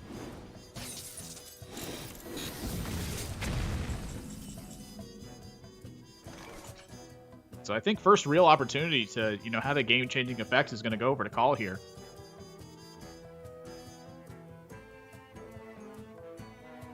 This is some really strong potential in hand. Yeah, 10 cards in the hand. Does have enough mana to go for a Rampage and a Bloodsworn Mercenary, so that's the first thing that I'm looking at. Just to kind of, press in here. That's true. He would eliminate 3 bodies on the board for doing that. This is a strange spot. I don't think I've found myself often in a situation quite like this in Warrior. And so my head's a little bit foggy. Like, what's actually the best? Like, do you need to play a Risky Skipper? If you play a Risky Skipper, you're kind of accomplishing all the same stuff that your opponent's going to do with their board anyway. Like, you're giving them a 3/4 from the egg. You're giving them another... You're replacing the Boombot that's in play. You're giving them 5 armor. Like, I'm not sure how much this accomplishes. So if you're going to play the Risky Skipper, I think that the first thing that has to happen is you got to trade the armor speed. Right. It makes a lot of sense, but doesn't make it any less painful. Oh no. That is huge. I mean, Well, No Hands Gamer was falling into a really tough spot in this game, and killing that extra 8 attack minion, like that, the landscape is completely changed now. jeez, there's some big swing. Shotbot's really stirred. Yeah, this is actually becoming a bit of a problem now. Like, I think from a top-down perspective that No Hands Gamer has probably just gotten more efficient use out of, the pound-for-pound use of a card. Right. And, Call perhaps looking at the resource count in his hand and thinking, well, I could afford to be a little inefficient, but, now you're behind on the board and your development tools are pretty weak. I guess he could play weapon plus the Hench Clan here. Yeah, that's true. I think ideally in this scenario, something like Hench Clan Burglar is going to be better when it's like closer to your final cards. I think the ideal circumstance when you have a card like that is just to trade down resources, like to get the board state to even and then break serve by having a card advantage tool. But you're under pressure right now, so that's not exact. It's easier said than done, is really what that boils down to. Right, and then the other side of it is his development beyond that is not anything meaningful. Right, he has 4 mana that he would be floating. He's not going to play a second copy of Bloodsworn Mercenary. He's going to hope that this Lackey maybe can shape up instead. And I mean, the base Lackey is a play, but it's still very weak.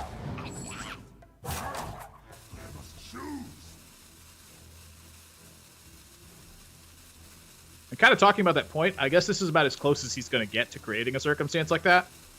And so now what I think a lot of this game is boiling down to is tempo plays. What? That's the shaman spell that makes a bunch of... It's like 5-6 taunts? Storm elementals. Yeah. Eye of the Storm. It's really, really powerful when it comes off of... What's up? What's the overload on that? I think it's overload 3. Either way, I see that card really often when my opponent plays Puzzle Box with Yaxaron. And it is, when they get it for free, it is really, really powerful. And, I mean, Call kind of got it basically for free. Didn't have to put it in his deck. I mean, it's not really free. You're still paying 10 mana plus the overload cost on it. But that is an impactful card if you can get to it. Just falling behind on tempo. When you turn the games in these weird value wars, oftentimes the way that it's offset by the player who is, quote unquote, losing that value war is by tempo. You just pick up the value in a different way. You're like, well, sure, you have all the extra cards in the world. I'm just not going to give you the mana to spend them all. You launch an assault, and if your opponent, has nothing but card advantage tools, it's really hard to fight off that assault. That damage adds up to so much over time that it gives you a window of opportunity to actually kill your opponent. And in this spot, look at No Hands Gamer's hand. Grom, Risky Skipper. Those are basically the last 2 cards. There's 10 damage represented directly from hand right now, and Call is struggling to really handle the pressure. Right. So if he plays his Risky Skipper with no Armor Smith, that's Call's attempt to try to stabilize the board. Can play Captain Greenskin and face this Lackey and some of these other cards to help improve his chances of clearing everything. One of the first thoughts that came to my head in that spot. One of the first thoughts that came to my head there was just, like what 2 dropouts can I actually get in a spot like this? That was the very first one, and I think that Wild Pyromancer might have been the only one. I can't really think of anything else. And that's game 1 over to No Hands Gamer. Tempo was king in this one. Yep, No Hands Gamer played really well to his hand, and overall This feels so bad as Call. He died with 10 cards in his hand. I'll show you who That's not a position you want to be as a warrior. You feel like you had a lot more options. And with that big swing on the board has led to No Hands Gamer 1 game away from going to the grand finals of WSOE 1. This is exactly the question that I had in my head. Was just, are these expensive tools that are meant to get this damage done in the end game going to be enough, or are they going to get stuck in hand? And in this game, they got stuck in hand versus Eggs. All right, well, we're going to take a break, and when we come back, game number 2 between No Hands Gamer and Call. Stay tuned. We'll be right back.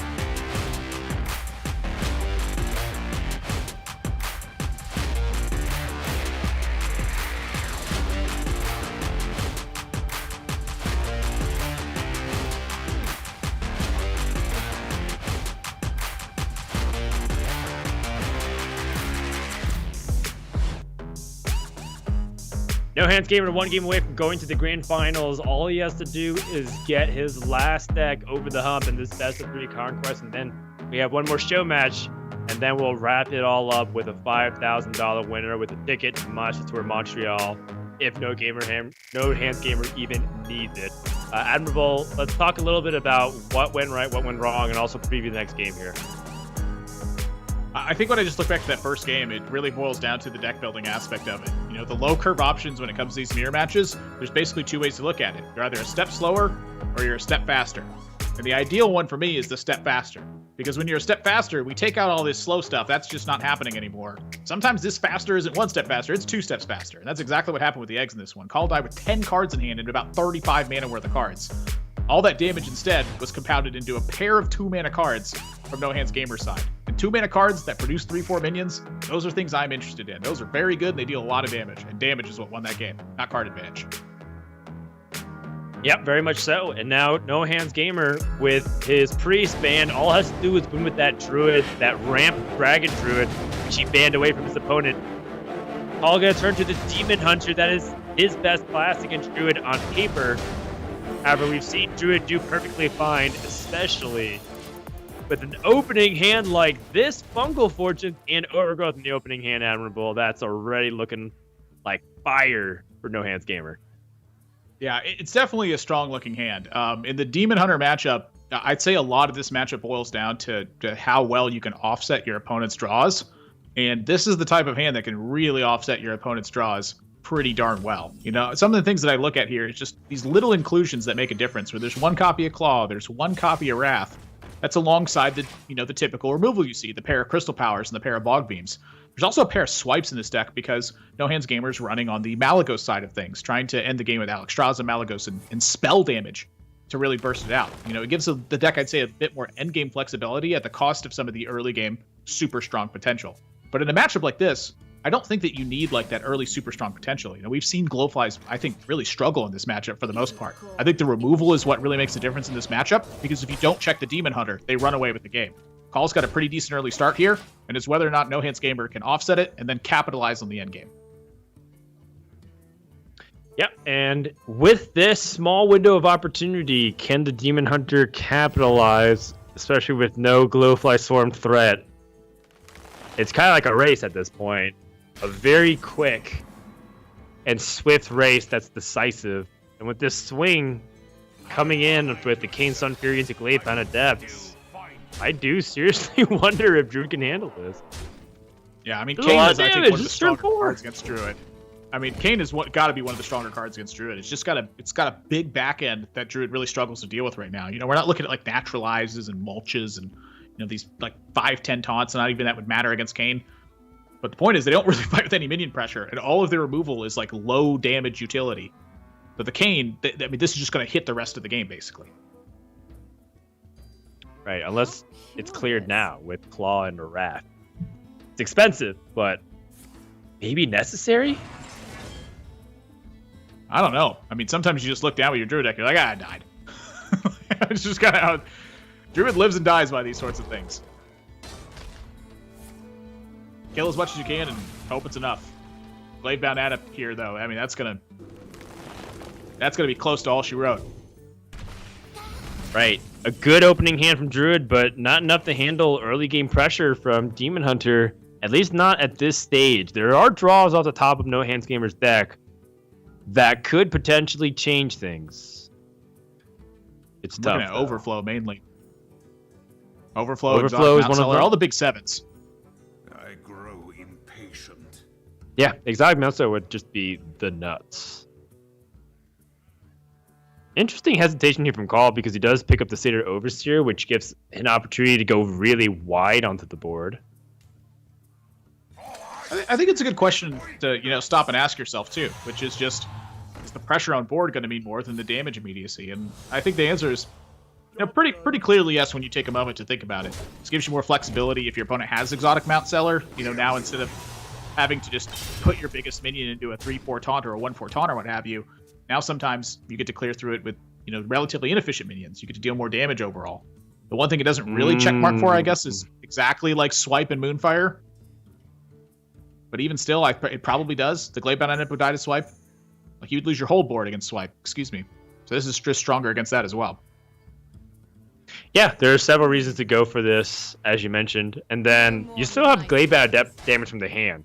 Versus Satyr Overseer, if your opponent gets like a taunt board, you have no ability to leverage that for damage.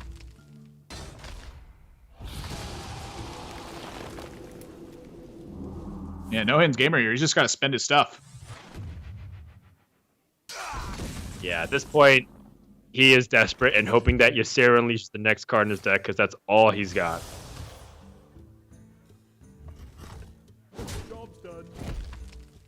More damage piling in. No Hands Gamer has pretty much just nothing. Breath of Dreams is at best a cycle right now. Another Swipe though. Okay. Yeah, he's just got to draw the big 7s. I mean, he's had plenty of removal. It's now quite literally about having found the 7-cost cards. No more niceties. Jeez, but he has Wild Growth, and that's another dead card for another turn. I think Wild Growth might have been the worst draw in the deck here.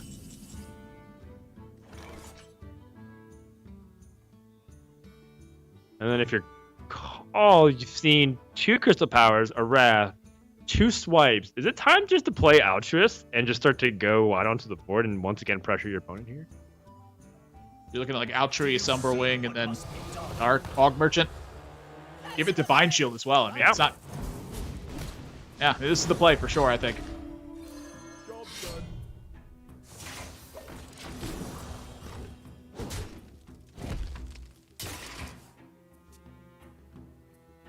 Needs a big draw. That could be it. Okay. I supply only the finest All right. creatures. It's decent. You need like a pair of rushes off this. Zixor. one. Oh my god, he gets it! Okay, so what if he So the hero question for No powers Hands- and kills the Altruist? That's the question, right? It's the hero power versus the wild growth for the minion. The thing is, by killing the Altruist, you protect your Mount Seller as well. Oh my gosh, a single point of damage? Is that what ends this game right now? Yep. All that stands between No Hands Gamer and death. One single hit point, and that's going to do it. Gladebound Adept off the top. There's just too many cards in this deck, in this class, that generates damage. And game 2 goes to Demon Hunter. He can't hold off the pressure. He was pretty close to potentially stabilizing, but, you know, realistically, there was also a chance that he would have just died anyways after the next turn. Call takes game number 2. ties it and goes match point for an opportunity to go to the finals versus the Rapid. We're going to take another break. When we come back, we're going to have game number 3 between these two players for a spot in the grand final.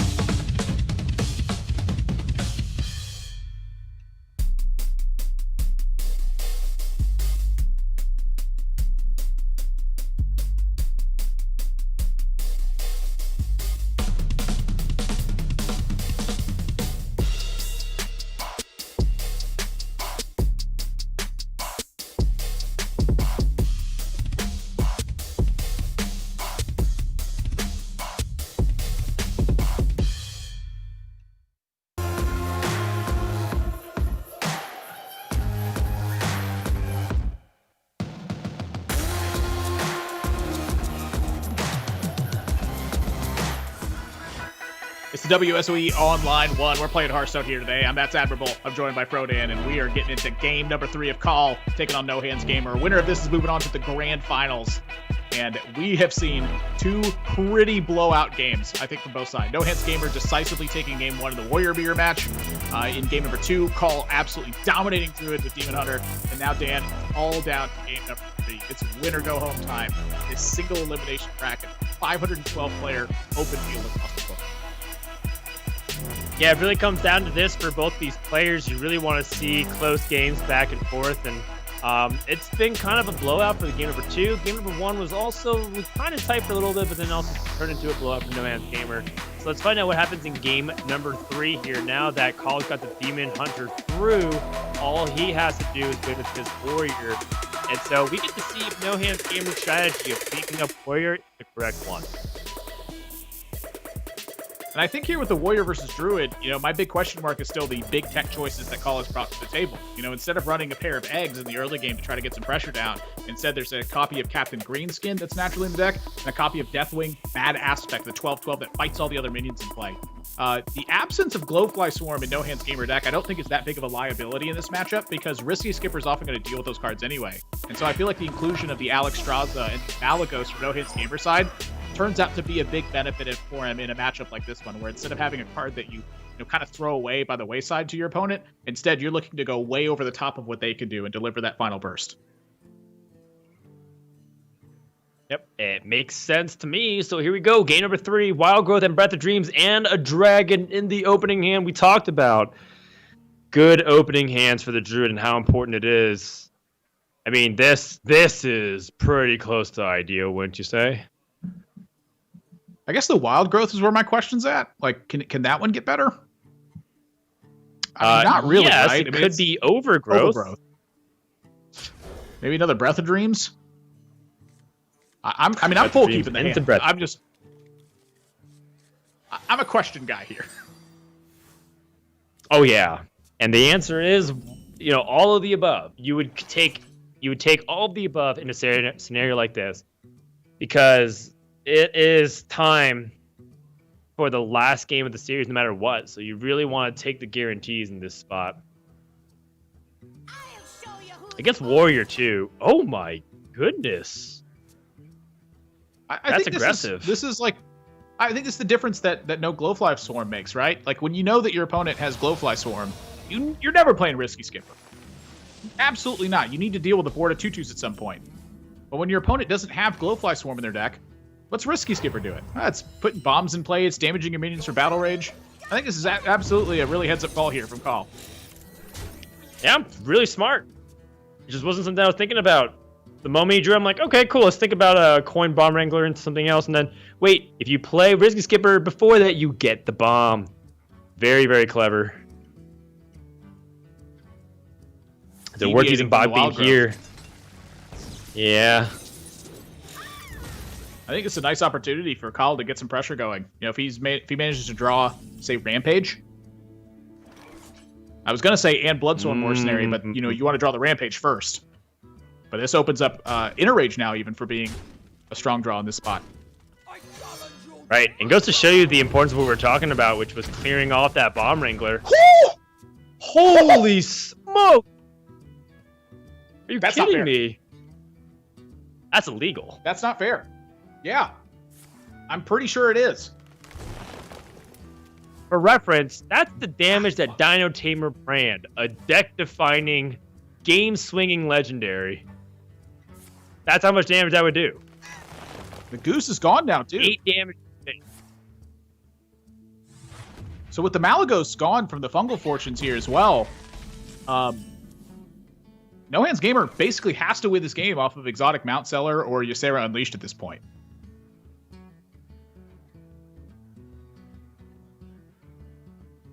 Yeah. The ramp is starting to get a little bit kind of crazy, though. Like, No Hands Gamer is going to, you know, at one point almost double the amount of mana crystals that Cole has on one turn, because he has access to 8 next turn. But it does look like he's setting up for a clear overflow. And that's the thing, too. No Hands Gamer was okay taking damage early, because he has overflow in hand. I just don't think he was prepared to take that much damage. 8's a lot. Like, a lot. Yeah. It's more than a fourth of your life, and you really need to protect that against a deck that's willing to combo you at the late stages of the game. Does have Bog Beam, which is, you know, very crucial. Finds the Ysera Unleashed with an opportunity to draw more cards in Fungal Fortune. So these things are looking up right here for No Hands Gamer. A really strong set of draws. Really, Exotic Mount Seller's the thing it's missing from a hand like this. And even then, you know, just not really missing it, to be quite honest. He's got a lot of plays lined up.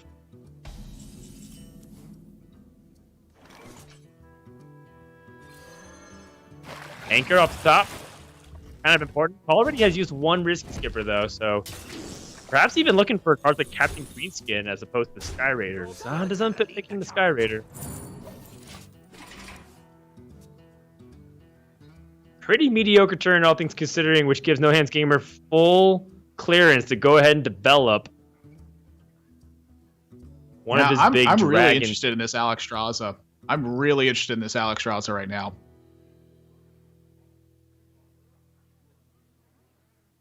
Yeah. I have, you know, admittedly, I haven't played too much of the Malagos variants of this, but when I've seen him played, and, you know, playing from the Warrior side, the one thing I know about the Warrior deck is it really struggles to deal with big early minions. My dream is your nothing. It's just that this is such a balanced approach. This minion can handle the board presence. And it's also investing into every single time you draw cards now. Yeah. It's just that if you play the Alexstrasza offensively, that you would be setting yourself up that if you do need to play your Ysera to follow up, gosh, another face damage to the face. You just be playing a little bit too slow, I think. But this is a good time to play your Ysera Unleashed, I feel. Yeah, the other thing, too, is if you use Alexstrasza offensively here, and say your opponent's able to offset it with, like, a Risky Skipper Armorsmith turn, then all the Alexstrasza was an 8/8. That was it at that point. So why not save the Alexstrasza, have the, you know, the potential to use it defensively, but at the same time also use it offensively to end the game, rather than to just perhaps give you a momentum advantage. So I think when you kind of draw up all the plans here, the Ysera makes sense. Yep, you establish a big enough board where maybe Ysera just ends up being the kill, and that gives you flexibility, which I think what the Druid lacks. A lot of times Druid feels like they have to only do one or two things at most, but holding that Alexstrasza gives No Hand Gamer more options to plan out in the future. Yeah, I think that's an excellent point, actually, is that Druid, you know, very oftentimes it feels like it's lacking flexibility. You know, kind of ironic for a class that, you know, has all the choose one effects kind of meant to be flexible. Really, a lot of times it's just not, because it's always facing down pressure. Right. And look at Call, going for the card draw, recognizing that he has the Bloodsworn Mercenary and the Kor'kron Elite. The thing that's lacking is a damage activator. And so No Hands Gamer is at 12 life. He does have Crystal Power, so he's probably going to end up leaning towards that. Finds an Iron Bark as well, which is huge. Bad dragon. Right wing is dead. Looks like I'm here just in time.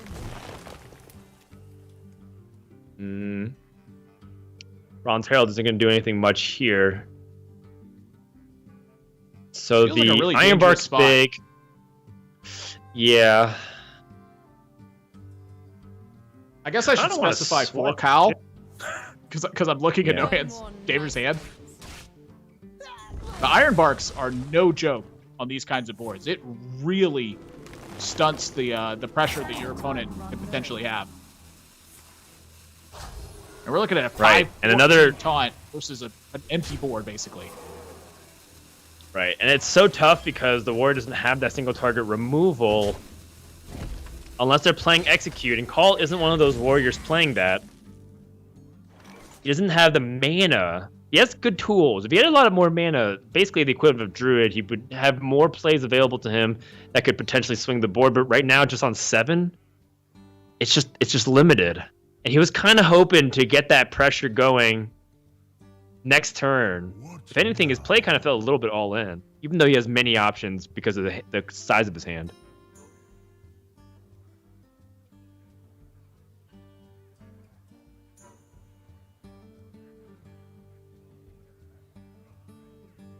Golly, I feel like I'm having trouble drawing this one up. This spot went from Right. tough to just horrible. Yeah, and it could have been much worse, too. All things considering, Call is very fortunate that there weren't higher impact dragons summoned on the other side. Speaking of which, we still have to worry about that Alex Straza with 12 power showing on the other side of the board. Alex Straza plus change would be the game. Call's going to go for the charge combo to clear off the board. I think you just lose too much so position if you don't. I mean, this is disaster if you're on Call's side. Another Dream Portal.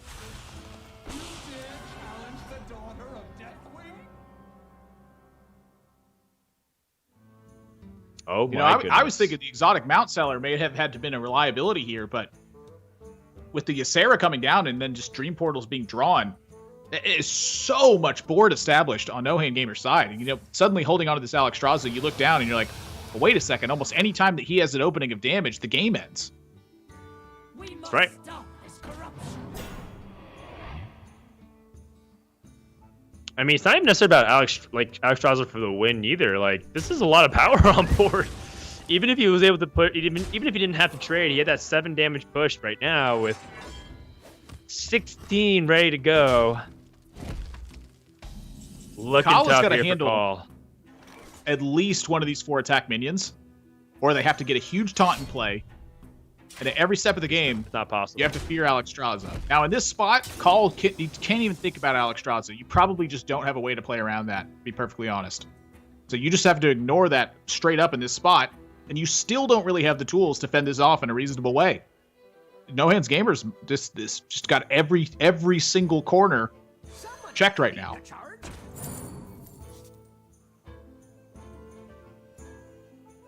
Board Pillager, more weapons that he doesn't need right now. He needs to defend himself.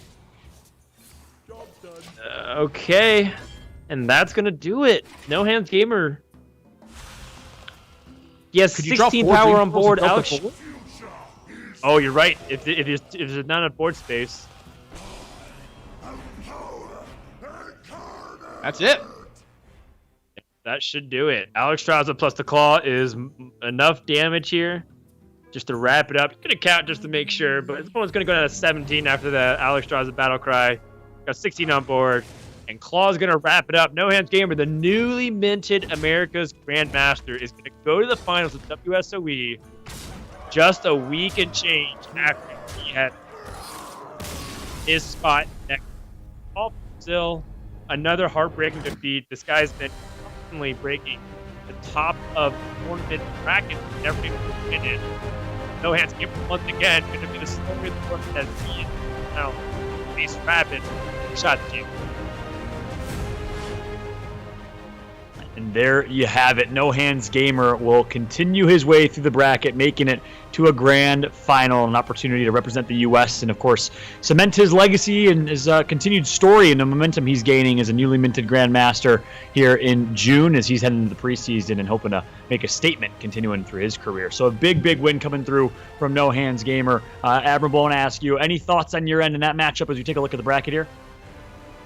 I think that just one of the things you have to look at is the strength and understanding that No Hands Gamer has exhibited in a very large way. One of the big things I look at is just going to be the bans from that previous match. No Hands Gamer banned away the Druid from Kyle's side, like a very unusual looking ban. But when you line up the decks side by side, one of the biggest problems for No Hands Gamer's lineup is literally just the card Glowfly Swarm. It's a card that he has a lot of trouble dealing with, and he said, you know what, I'll take the matchups that are going to be tougher. I'll put the pressure on myself to have to handle all these minions that are going to be thrown at me in aggressive ways. I just can't face down Glowfly Swarm. It's not a card that my decks can beat. And so he got that out of the way, and that's, again, it's an extremely unusual ban. But once you saw the games play out, you see exactly why he took that out of the equation. Because if he faces a big board of minions all at once, that's when he's going to have trouble winning games with that Druid deck, not when he has to handle them one by one. You look at Druid, you look at Priest, Mage, you look at Demon Hunter, and just Hunter itself. These are 5 different classes that No Hands Gamer has banned in this tournament.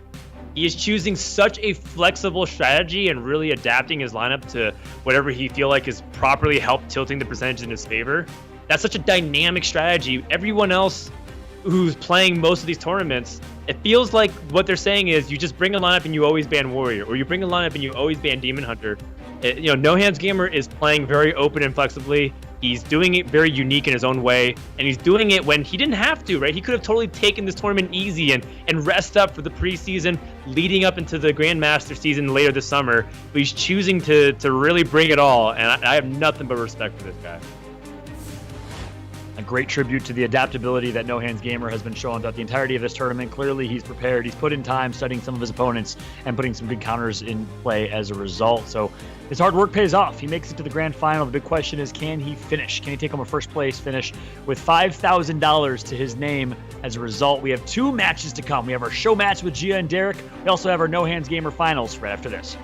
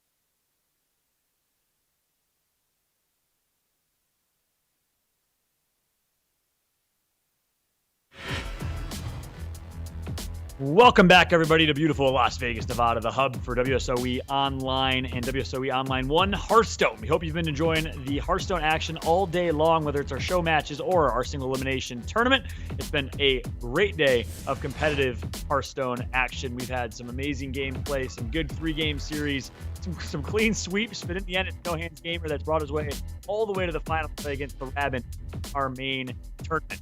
However, we're going to take a little bit of a breather from competitive Hearthstone as we're gearing up and getting ready for the first short from a new animated series titled Mona TV, about the life of a fictitious streamer, community, and her friend. We hope you enjoy it. Hey everyone, Mona here, live at my place. Don't judge the garbage though. We're opening an entire case of Hearthstone cards today and trying not to leave the room a huge mess. Nope. Nope.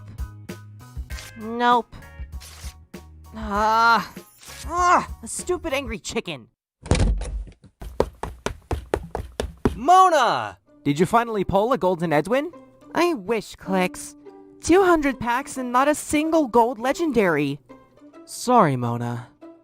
Hey, it looks like your audience can't believe it either.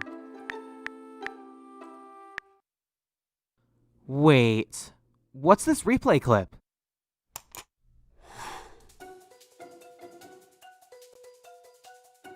Ouch! You okay? Yeah, I accidentally stepped on a forked lightning. These things hurt.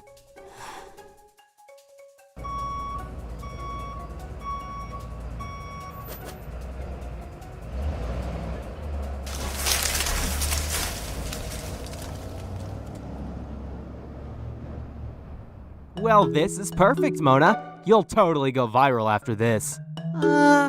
Please don't promote me on fail stream again. I'll go delete the post.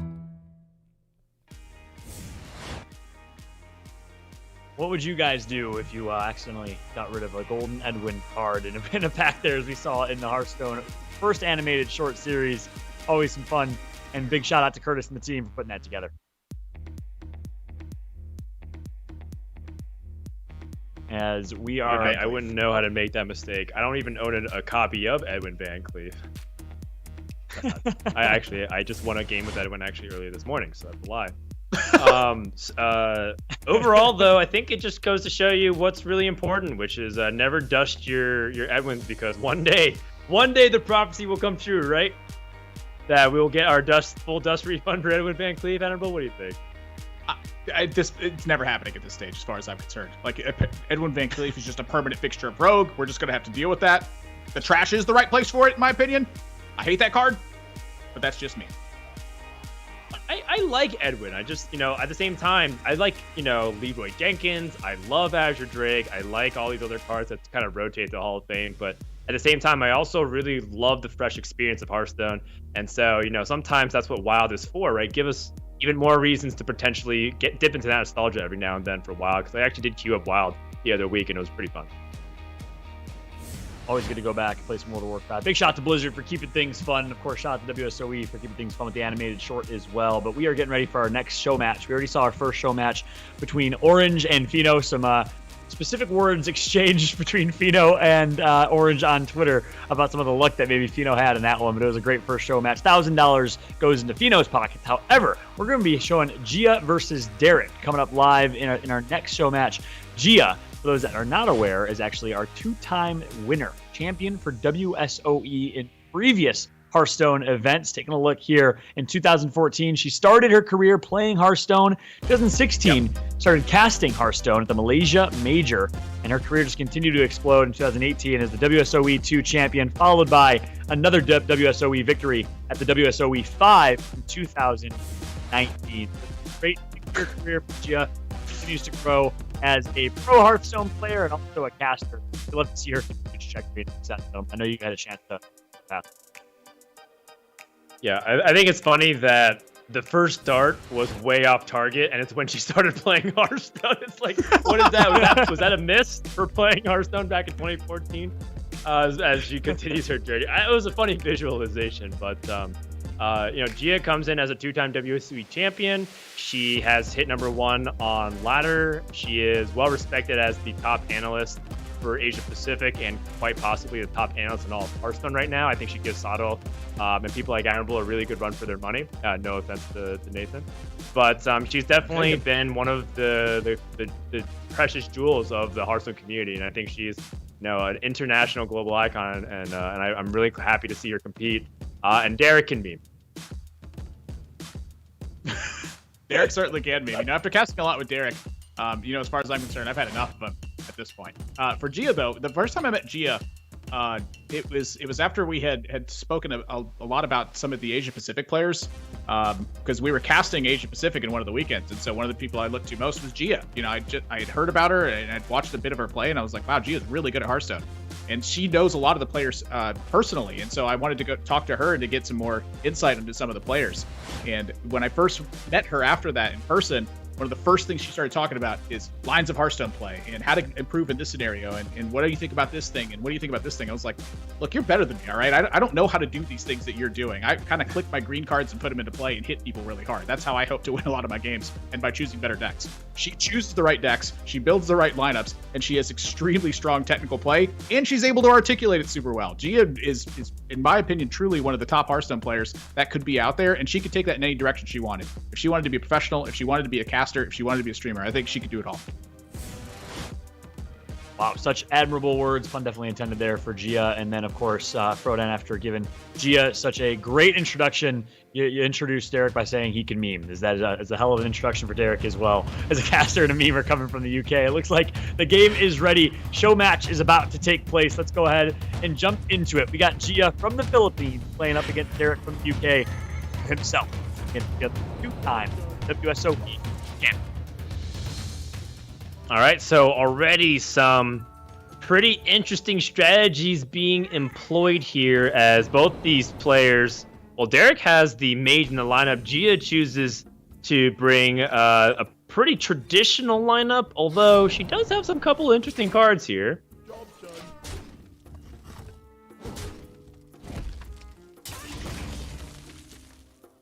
And right off the bat, I'm trying to see if I can pull up the show match deck list just so that we have it here, because quite honestly, I just want to make sure that I'm kind of providing the proper coverage. But Gia is going to be on the rogue as well, so we're going to start things off with a rogue mirror. And Derek does have the non-warrior ban. He's choosing more of what other people are choosing to do, which is ban Demon Hunter and give decks like Mage an opportunity to really shine against classes like Warrior. So I'll see. I wonder if that, I wonder if how much that actually comes into play here. I wonder how much Derek is trying to lean into more of his competitive side, because one thing people don't know about Derek is that he's actually super hyper competitive. In fact, out of any of the HCT casters or Grandmasters casters in the past, Derek probably rages the most out of any casters whenever things don't go his way. And it's actually kind of surprising, but I did not actually discover this through Hearthstone, because I saw him get, pretty infuriated by Hearthstone. But the number one thing that actually made Derek most mad when he played Smash Bros. Because after we just kept beating him time after time, I had seen a side of Derek that I've never witnessed before.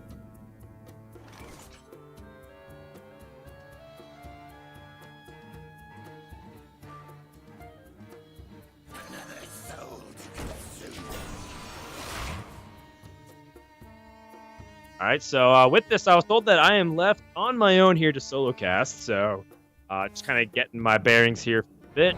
Gia is going to go ahead and try to fight back with the Seal Fate and invoke that Galaxy. Uncle Stalker does have the opportunity to give her some coins that she's able to use up, playing into a factor here, given that in the Rogue Mirror in particular, it does tend to be about who can establish better tempo mid and late game. It's constantly a struggle for the state of the board, and a lot of those small little lackeys give you incremental value over time to build into a sizable lead. A couple of X factors do. So where are the cards? I think that if he did become which is pretty interesting, but I'm not sure how much that's going to actually come into play for a while compared to some of the other cards that she has in her hand right now.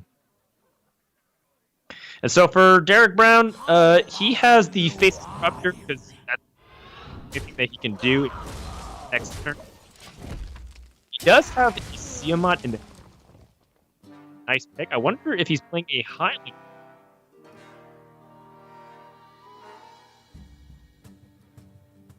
And I finally have that deck.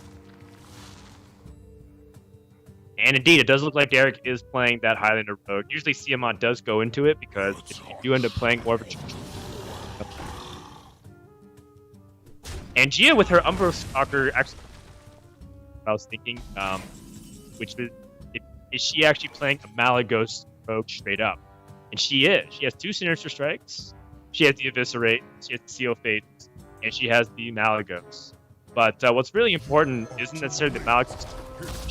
That has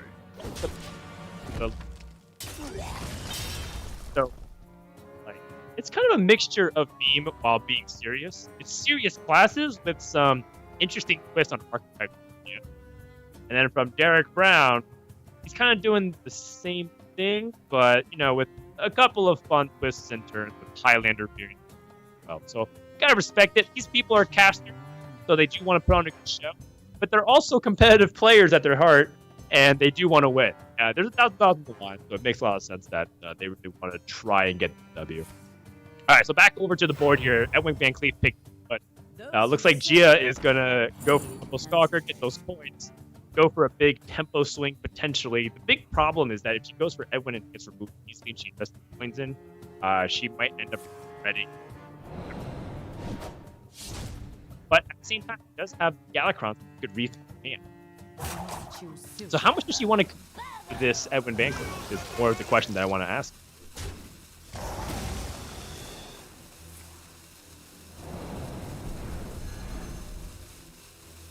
All right, and I apologize for my microphone. I'm going to go ahead and check that, and welcome Adam back, and Adam recover while I figure out my microphone. Hi, I've returned, and I'm in the middle of a game. Surprise, G is winning! Well, I don't know what I sat down to, but 2020 Edwin is... Umbral Skulker, that's the card, right? The one that makes the coins? Yeah.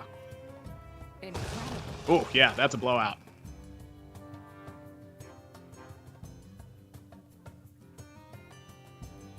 Seasons as GM for Gia, Fat Zero. I believe that is a quotation from the fact sheet.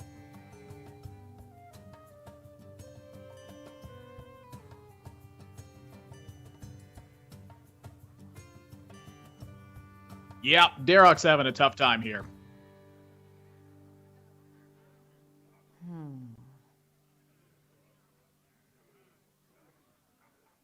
He's just got a Galakron, right? He has to draw the right card and deal with Edwin. That's the only thing Darok can do here.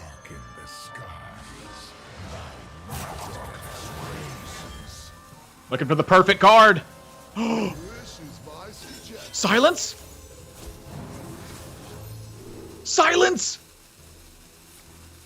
And then Darok can Shadow Step the Zephyrus if he wants. Whoa, that is a huge draw! Wow. I will destroy you last.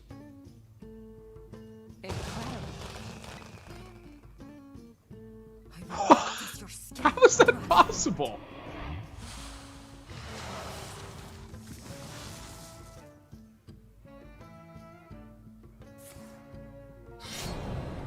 Good old Highlander decks. Did you get interest in charging up her own Galakron here, trying to have a colossal turn of her own?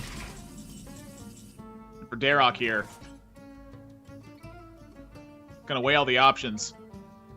My instinct says to Zephyrus, but I'm looking at Wind Fury with Siamat being pretty effective here. It wipes out a 4/5 and a 6/5. Preserves the Zephyrus in that instance. I think that Zephyrus is going to have to come in big if Darok's going to win this game, and I think if you use it here, you're giving up too much. Russian Wind Fury here.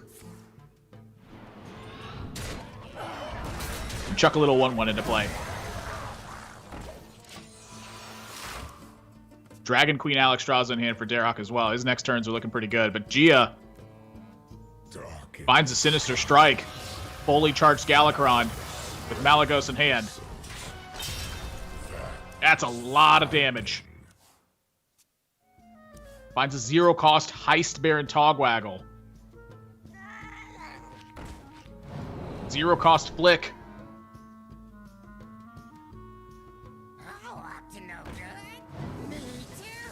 That's a lot of extra minions.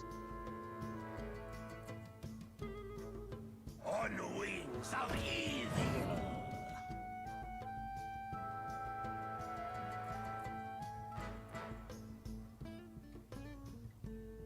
Whew.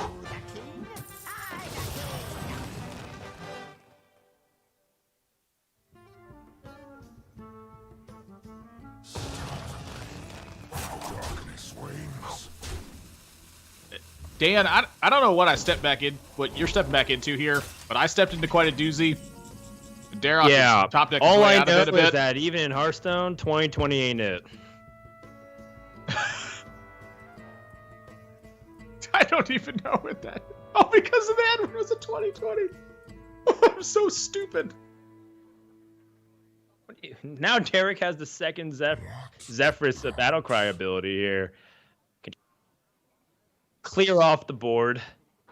Has an opportunity to probably just straight up clear it. It'll offer you Flame Strike. Is there anything else that's just better than that, though? Because I think you want to use this turn to develop. Part of the problem is that if you end up playing reactive in this matchup, you're going to get hurt, especially when your opponent just played a Heist Baron Togwaggle and get a bunch of free cards, because then you have to answer another big tempo swing.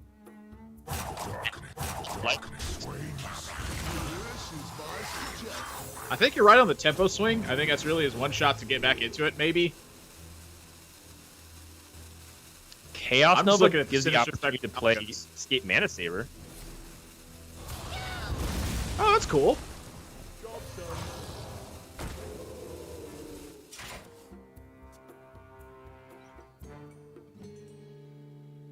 Okay, so what's Gia do here? She has a Twilight Drake, she has Face the Slacky, and then she has the Wondrous Wand, and then let's see what she draws for that.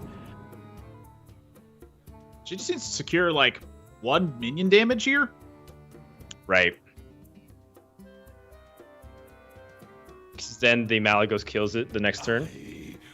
Yeah. Just hand Space Wand with the most resilient threats. That makes sense, too. Oh, Okay. yeah. Well, that's game. Will act as your skill. Wait. Darok could get Nozari off the Dragon Queen? That's true. And Gia investing her damage preemptively does make Derek even more incentivized right now to go for that.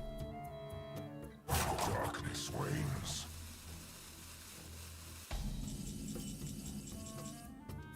Oh no, Derek Brown.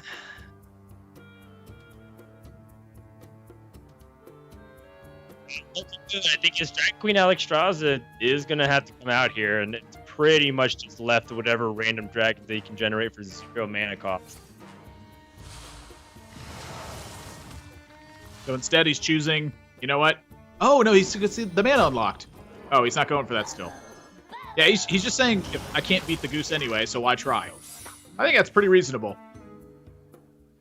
It's reasonable, but now it's kind of like he could... Yeah, I guess he doesn't die to the double Sinister Strikes, but he could also die to Eviscerate. It just seems like there's a lot of things that he's dead to, so Derek's taking the very optimistic route. Fireworks. I have too many fireworks. Oh, he's getting styled on, too. Oh yeah, too I many didn't realize cards, too many Gia was such a emotes, too VMer. much money to handle with all of these $1,000 kind of piling into Gia's bank account.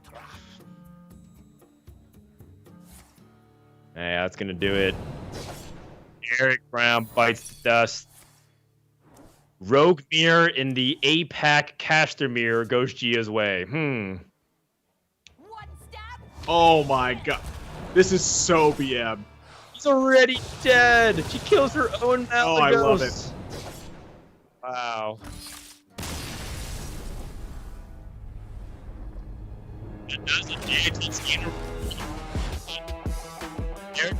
Has one final chance to save the beats. Get relics from Apex Masters. I believe that's what's up, right? I'm kind of losing your mic feed a little bit on my end. So I'll just assume you said something brilliant. Absolutely, Frodan, I totally agree. So we're going to go to a short break. When we come back, we're going to see if Darok can turn this match around or if G is going to sweep 2-0.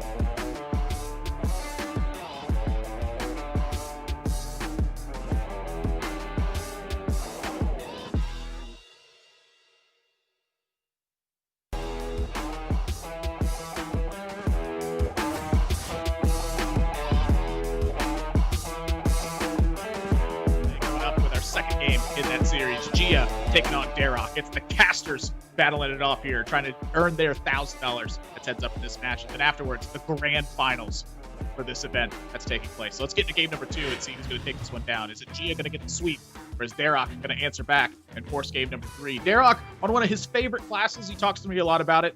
Even in times when Mage hasn't been that good, he said, you know what? I just like Mage a lot. Even if it's bad, I just enjoy playing Mage.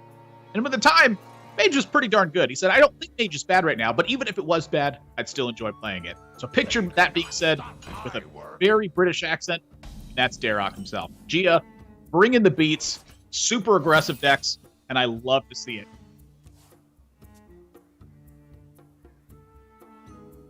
This is just not like your typical aggressive deck either. This is like full Pirate Warrior aggressive. Captain Greenskin is the most expensive card in the deck. It's the only 5-cost card in the deck. From there, it is all pure curve and damage. 2 copies of Oral Strike, 2 copies of Heroic Strike, Ankar, the Live Wire Lances, Sky Barge, Pirates, and a Blood Mage Thalamus. But for Darok, this is the kind of matchup where you got your work cut out for you. Darok's running the Highlander Mage deck. Loves Highlander decks too as well. He just likes playing them. But I'm looking at this deck list. I'm seeing a few really key cards that can change some things. A timely Acidic Swamp Ooze. Having that Cartoot Defender to be able to restore some health in the midst of a Gia all-in push. Having that Flame Ward in hand to try to shut down some aggressive potential. The one thing Darok's going to really struggle with in this game is going to be aggressive measures. It's the from-hand damage. The instantaneous minion damage that comes down. It's the weapons chipping away. That's where Darok's going to struggle in this match.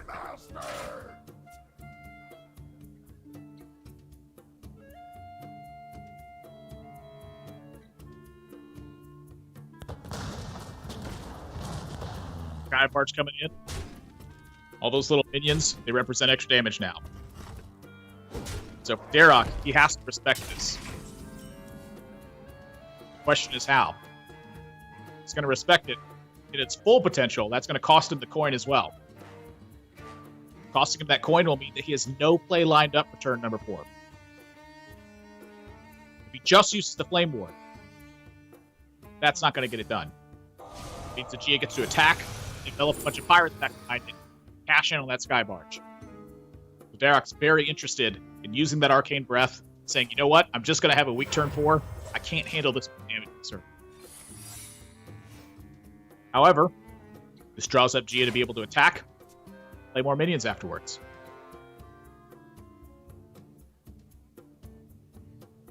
The hand is pretty forced here from Gia.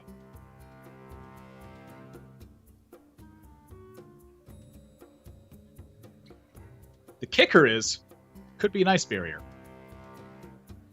But if it's an Ice Barrier, But that means Gia is very incentivized to attack right now. If she just simply develops onto the board and says, you know what, I'll deal with the Flame Ward later, losing a lot of board presence to cash in just on the Skybarge damage. So I think it's very wise here to simply attack. Take the beating that the Flame Ward's going to redevelop the board, and pressure Darok afterwards. Someone's got to lead the charge. Blood and plunder. I must choose. Tossing the mana efficiency with the Heroic Strike. What does Gia care about 2 armor for? Spend the mana. Eliminate Darok as quickly as possible. That's the goal.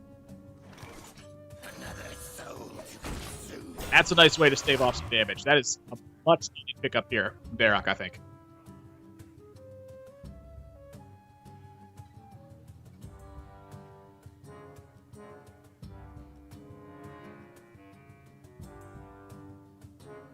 So for Gia, just not an efficient way to chew through this.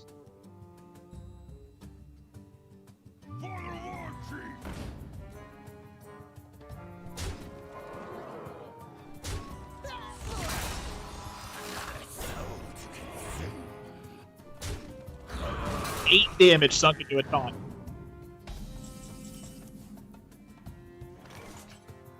That rolling fireball is going to wipe all this away.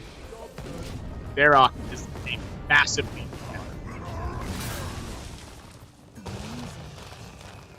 I will crush you. Blood and plunder. I don't think Gia's going to crush Darok this game. Maybe in game 3, but not this one. This one's going to get pretty bad pretty quick. A pair of Wire Elementals, plus 4 more, and 3 additional life.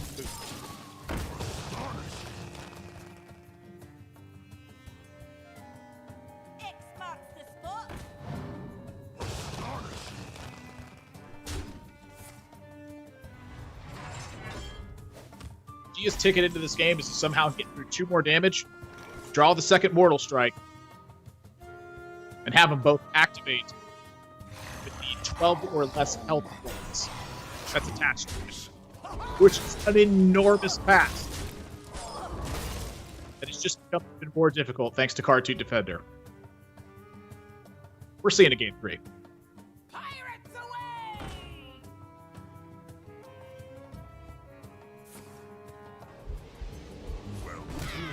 That looks right.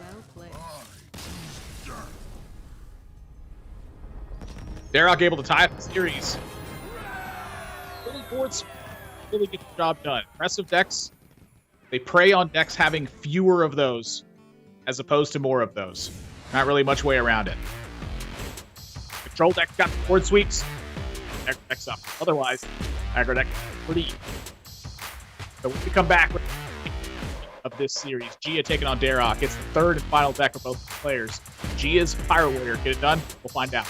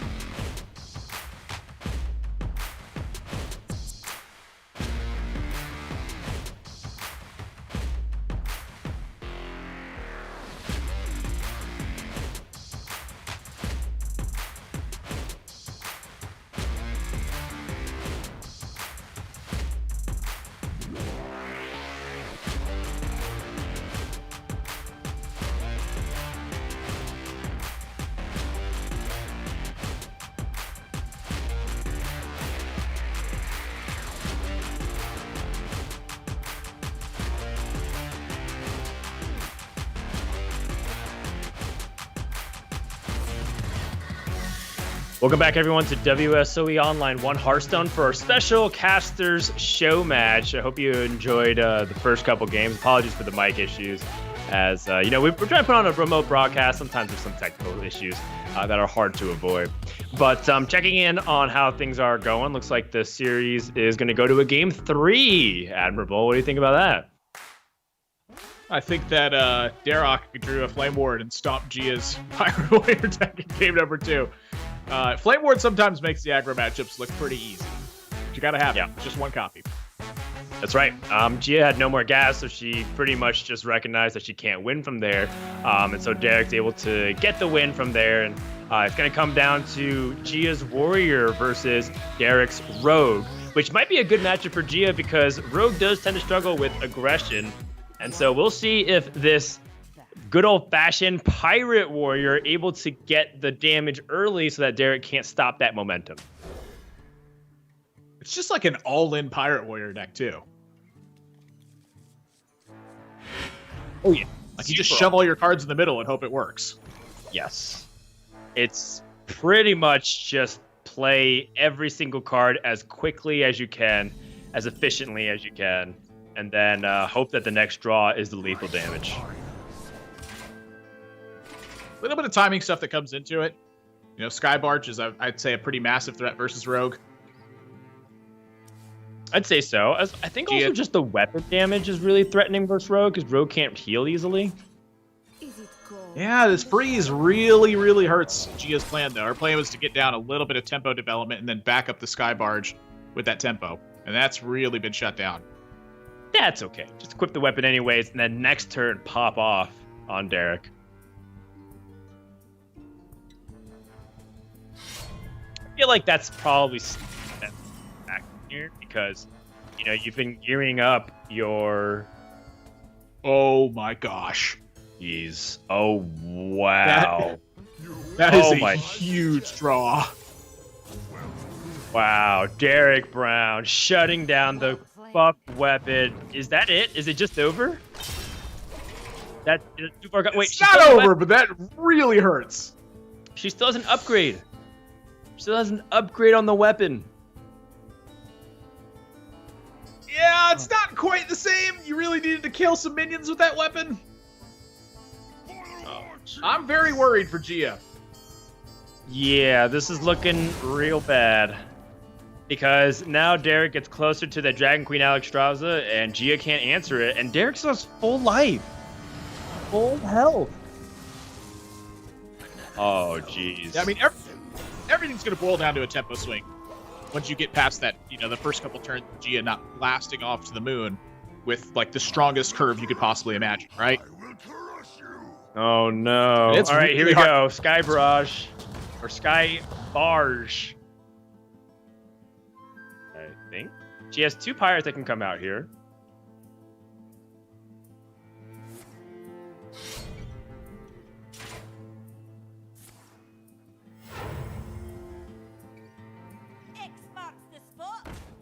Giving her a chance to try to strike back.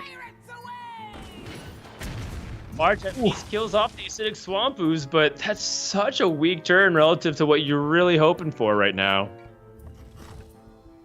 Oh my gosh. Admirable. I can't watch. I can't watch. This is so hard. This is so hard. Look away, Dan! If you couldn't watch that, look away! Oh no. Oh wow. Yeah. Okay, well, you know, this will be a great conversation piece for the next season of Grand Masters when Derek and Gia cover it. Oh my gosh. Yeah, there's nothing really Gia could do. She had one window of opportunity, one chance, in one moment, and she just let it slip. Well, not really. It's more like Zephyrus. I don't think Gia really did anything wrong. Gia did anything wrong. I think her partitioning of resources is pretty strong. Zephyrus just blew the game. Oh my gosh. Derek doesn't have lethal. But there's no way Gia could... Derek could pass for 3 turns in a row, and I think he'd still win. I was certain... I wonder if he could find this one. Like, he's just got such an insurmountable lead. Someone's gotta lead the charge. All right, well, Gia finds the Sackett Sapper, very appropriate for a caster to get the Sapper, and I think that's just going to wrap it up. Gia really tried hard. And she tried to bring some spicy decks. Derek Brown with his try-hard Highlander Rogue decks. Highlander Mage. Nice air quote meme, Derek. Bringing competitive decks while Gia's trying to bring the Pirate Warrior. But hey, $1,000 is $1,000. You take those. We take those. Derek Brown certainly takes a W, and he's going to win 2-1 and earn $1,000 alongside Fino with a 2-1 victory over Gia. And that leads us to our break leading up into the grand finals. Hopefully you enjoyed that little downtime break as we get ready to have the finals between the Rabin and No Hands Gamer. That's right, the conclusion of WSOE 1 online for Hearthstone is about to begin, so don't go anywhere. After a couple minutes, back for the next.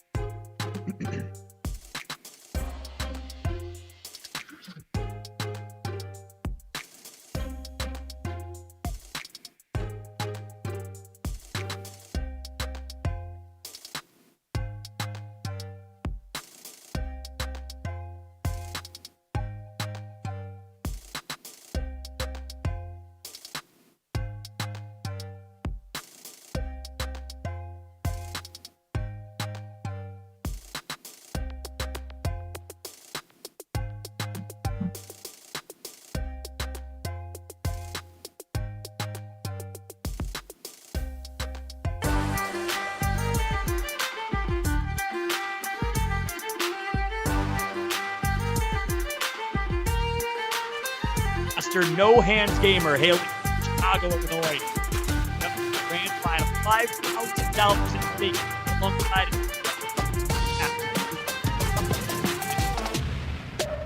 that's alongside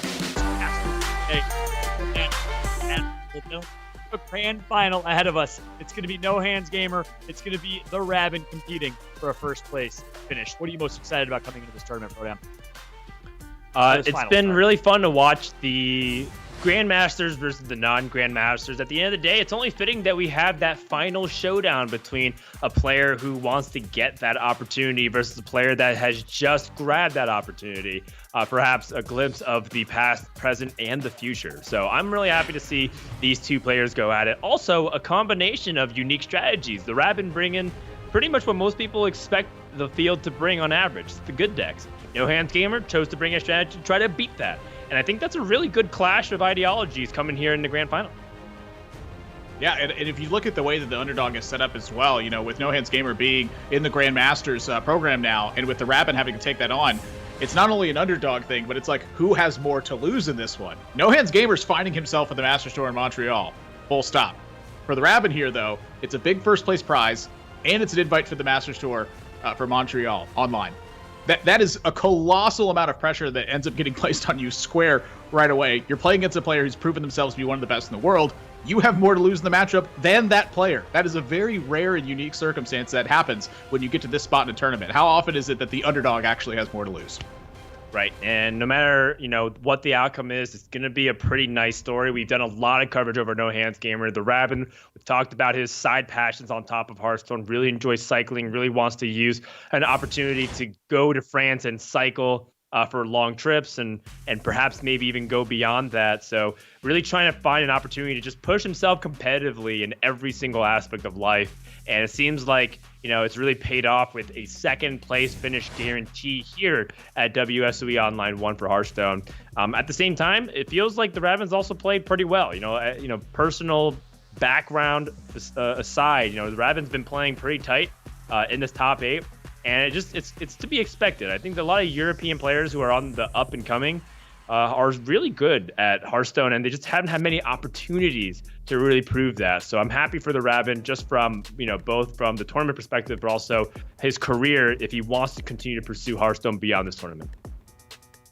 Yeah, from everything I've seen so far, it's been really strong technical play, and a lot of the same things that I've said about No Hands Gamer can be applied to the Rabins from this top 8. A lot of situations where it's an easy opportunity to panic and overreact to a board state that your opponent has presented, instead just take a step back and go, you know what, I just have to take my hits this turn. I have to give my opponent, whatever percentages they're gaining from a situation like this. I can't afford to give up too many tools and put myself at such a big disadvantage just to prevent my opponent from having a strong, turn or a strong series of turns. Oftentimes, giving up some of those tools puts you at such a large disadvantage that there's no coming back. And having that recognition and being able to visualize that many different board states, it's a difficult thing to do, and it takes a lot of practice and hard work to be able to hone that skill.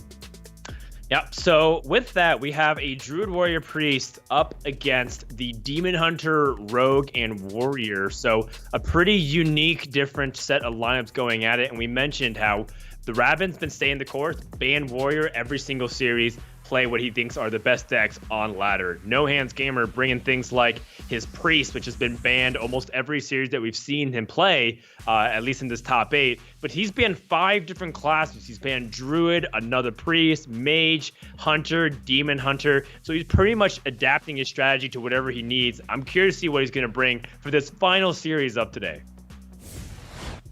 Yeah, so interesting storylines coming into this one. I think, you brought up a great point earlier, Admirable, and who has more pressure? Whose match is this to lose? And I think it honestly goes both ways. No Hands Gamer, yes, he already has an invite to Masters Tour Online.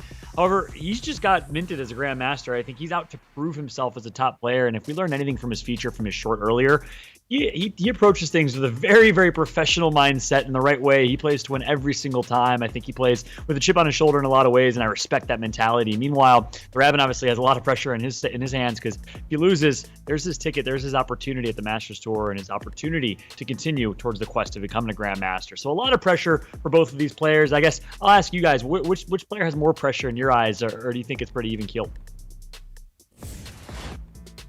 I gotta say that the Rabin probably has the pressure, because he has to be the one that makes his dream come true. At the end of the day, if No Hands Gamer goes out 0-2 here, he collected a pretty good paycheck, getting a few $1,000s. He had an opportunity to prove that he's not just a one-and-done potential candidate in Grandmasters, because he was able to beat Bloodyface, play a really good game, still the game of the tournament, in my opinion. So overall, I gotta say Rabin's the one that's gotta step up for this series. I'd say strategically, when you look at it, definitely the pressure's on the Rabin. You're up against an unusual lineup, you're playing the standard stuff, and you're against the player who's in the finals with that unusual stuff. That's a tough hill to climb. All right, here we go. The grand finale of WSOE Online 1 Hearthstone, featuring the Rabin from Switzerland going up against No Hands from the USA. Only one player can be the champion, and it's going to be a best of 3, because that's kind of the format we've been holding so far. Some people say, why do you not have best of 5? Well, it's because we really want to preserve the integrity of the tournament. We talk about deck building victories and how some strategies really come together because it's best of 3. So we're going to preserve that integrity all the way to the final end. As such, very, very little room for error, if any. And so we're going to take a very close examination at these players and see if any of them can get an edge based off, what they see from their opponents, based off reads, and of course execution on their own end. No ban on the Priest. Warrior banned away from No Hands Gamer. Rabin's Demon Hunter is being banned, and so we get to see No Hands Gamer's Priest in action, a class that he's been solidifying as potentially one of the meta breakers currently in Hearthstone. Yeah, it's a really interesting deck. I think that Priest really has all the tools to handle a lot of matchups. It's just that it's at a pretty heavy variation where your tools are pretty specific when it comes down to it. Penance is looking to kill minions that aren't efficient on the health end or that aren't sticky. Shadow or Death looking to kill larger minions. Apotheosis is a card that's really great at recovering, but it requires you to have board presence in play. A lot of the Priest tools, they're super strong, and in the right situations, they put you massively ahead. The question is, can you get to those situations? There's 2 copies of Psyche Split that are in No Hands Gamer deck. This is a card that I've really only seen played a handful of times. It's a 5-mana spell, give a minion +1/+2, summon a copy of it. It takes a lot of time to set up these super powerful turns that No Hands Gamer wants to have. And that's exactly what Rabin's looking to take away, is that time. Pressure No Hands Gamer, get him into a bad spot, and then deliver a final blow with a bit of burst damage. Yeah, it seems to be kind of a mix of tempo Priest with some Galakron control elements of it. And that's because if you're able to get an early imprisoned minion like Homunculus or Vile Fiend, then you're able to just kind of tempo your opponent out of the game with Apotheosis. But you can't. Still have the backup option of playing very slow, use cards like Soul Mirror, Holy Nova to try to get back into the game, and then use the Galakron to end it. So this might be one of the truest forms of a mid-range Priest. We never really see mid-range Priest be a thing in Hearthstone, but this could be the beginnings of it.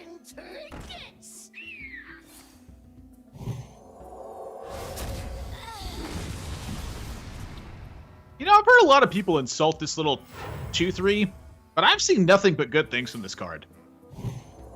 Wait, who's talking trash about Sephic Veilweaver? Man, every time I watch someone streaming and they play against this card, they're like, oh, really? They've got that card in their deck? I'm like, well, yeah, doesn't every Priest play that card? I don't think I've played against a Priest that hasn't had that card. Yeah, Sephic Veilweaver is nuts. Are you kidding me? It's so good. Yeah. It's like the number 1 card I want to Psyche Split. I'm not going to call out anybody. I've been watching a ton of Constructed over the last week and a half, in addition to playing a bunch of Constructed. Also, hashtag shout out to Gallon. Gallon helped me a ton preparing for this. But almost every single stream I've watched, people have been surprised by this card. And I'm like, I thought this was very standard and normal for Priest deck. This card's insane. Yeah. It feels very reminiscent of a smaller version of Lyra the Sunshard, and I think we remember how crazy that card was. So it's conditional, but it's also cheaper, and cheaper's a really big deal, especially in a class that can discount cards through Fateweaver. So, I think the Veilweaver in general is one of Priest's. I'm actually even willing to say it's one of the best cards in the entire class right now. Not even just if it's a good card or not. Yeah, so good. Yeah. Either way, No Hands Gamer has gotten some pretty decent value. Picks up, okay cards. Radiant's not amazing, not even average. It's actually kind of below average. But, sometimes against Rogue, when they're pressuring you with a bunch of stealth minions, you might need to heal yourself.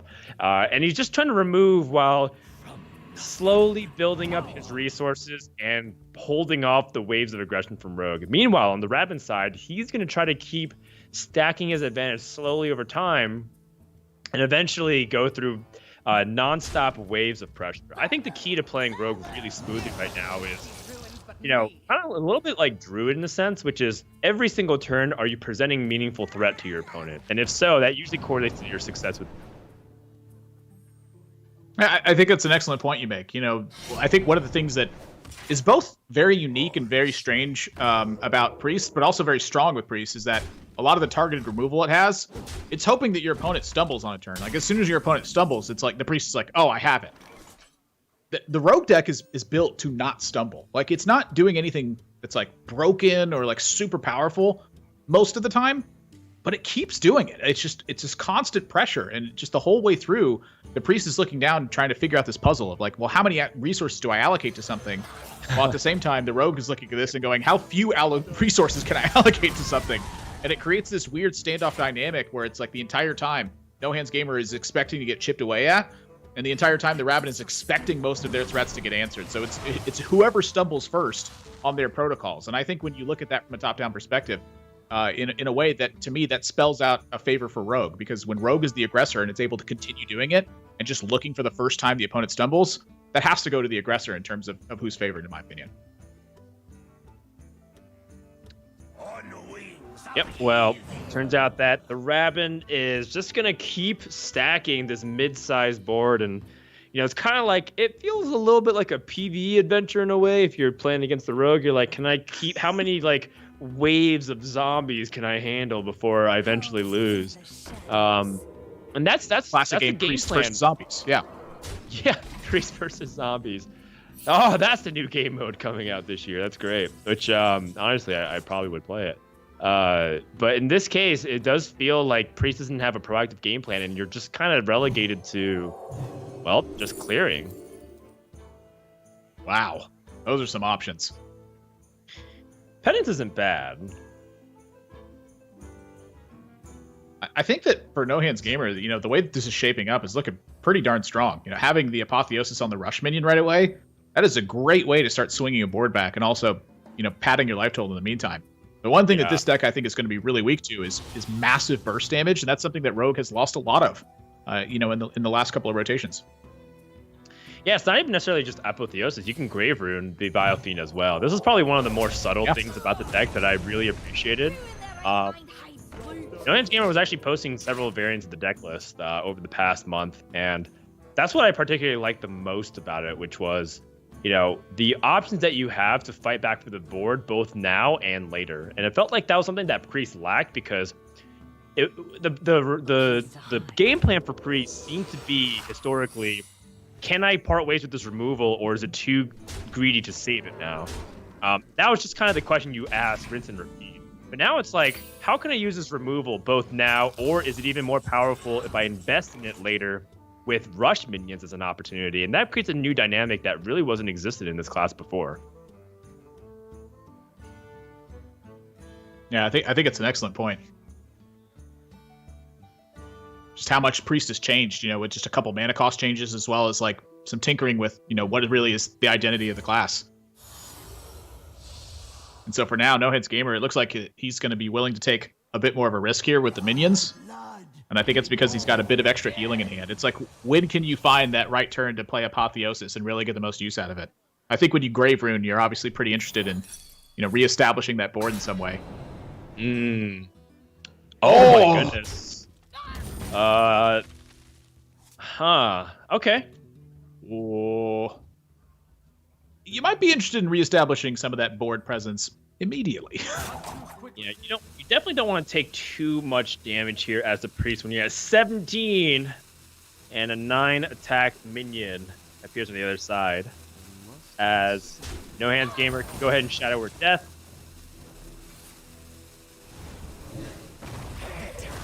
There's also some hidden information, that No Hands isn't working with here. There's an Alexstrasza in the Rabin's hand, and it's available to be played this turn.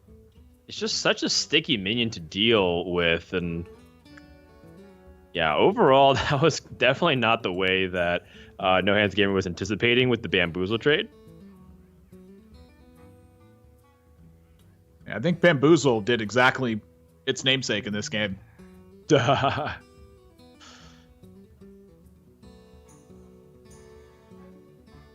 I'm having a tough time pulling my eyes away from that Alexstrasza. Whew.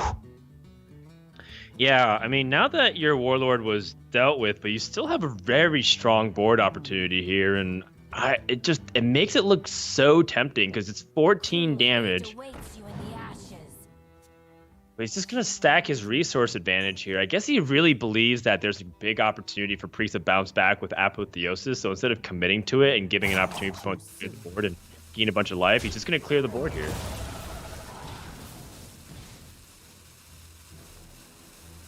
Did he not realize to come back dormant on the Rabin side? I think he knew. Why wouldn't he know? Well, he grabbed the flick right away. Where were you gonna flick in that spot? Oh, you're observing his mouse movements. Oh no, you might be right. Uh-oh. I still like the Alexstrasza play, but this still is very threatening in its own right. Oh boy, this is tough. It's about the same board state, honestly. Okay, does that change anything? Murzon gives you the ability to play Seal Fate, Skyvateer, Greyheart Sage, which doesn't do anything. It doesn't do anything right now. Yeah. I think No Hand's dead. He might not be dead right away, but I think he is. Yeah, that bamboozle was dead. really hard to handle, and looks like it was super hard.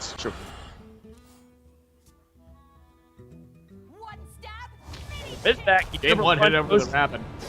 Goes to the Rabin, the Rogue able to crush the Priest. But we know that this was just the appetizer. The main entree that No Hands Gamer feast on is that Warrior. And the Rabin's going to take the victories as they come. One game away from becoming our WSOE Online 1 team for Hearthstone. But perhaps the real battle is about to begin here. We're not going to hold off any judgment on what this series is going to be. But instead, we're going to take a break and we'll come back. Game number 2 of the Grand Final.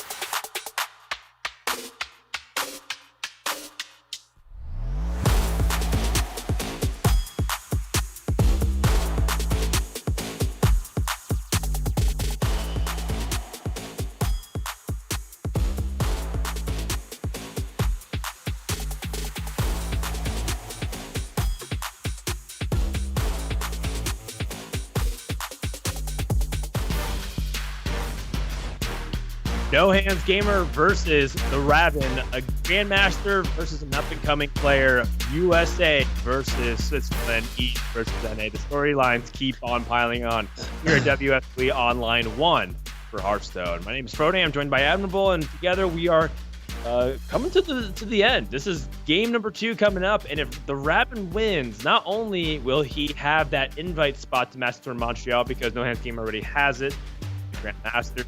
He also earns $5,000 US. So just one more game sits between him, Glory, and a ton of cash.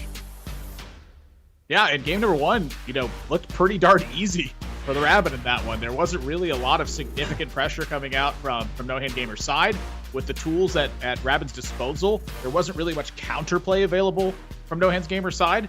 It just was a rogue blowout. At every step of the way, he had major threats and major board just the entirety of the time. And so finding himself one game away, this is now do or die time. This is the first time we've seen this Priest in action. It's going up against Warrior now. If it does not pull out a strong win here, that's my question mark for the whole thing.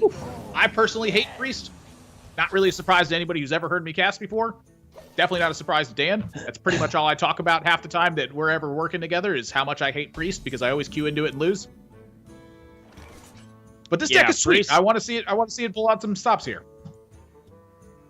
Priest definitely has a lot of pretty strong cards, but the synergies sometimes don't feel like it lines up well. Like independently, there's a lot of really good cards in Priest. You're talking about great removal cards like Plague of Death and Shadowward Ruin, and you're talking about really nice combat tricks, solid minions, Skeletal Dragons. Their Galakron card is obviously great. High value cards with the Veil Weaver, but it does feel like sometimes they struggle to piece things together. However, there is like a curve pan out where it makes it feel like Priest, whenever it lines up, is really dominant on the board, and this is kind of close to it. No Hands Gamer has like the Tempo Priest opening, and when you play like a mid-range Priest and you have this kind of opening, it makes it really tough to fight back because their hero power makes their minions never die.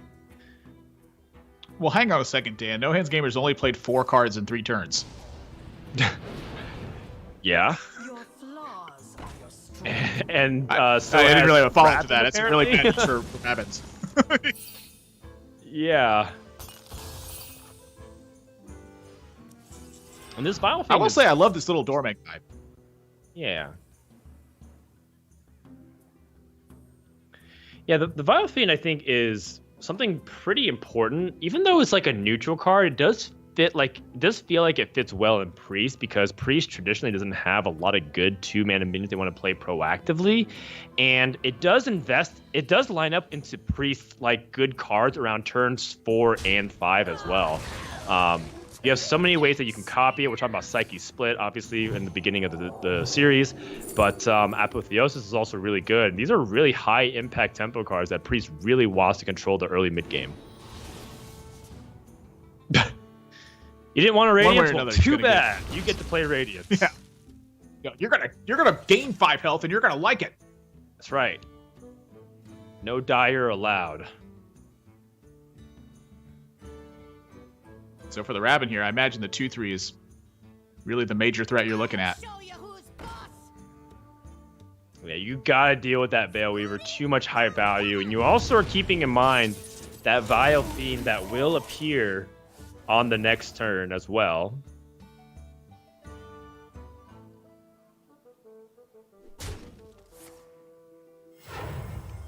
Okay, just making sure it was going for the setup, I thought. Yep. Everything looks very clean. Ooh, even landing a 4 damage Boombot. Things are looking pretty good for the Warrior player. It is fairly committal, though. Oh my goodness. Mind Flayer. Yeah, that's a game-changing card right now. You can copy over the Brute and penance your own Mind Flayer. Yeah. I mean, that's huge. You get the lifesteal. You can also just wait, and you could just penance the 5/5 outright. Yep, that also works too. I am a little concerned with like leaving more damaged minions onto the board. That's the big thing. But you know, the Raven only has 2 cards in hand. Unlikely for the punish. Yeah, and Corsair Cash drawing a 3-mana weapon. It just lines up too nicely here for the Raven. Do you even acknowledge this Mind Flayer, or are you gonna go for it? I mean, I don't know. It just feels like this is just bad news all around. Like every angle of it's pretty bad news. I think I'd probably be in favor of, attempting a Boombot kill. Yeah, I think I would kill it simply because Psyche Split would be devastating. Like, I think that is game losing. It's kind of like the Terran Gorfine effect, where like, damned if you do, damned if you don't. Like, there's that's exactly what I was thinking here too. Yeah. Like I was thinking if a 3/4. Oh my gosh, Dan! You know that if you say it as a caster, it happens. You can't do that to people. That's got to be the nuts, right? Because the thing is, Mind Flayer by itself is a 3/3. It's not that sizable of a threat, but when you make it a 4/5, you copy it. You have 8 power on the board, and now their Death Rattle summons 5/8 rushers. That sounds pretty absurd. The other option is to crack it open now and then copy it through the Blood Boil Brute. Right. Those are really the 2 major options, right? It's take your bigger minion now, or take extra a bit later. I'm kind of in favor of now, honestly. And it's because the life total is dwindling and you have a strong taunt and a thought steal in hand. I don't think you're hurting on like the card advantage aspect of it. I think that, given the average draw of each deck right now, the thing that you need to be concerned with is your life total. And so for No Hands Gamer, I'm happy to see that he's paying very diligent attention to his life total right now. That to me is really the number one threat that he's under. Is if he gets bursted out of this game. If this game goes long enough, I think that he's going to be in a pretty comfortable position. That's right, and the Blood Boil Brutes dominate the board right now. The Raven went for the aggression, and this line has not panned out. However, lest I remind you that there's an Ethereal Lackey in hand, and there's also some combo potential with the Korkan Elite and the Bloodsword Mercenary. So the Raven definitely has options here with potential bailouts. I was kind of thinking about Plague of Wrath, but chose to prioritize securing the board state because of the Risky Skipper. If he end up playing the Ethereal Lackey, he would lose that. Another Corsair Cash. Okay, keep the hand economy high. Yeah, this is going to be really tough here for the Rabbit, too, because it's not only just, this board state, it's the fact that No Hands Gamer's hanging on to that big taunt dragon right afterwards. Yep. You put another couple taunts in the way here, and Rabbit's not going to have any cards left. Right. Well, Rabbit still has the Courtier Cash, also still has this Draconic Lackey. I think the value in his hand is still pretty high. Wow. Nixia. All right.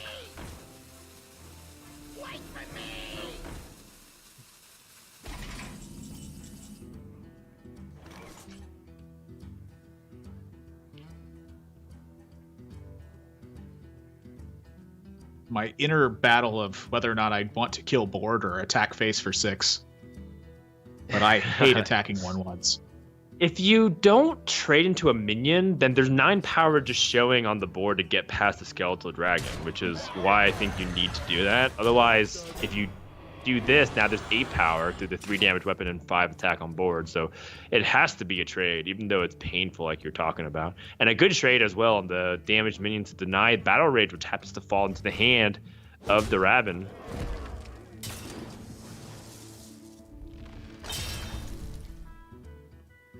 There is not a ton of tools to work with here.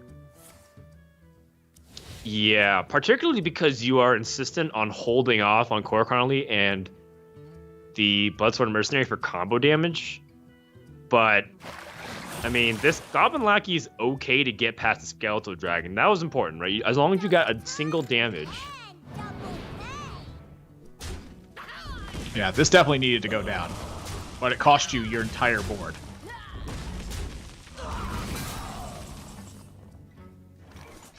And now No Hands Gamer is about to solidify that board position.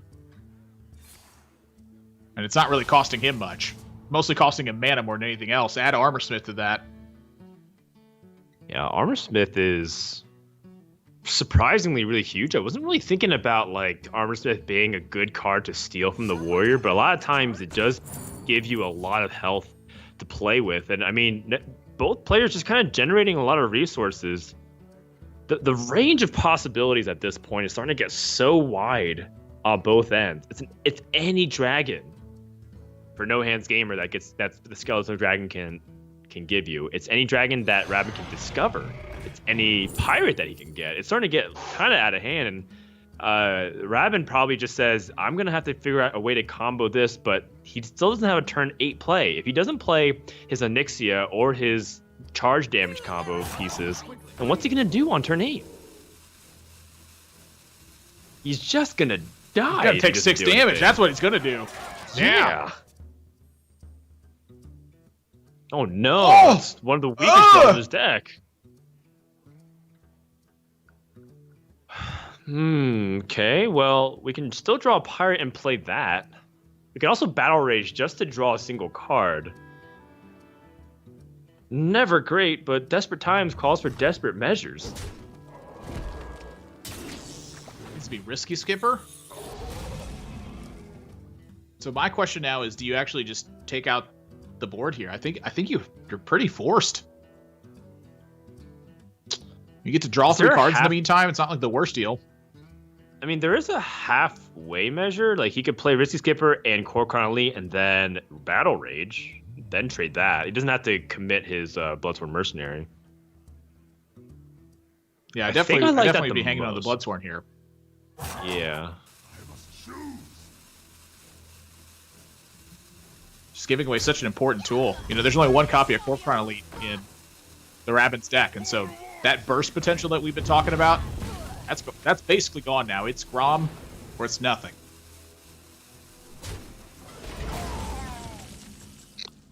Oh, Grom falls into the hand, but that's an important tool being used and exhausted on the Robin's end. No Hands Gamer can just start to build his board. Backbind Apotheosis can immediately kill off that Risky Skipper. I feel like I guess I just have the question. So tempted to do that. It's a pretty tough call, honestly. Like, I feel like Apotheosis is a really strong tool that really the timing of this card matters a ton. But this timing also is pretty awkward for the Rabbit. Like, how does he respond back to this in a super meaningful way? And kind of the gist of what I've gotten in this game is that he's going to have to build board tension in order to do that. And really, there's only a handful of options if that's going to be your route. And you're also sitting at 12. Like, you can't just ignore your life total and be like, it's just a priest. If you just go with big minions here and then suddenly a removal spell happens, like that could end the game.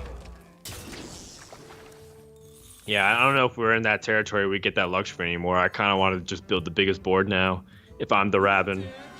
Anixia. Maximum stats.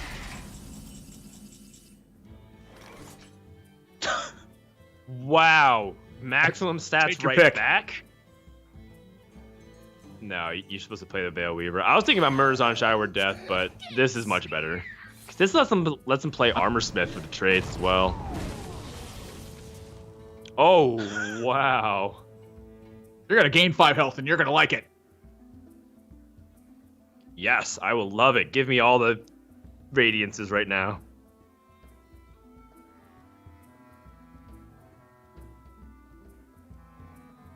I mean, I feel like No Hands is the aggressor in this spot. I'm having a tough time seeing Rabin really climb out of this one. It needs to be like Risky Skipper Armor Smith. You have the Anchor online, so you get one of those draws, but the Armor Smith one, that's just gotta show up. Right. Ends up playing a Tempo Fate Weaver. Go into the face. Yeah, he recognizes it too. That's some strong recognition. Safe.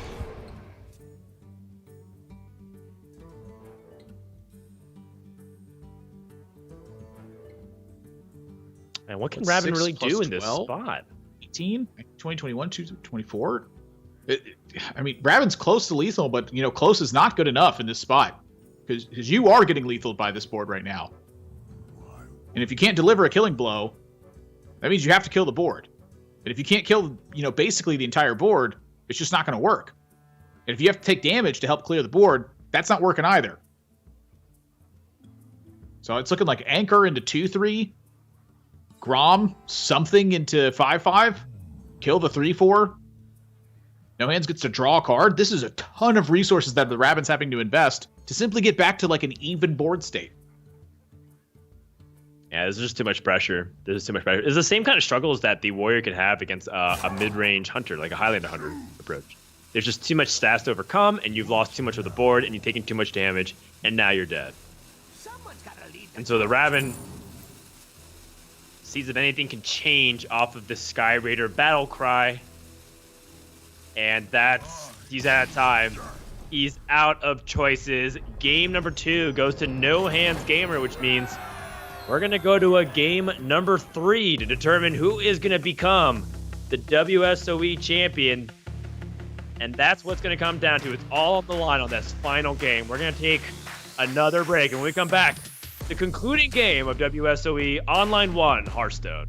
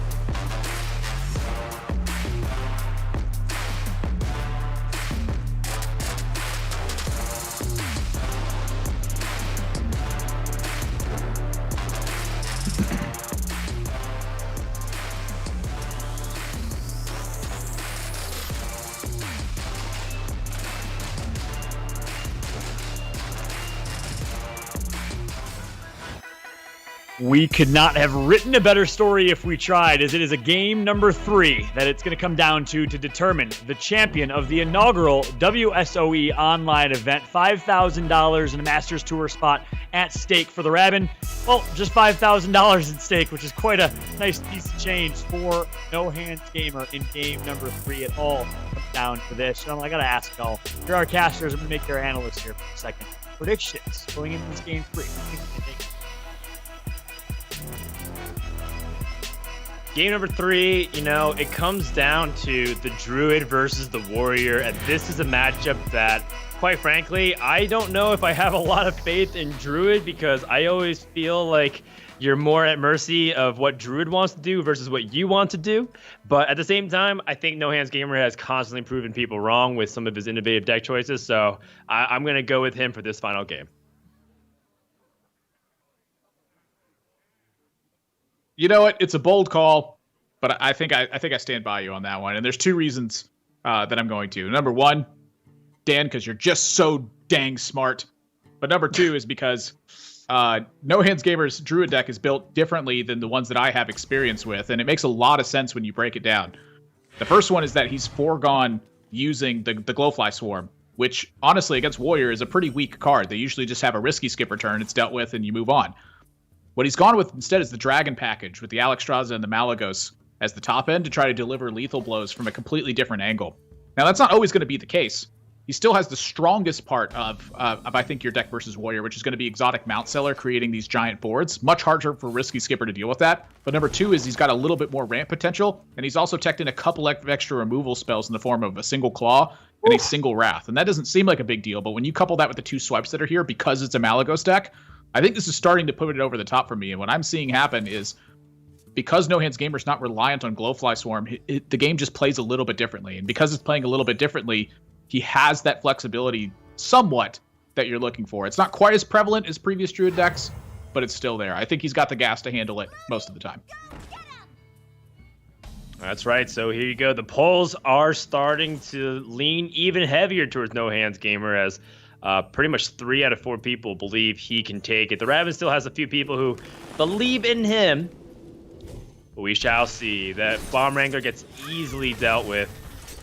No Hands Gamer contemplating if he wants to use Moonfire. It does shut off a possible Terran Gorefiend opportunity. It doesn't seem super impactful, though. If your opponent's playing Terran Gorefiend on a single Boombot this early into the game, it makes me feel all right about that. Yeah, I definitely agree with that. I think that Terran Gorefiend it's just always going to be a pretty reasonable card against Druid. It's got just enough health that it sits outside of the common removal spells. Swipe is really the only other thing it deals with it. Swiping just a 3/4, it never feels super good.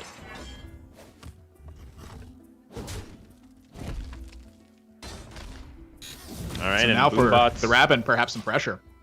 Oh, yeah, and the Rabin's Boombots have been so great all day, but that one just tickling Elise Starseeker for 1 damage. And here we go. Aggression coming out from the Warrior. This is a big swing of tempo onto the board. This is hard for Drew to deal with right now, especially with no ramp. Yeah, I mean, the no ramp part here is really, I think, what's going to come up to hurt No Hands Gamer in this series right now. Those 2/2s, those basically are going to chip away until No Hands Gamer is able to get his own board swing in play. And so what he's saying here is, you know what, I need to check some of this. I need to deal with it now. And so he's actually just going to start chopping down the board and say, if I don't have ramp, I better buy some more time. That's right. Stop so some of that aggression. My head now want to use a Moonfire. It does say 4 health if he does end up using it for the Mount Star later on. I think it's definitely worth it in that spot. 4 health is, I think, sometimes going to be the difference in winning and losing this game. At this juncture. Your hit is kind of slow. It's pretty clunky. Time is going to be the limiting factor for No Hands. Boy, just would use your you swipe want and you see a swipe swarm of number 1/1s.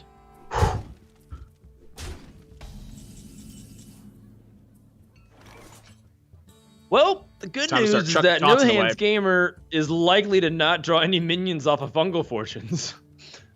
We must stop this corruption. Oh my. Keep taking taunts. Yeah. Taunts equals life. We all knew taunt equal cheat, but taunt equal life is really important right now. This The could be Raven. a big wacky. Oh, he grabbed that one instantaneously. Yep. Now, do you pop your egg? Is actually a valid question here. Instantly makes that call. I think you do. I think I want the additional pressure. Yeah, it is one extra It's clear damage, that No but it's Hands is also more struggling with resilient. removal. Yeah, that's true. It does feel like you have to be mindful of what's coming on turn 7, you know, but at the same time, your opponents use some removal tools like the Moonfire, so you're less afraid of it. Oh my. Maximum pressure. All thrusters boosting forward. I think that's the right call, too. You know, again, if time is going to be the limiting factor that you provide, it's time to go. Boy. But this is a major turn here for No Hands Whoa. Gamer. If he picks up some strong beasts here, you're about to see some fireworks. This is the critical turn of the game. One diving griffin changes everything here. Heck, you know, even just any taunts changes a lot. Woo!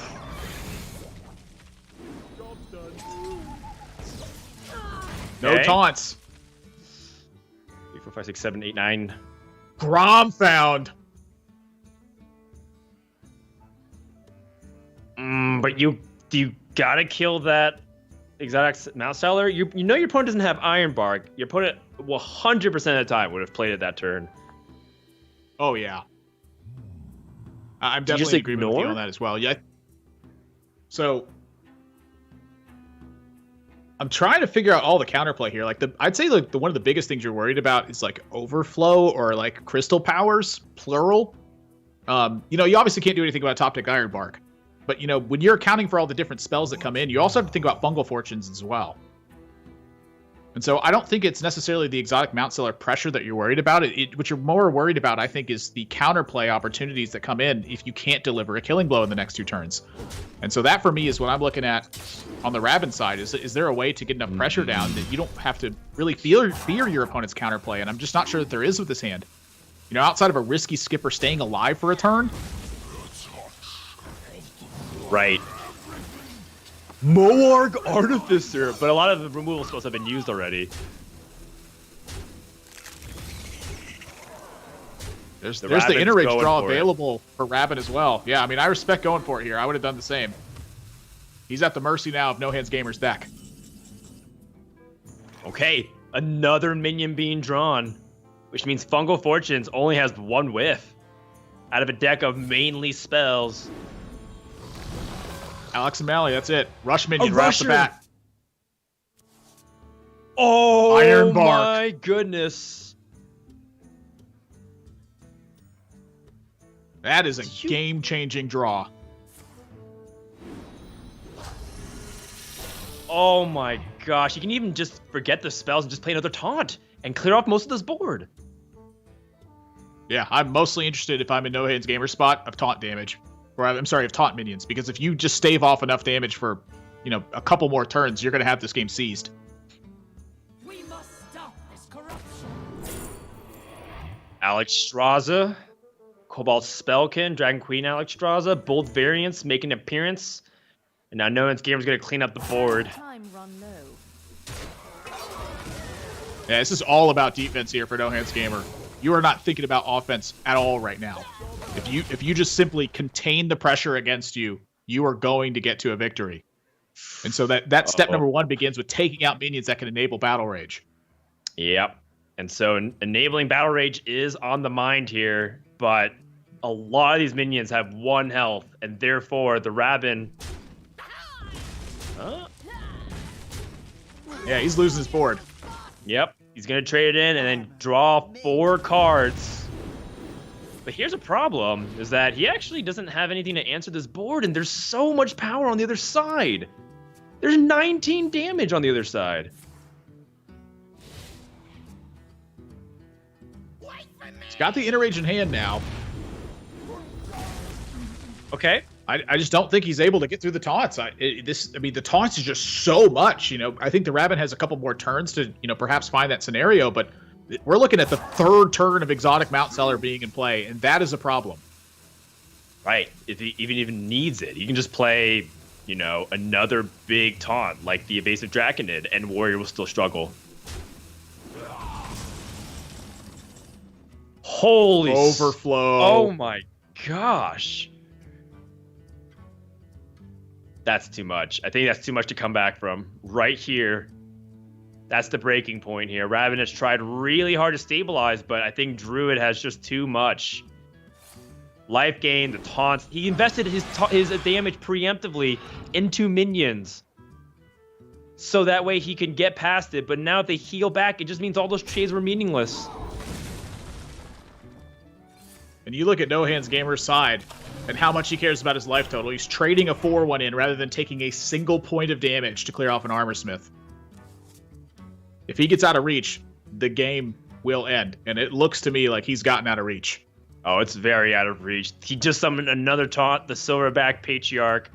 He's got the Rabin out-carded, out-tempoed, out-muscled. There's just not enough anymore. I don't even... Okay, so the Rabin would have to have an extraordinary series of Livewire Lance scenarios. It would have to be... it would have to get him 2 Ethereal Lackeys to give him 2 Brawls, and it would have to win the Brawl. And even then, it wouldn't be enough, I think. And No Hands Gamer says, I'll burn a card. I want this Iron Bark to make sure that I can be protected no matter what. We're in the fraction of percentile territory for the Rabin. If not, he's actually just dead on the board with the Alexstrasza push.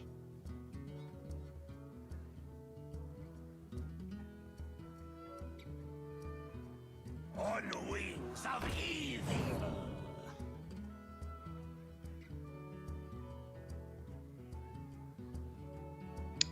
There's not many dragons that can really bail you out here, especially since you're biased towards the warrior class. Or rather, you can only get warrior dragons. That's not enough. Alexstrasza in hand, No Hands Gamer. The new America's Grandmaster is going to start his preseason with the 512 open bracket player victory. No Hands Gamer from the USA is your WSOE Online 1 Hearthstone champion. Legendary skill, my friend. And what a strong way to do it as well. Coming in as the champion here with a unique lineup. Different bands across the way favored a flexible lineup coming into this event rather than a good stuff and ban the good deck style of lineup that has seemingly become a tried and true staple of a lot of tournaments here. He flexes not only his brain power, but his dex power as well. Becomes the champion.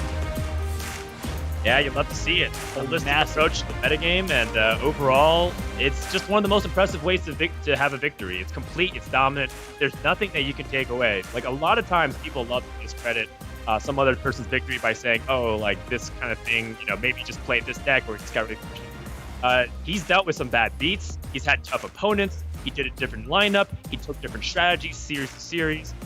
This guy had it all for his victory. And he had to claw his way to the grand finals as well, taking out who might have been one of the toughest competitors in the tournament. In the very first round, it was Bloody Face, as you see his path. Of course, right after that, he got some good competition from Call, and of course, in the grand final, some more competition from the contender, the Rabin, who's trying to claw his way to a Grandmaster's title himself. But a massive congratulations goes to No Hands Gamer.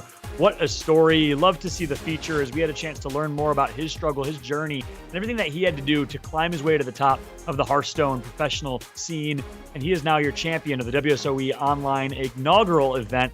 $5,000 in his pocket. He, of course, already had a ticket to compete in the Masters Tour. He'll be there in August alongside the Rabin, who's going to take the qualifying spot from this tournament. So congratulations to both players. Your hat goes off to both of them, but a massive congratulations to No Hands Gamer. Gentlemen, your thoughts in addition to kind of what Frodan was summarizing on that final and on No Hands' journey overall in the entire tournament. Admirable, let's start with you. I think it's just excellent to see, you know, the fact that he's come in just a couple of years really of competition to be at the pinnacle of it, and then to show why he's at the pinnacle of it. It's because of his ability to adapt to the circumstance when it calls for it. Not only just in his personal struggles that he's had to deal with, but also when it comes to solving tournament lineups. when you get thrown from best of 5 circumstances into best of 3 circumstances, there's a new puzzle piece that's in there. And he found something I think that worked magnificently in this. A bit of a softer field, a bit of a different lineup, and so the flexible ban was the favor, and then rely on his technical play in order to gain that edge and outplay opponents along the way. Made magnificent work up in here this weekend. Yeah, really well said. Looking forward to the America's Grandmaster season in just over a little bit of a month, as well as the Masters Tour. Right now, this is definitely a really good coming out party alongside the other new Grandmasters. If this is what the new Grandmasters has to offer across the field, I'm really excited to see what we got for the next season. Also, in the meantime, the Rabin still gets that ticket. Even though he doesn't get the championship, maybe he can begin his journey. And losing to a player like No Hands Gamer's caliber is nothing to be ashamed of. So the Rabin played excellently today and should be really proud of his accomplishment as well. Couldn't agree more. A new era is upon us. A lot of new blood in competitive Hearthstone. Of course, No Hands Gamer at the top of that in the Americas. Again, coming from Chicago, an incredible story to him. He's going to take home the championship of the first tournament. A massive, massive thank you goes to all 518 players who participated in this tournament, our 8 finalists, the thousands that viewed online. We hope you enjoyed the event. Thank you for being part of the event. And guess what? Got some great news for you.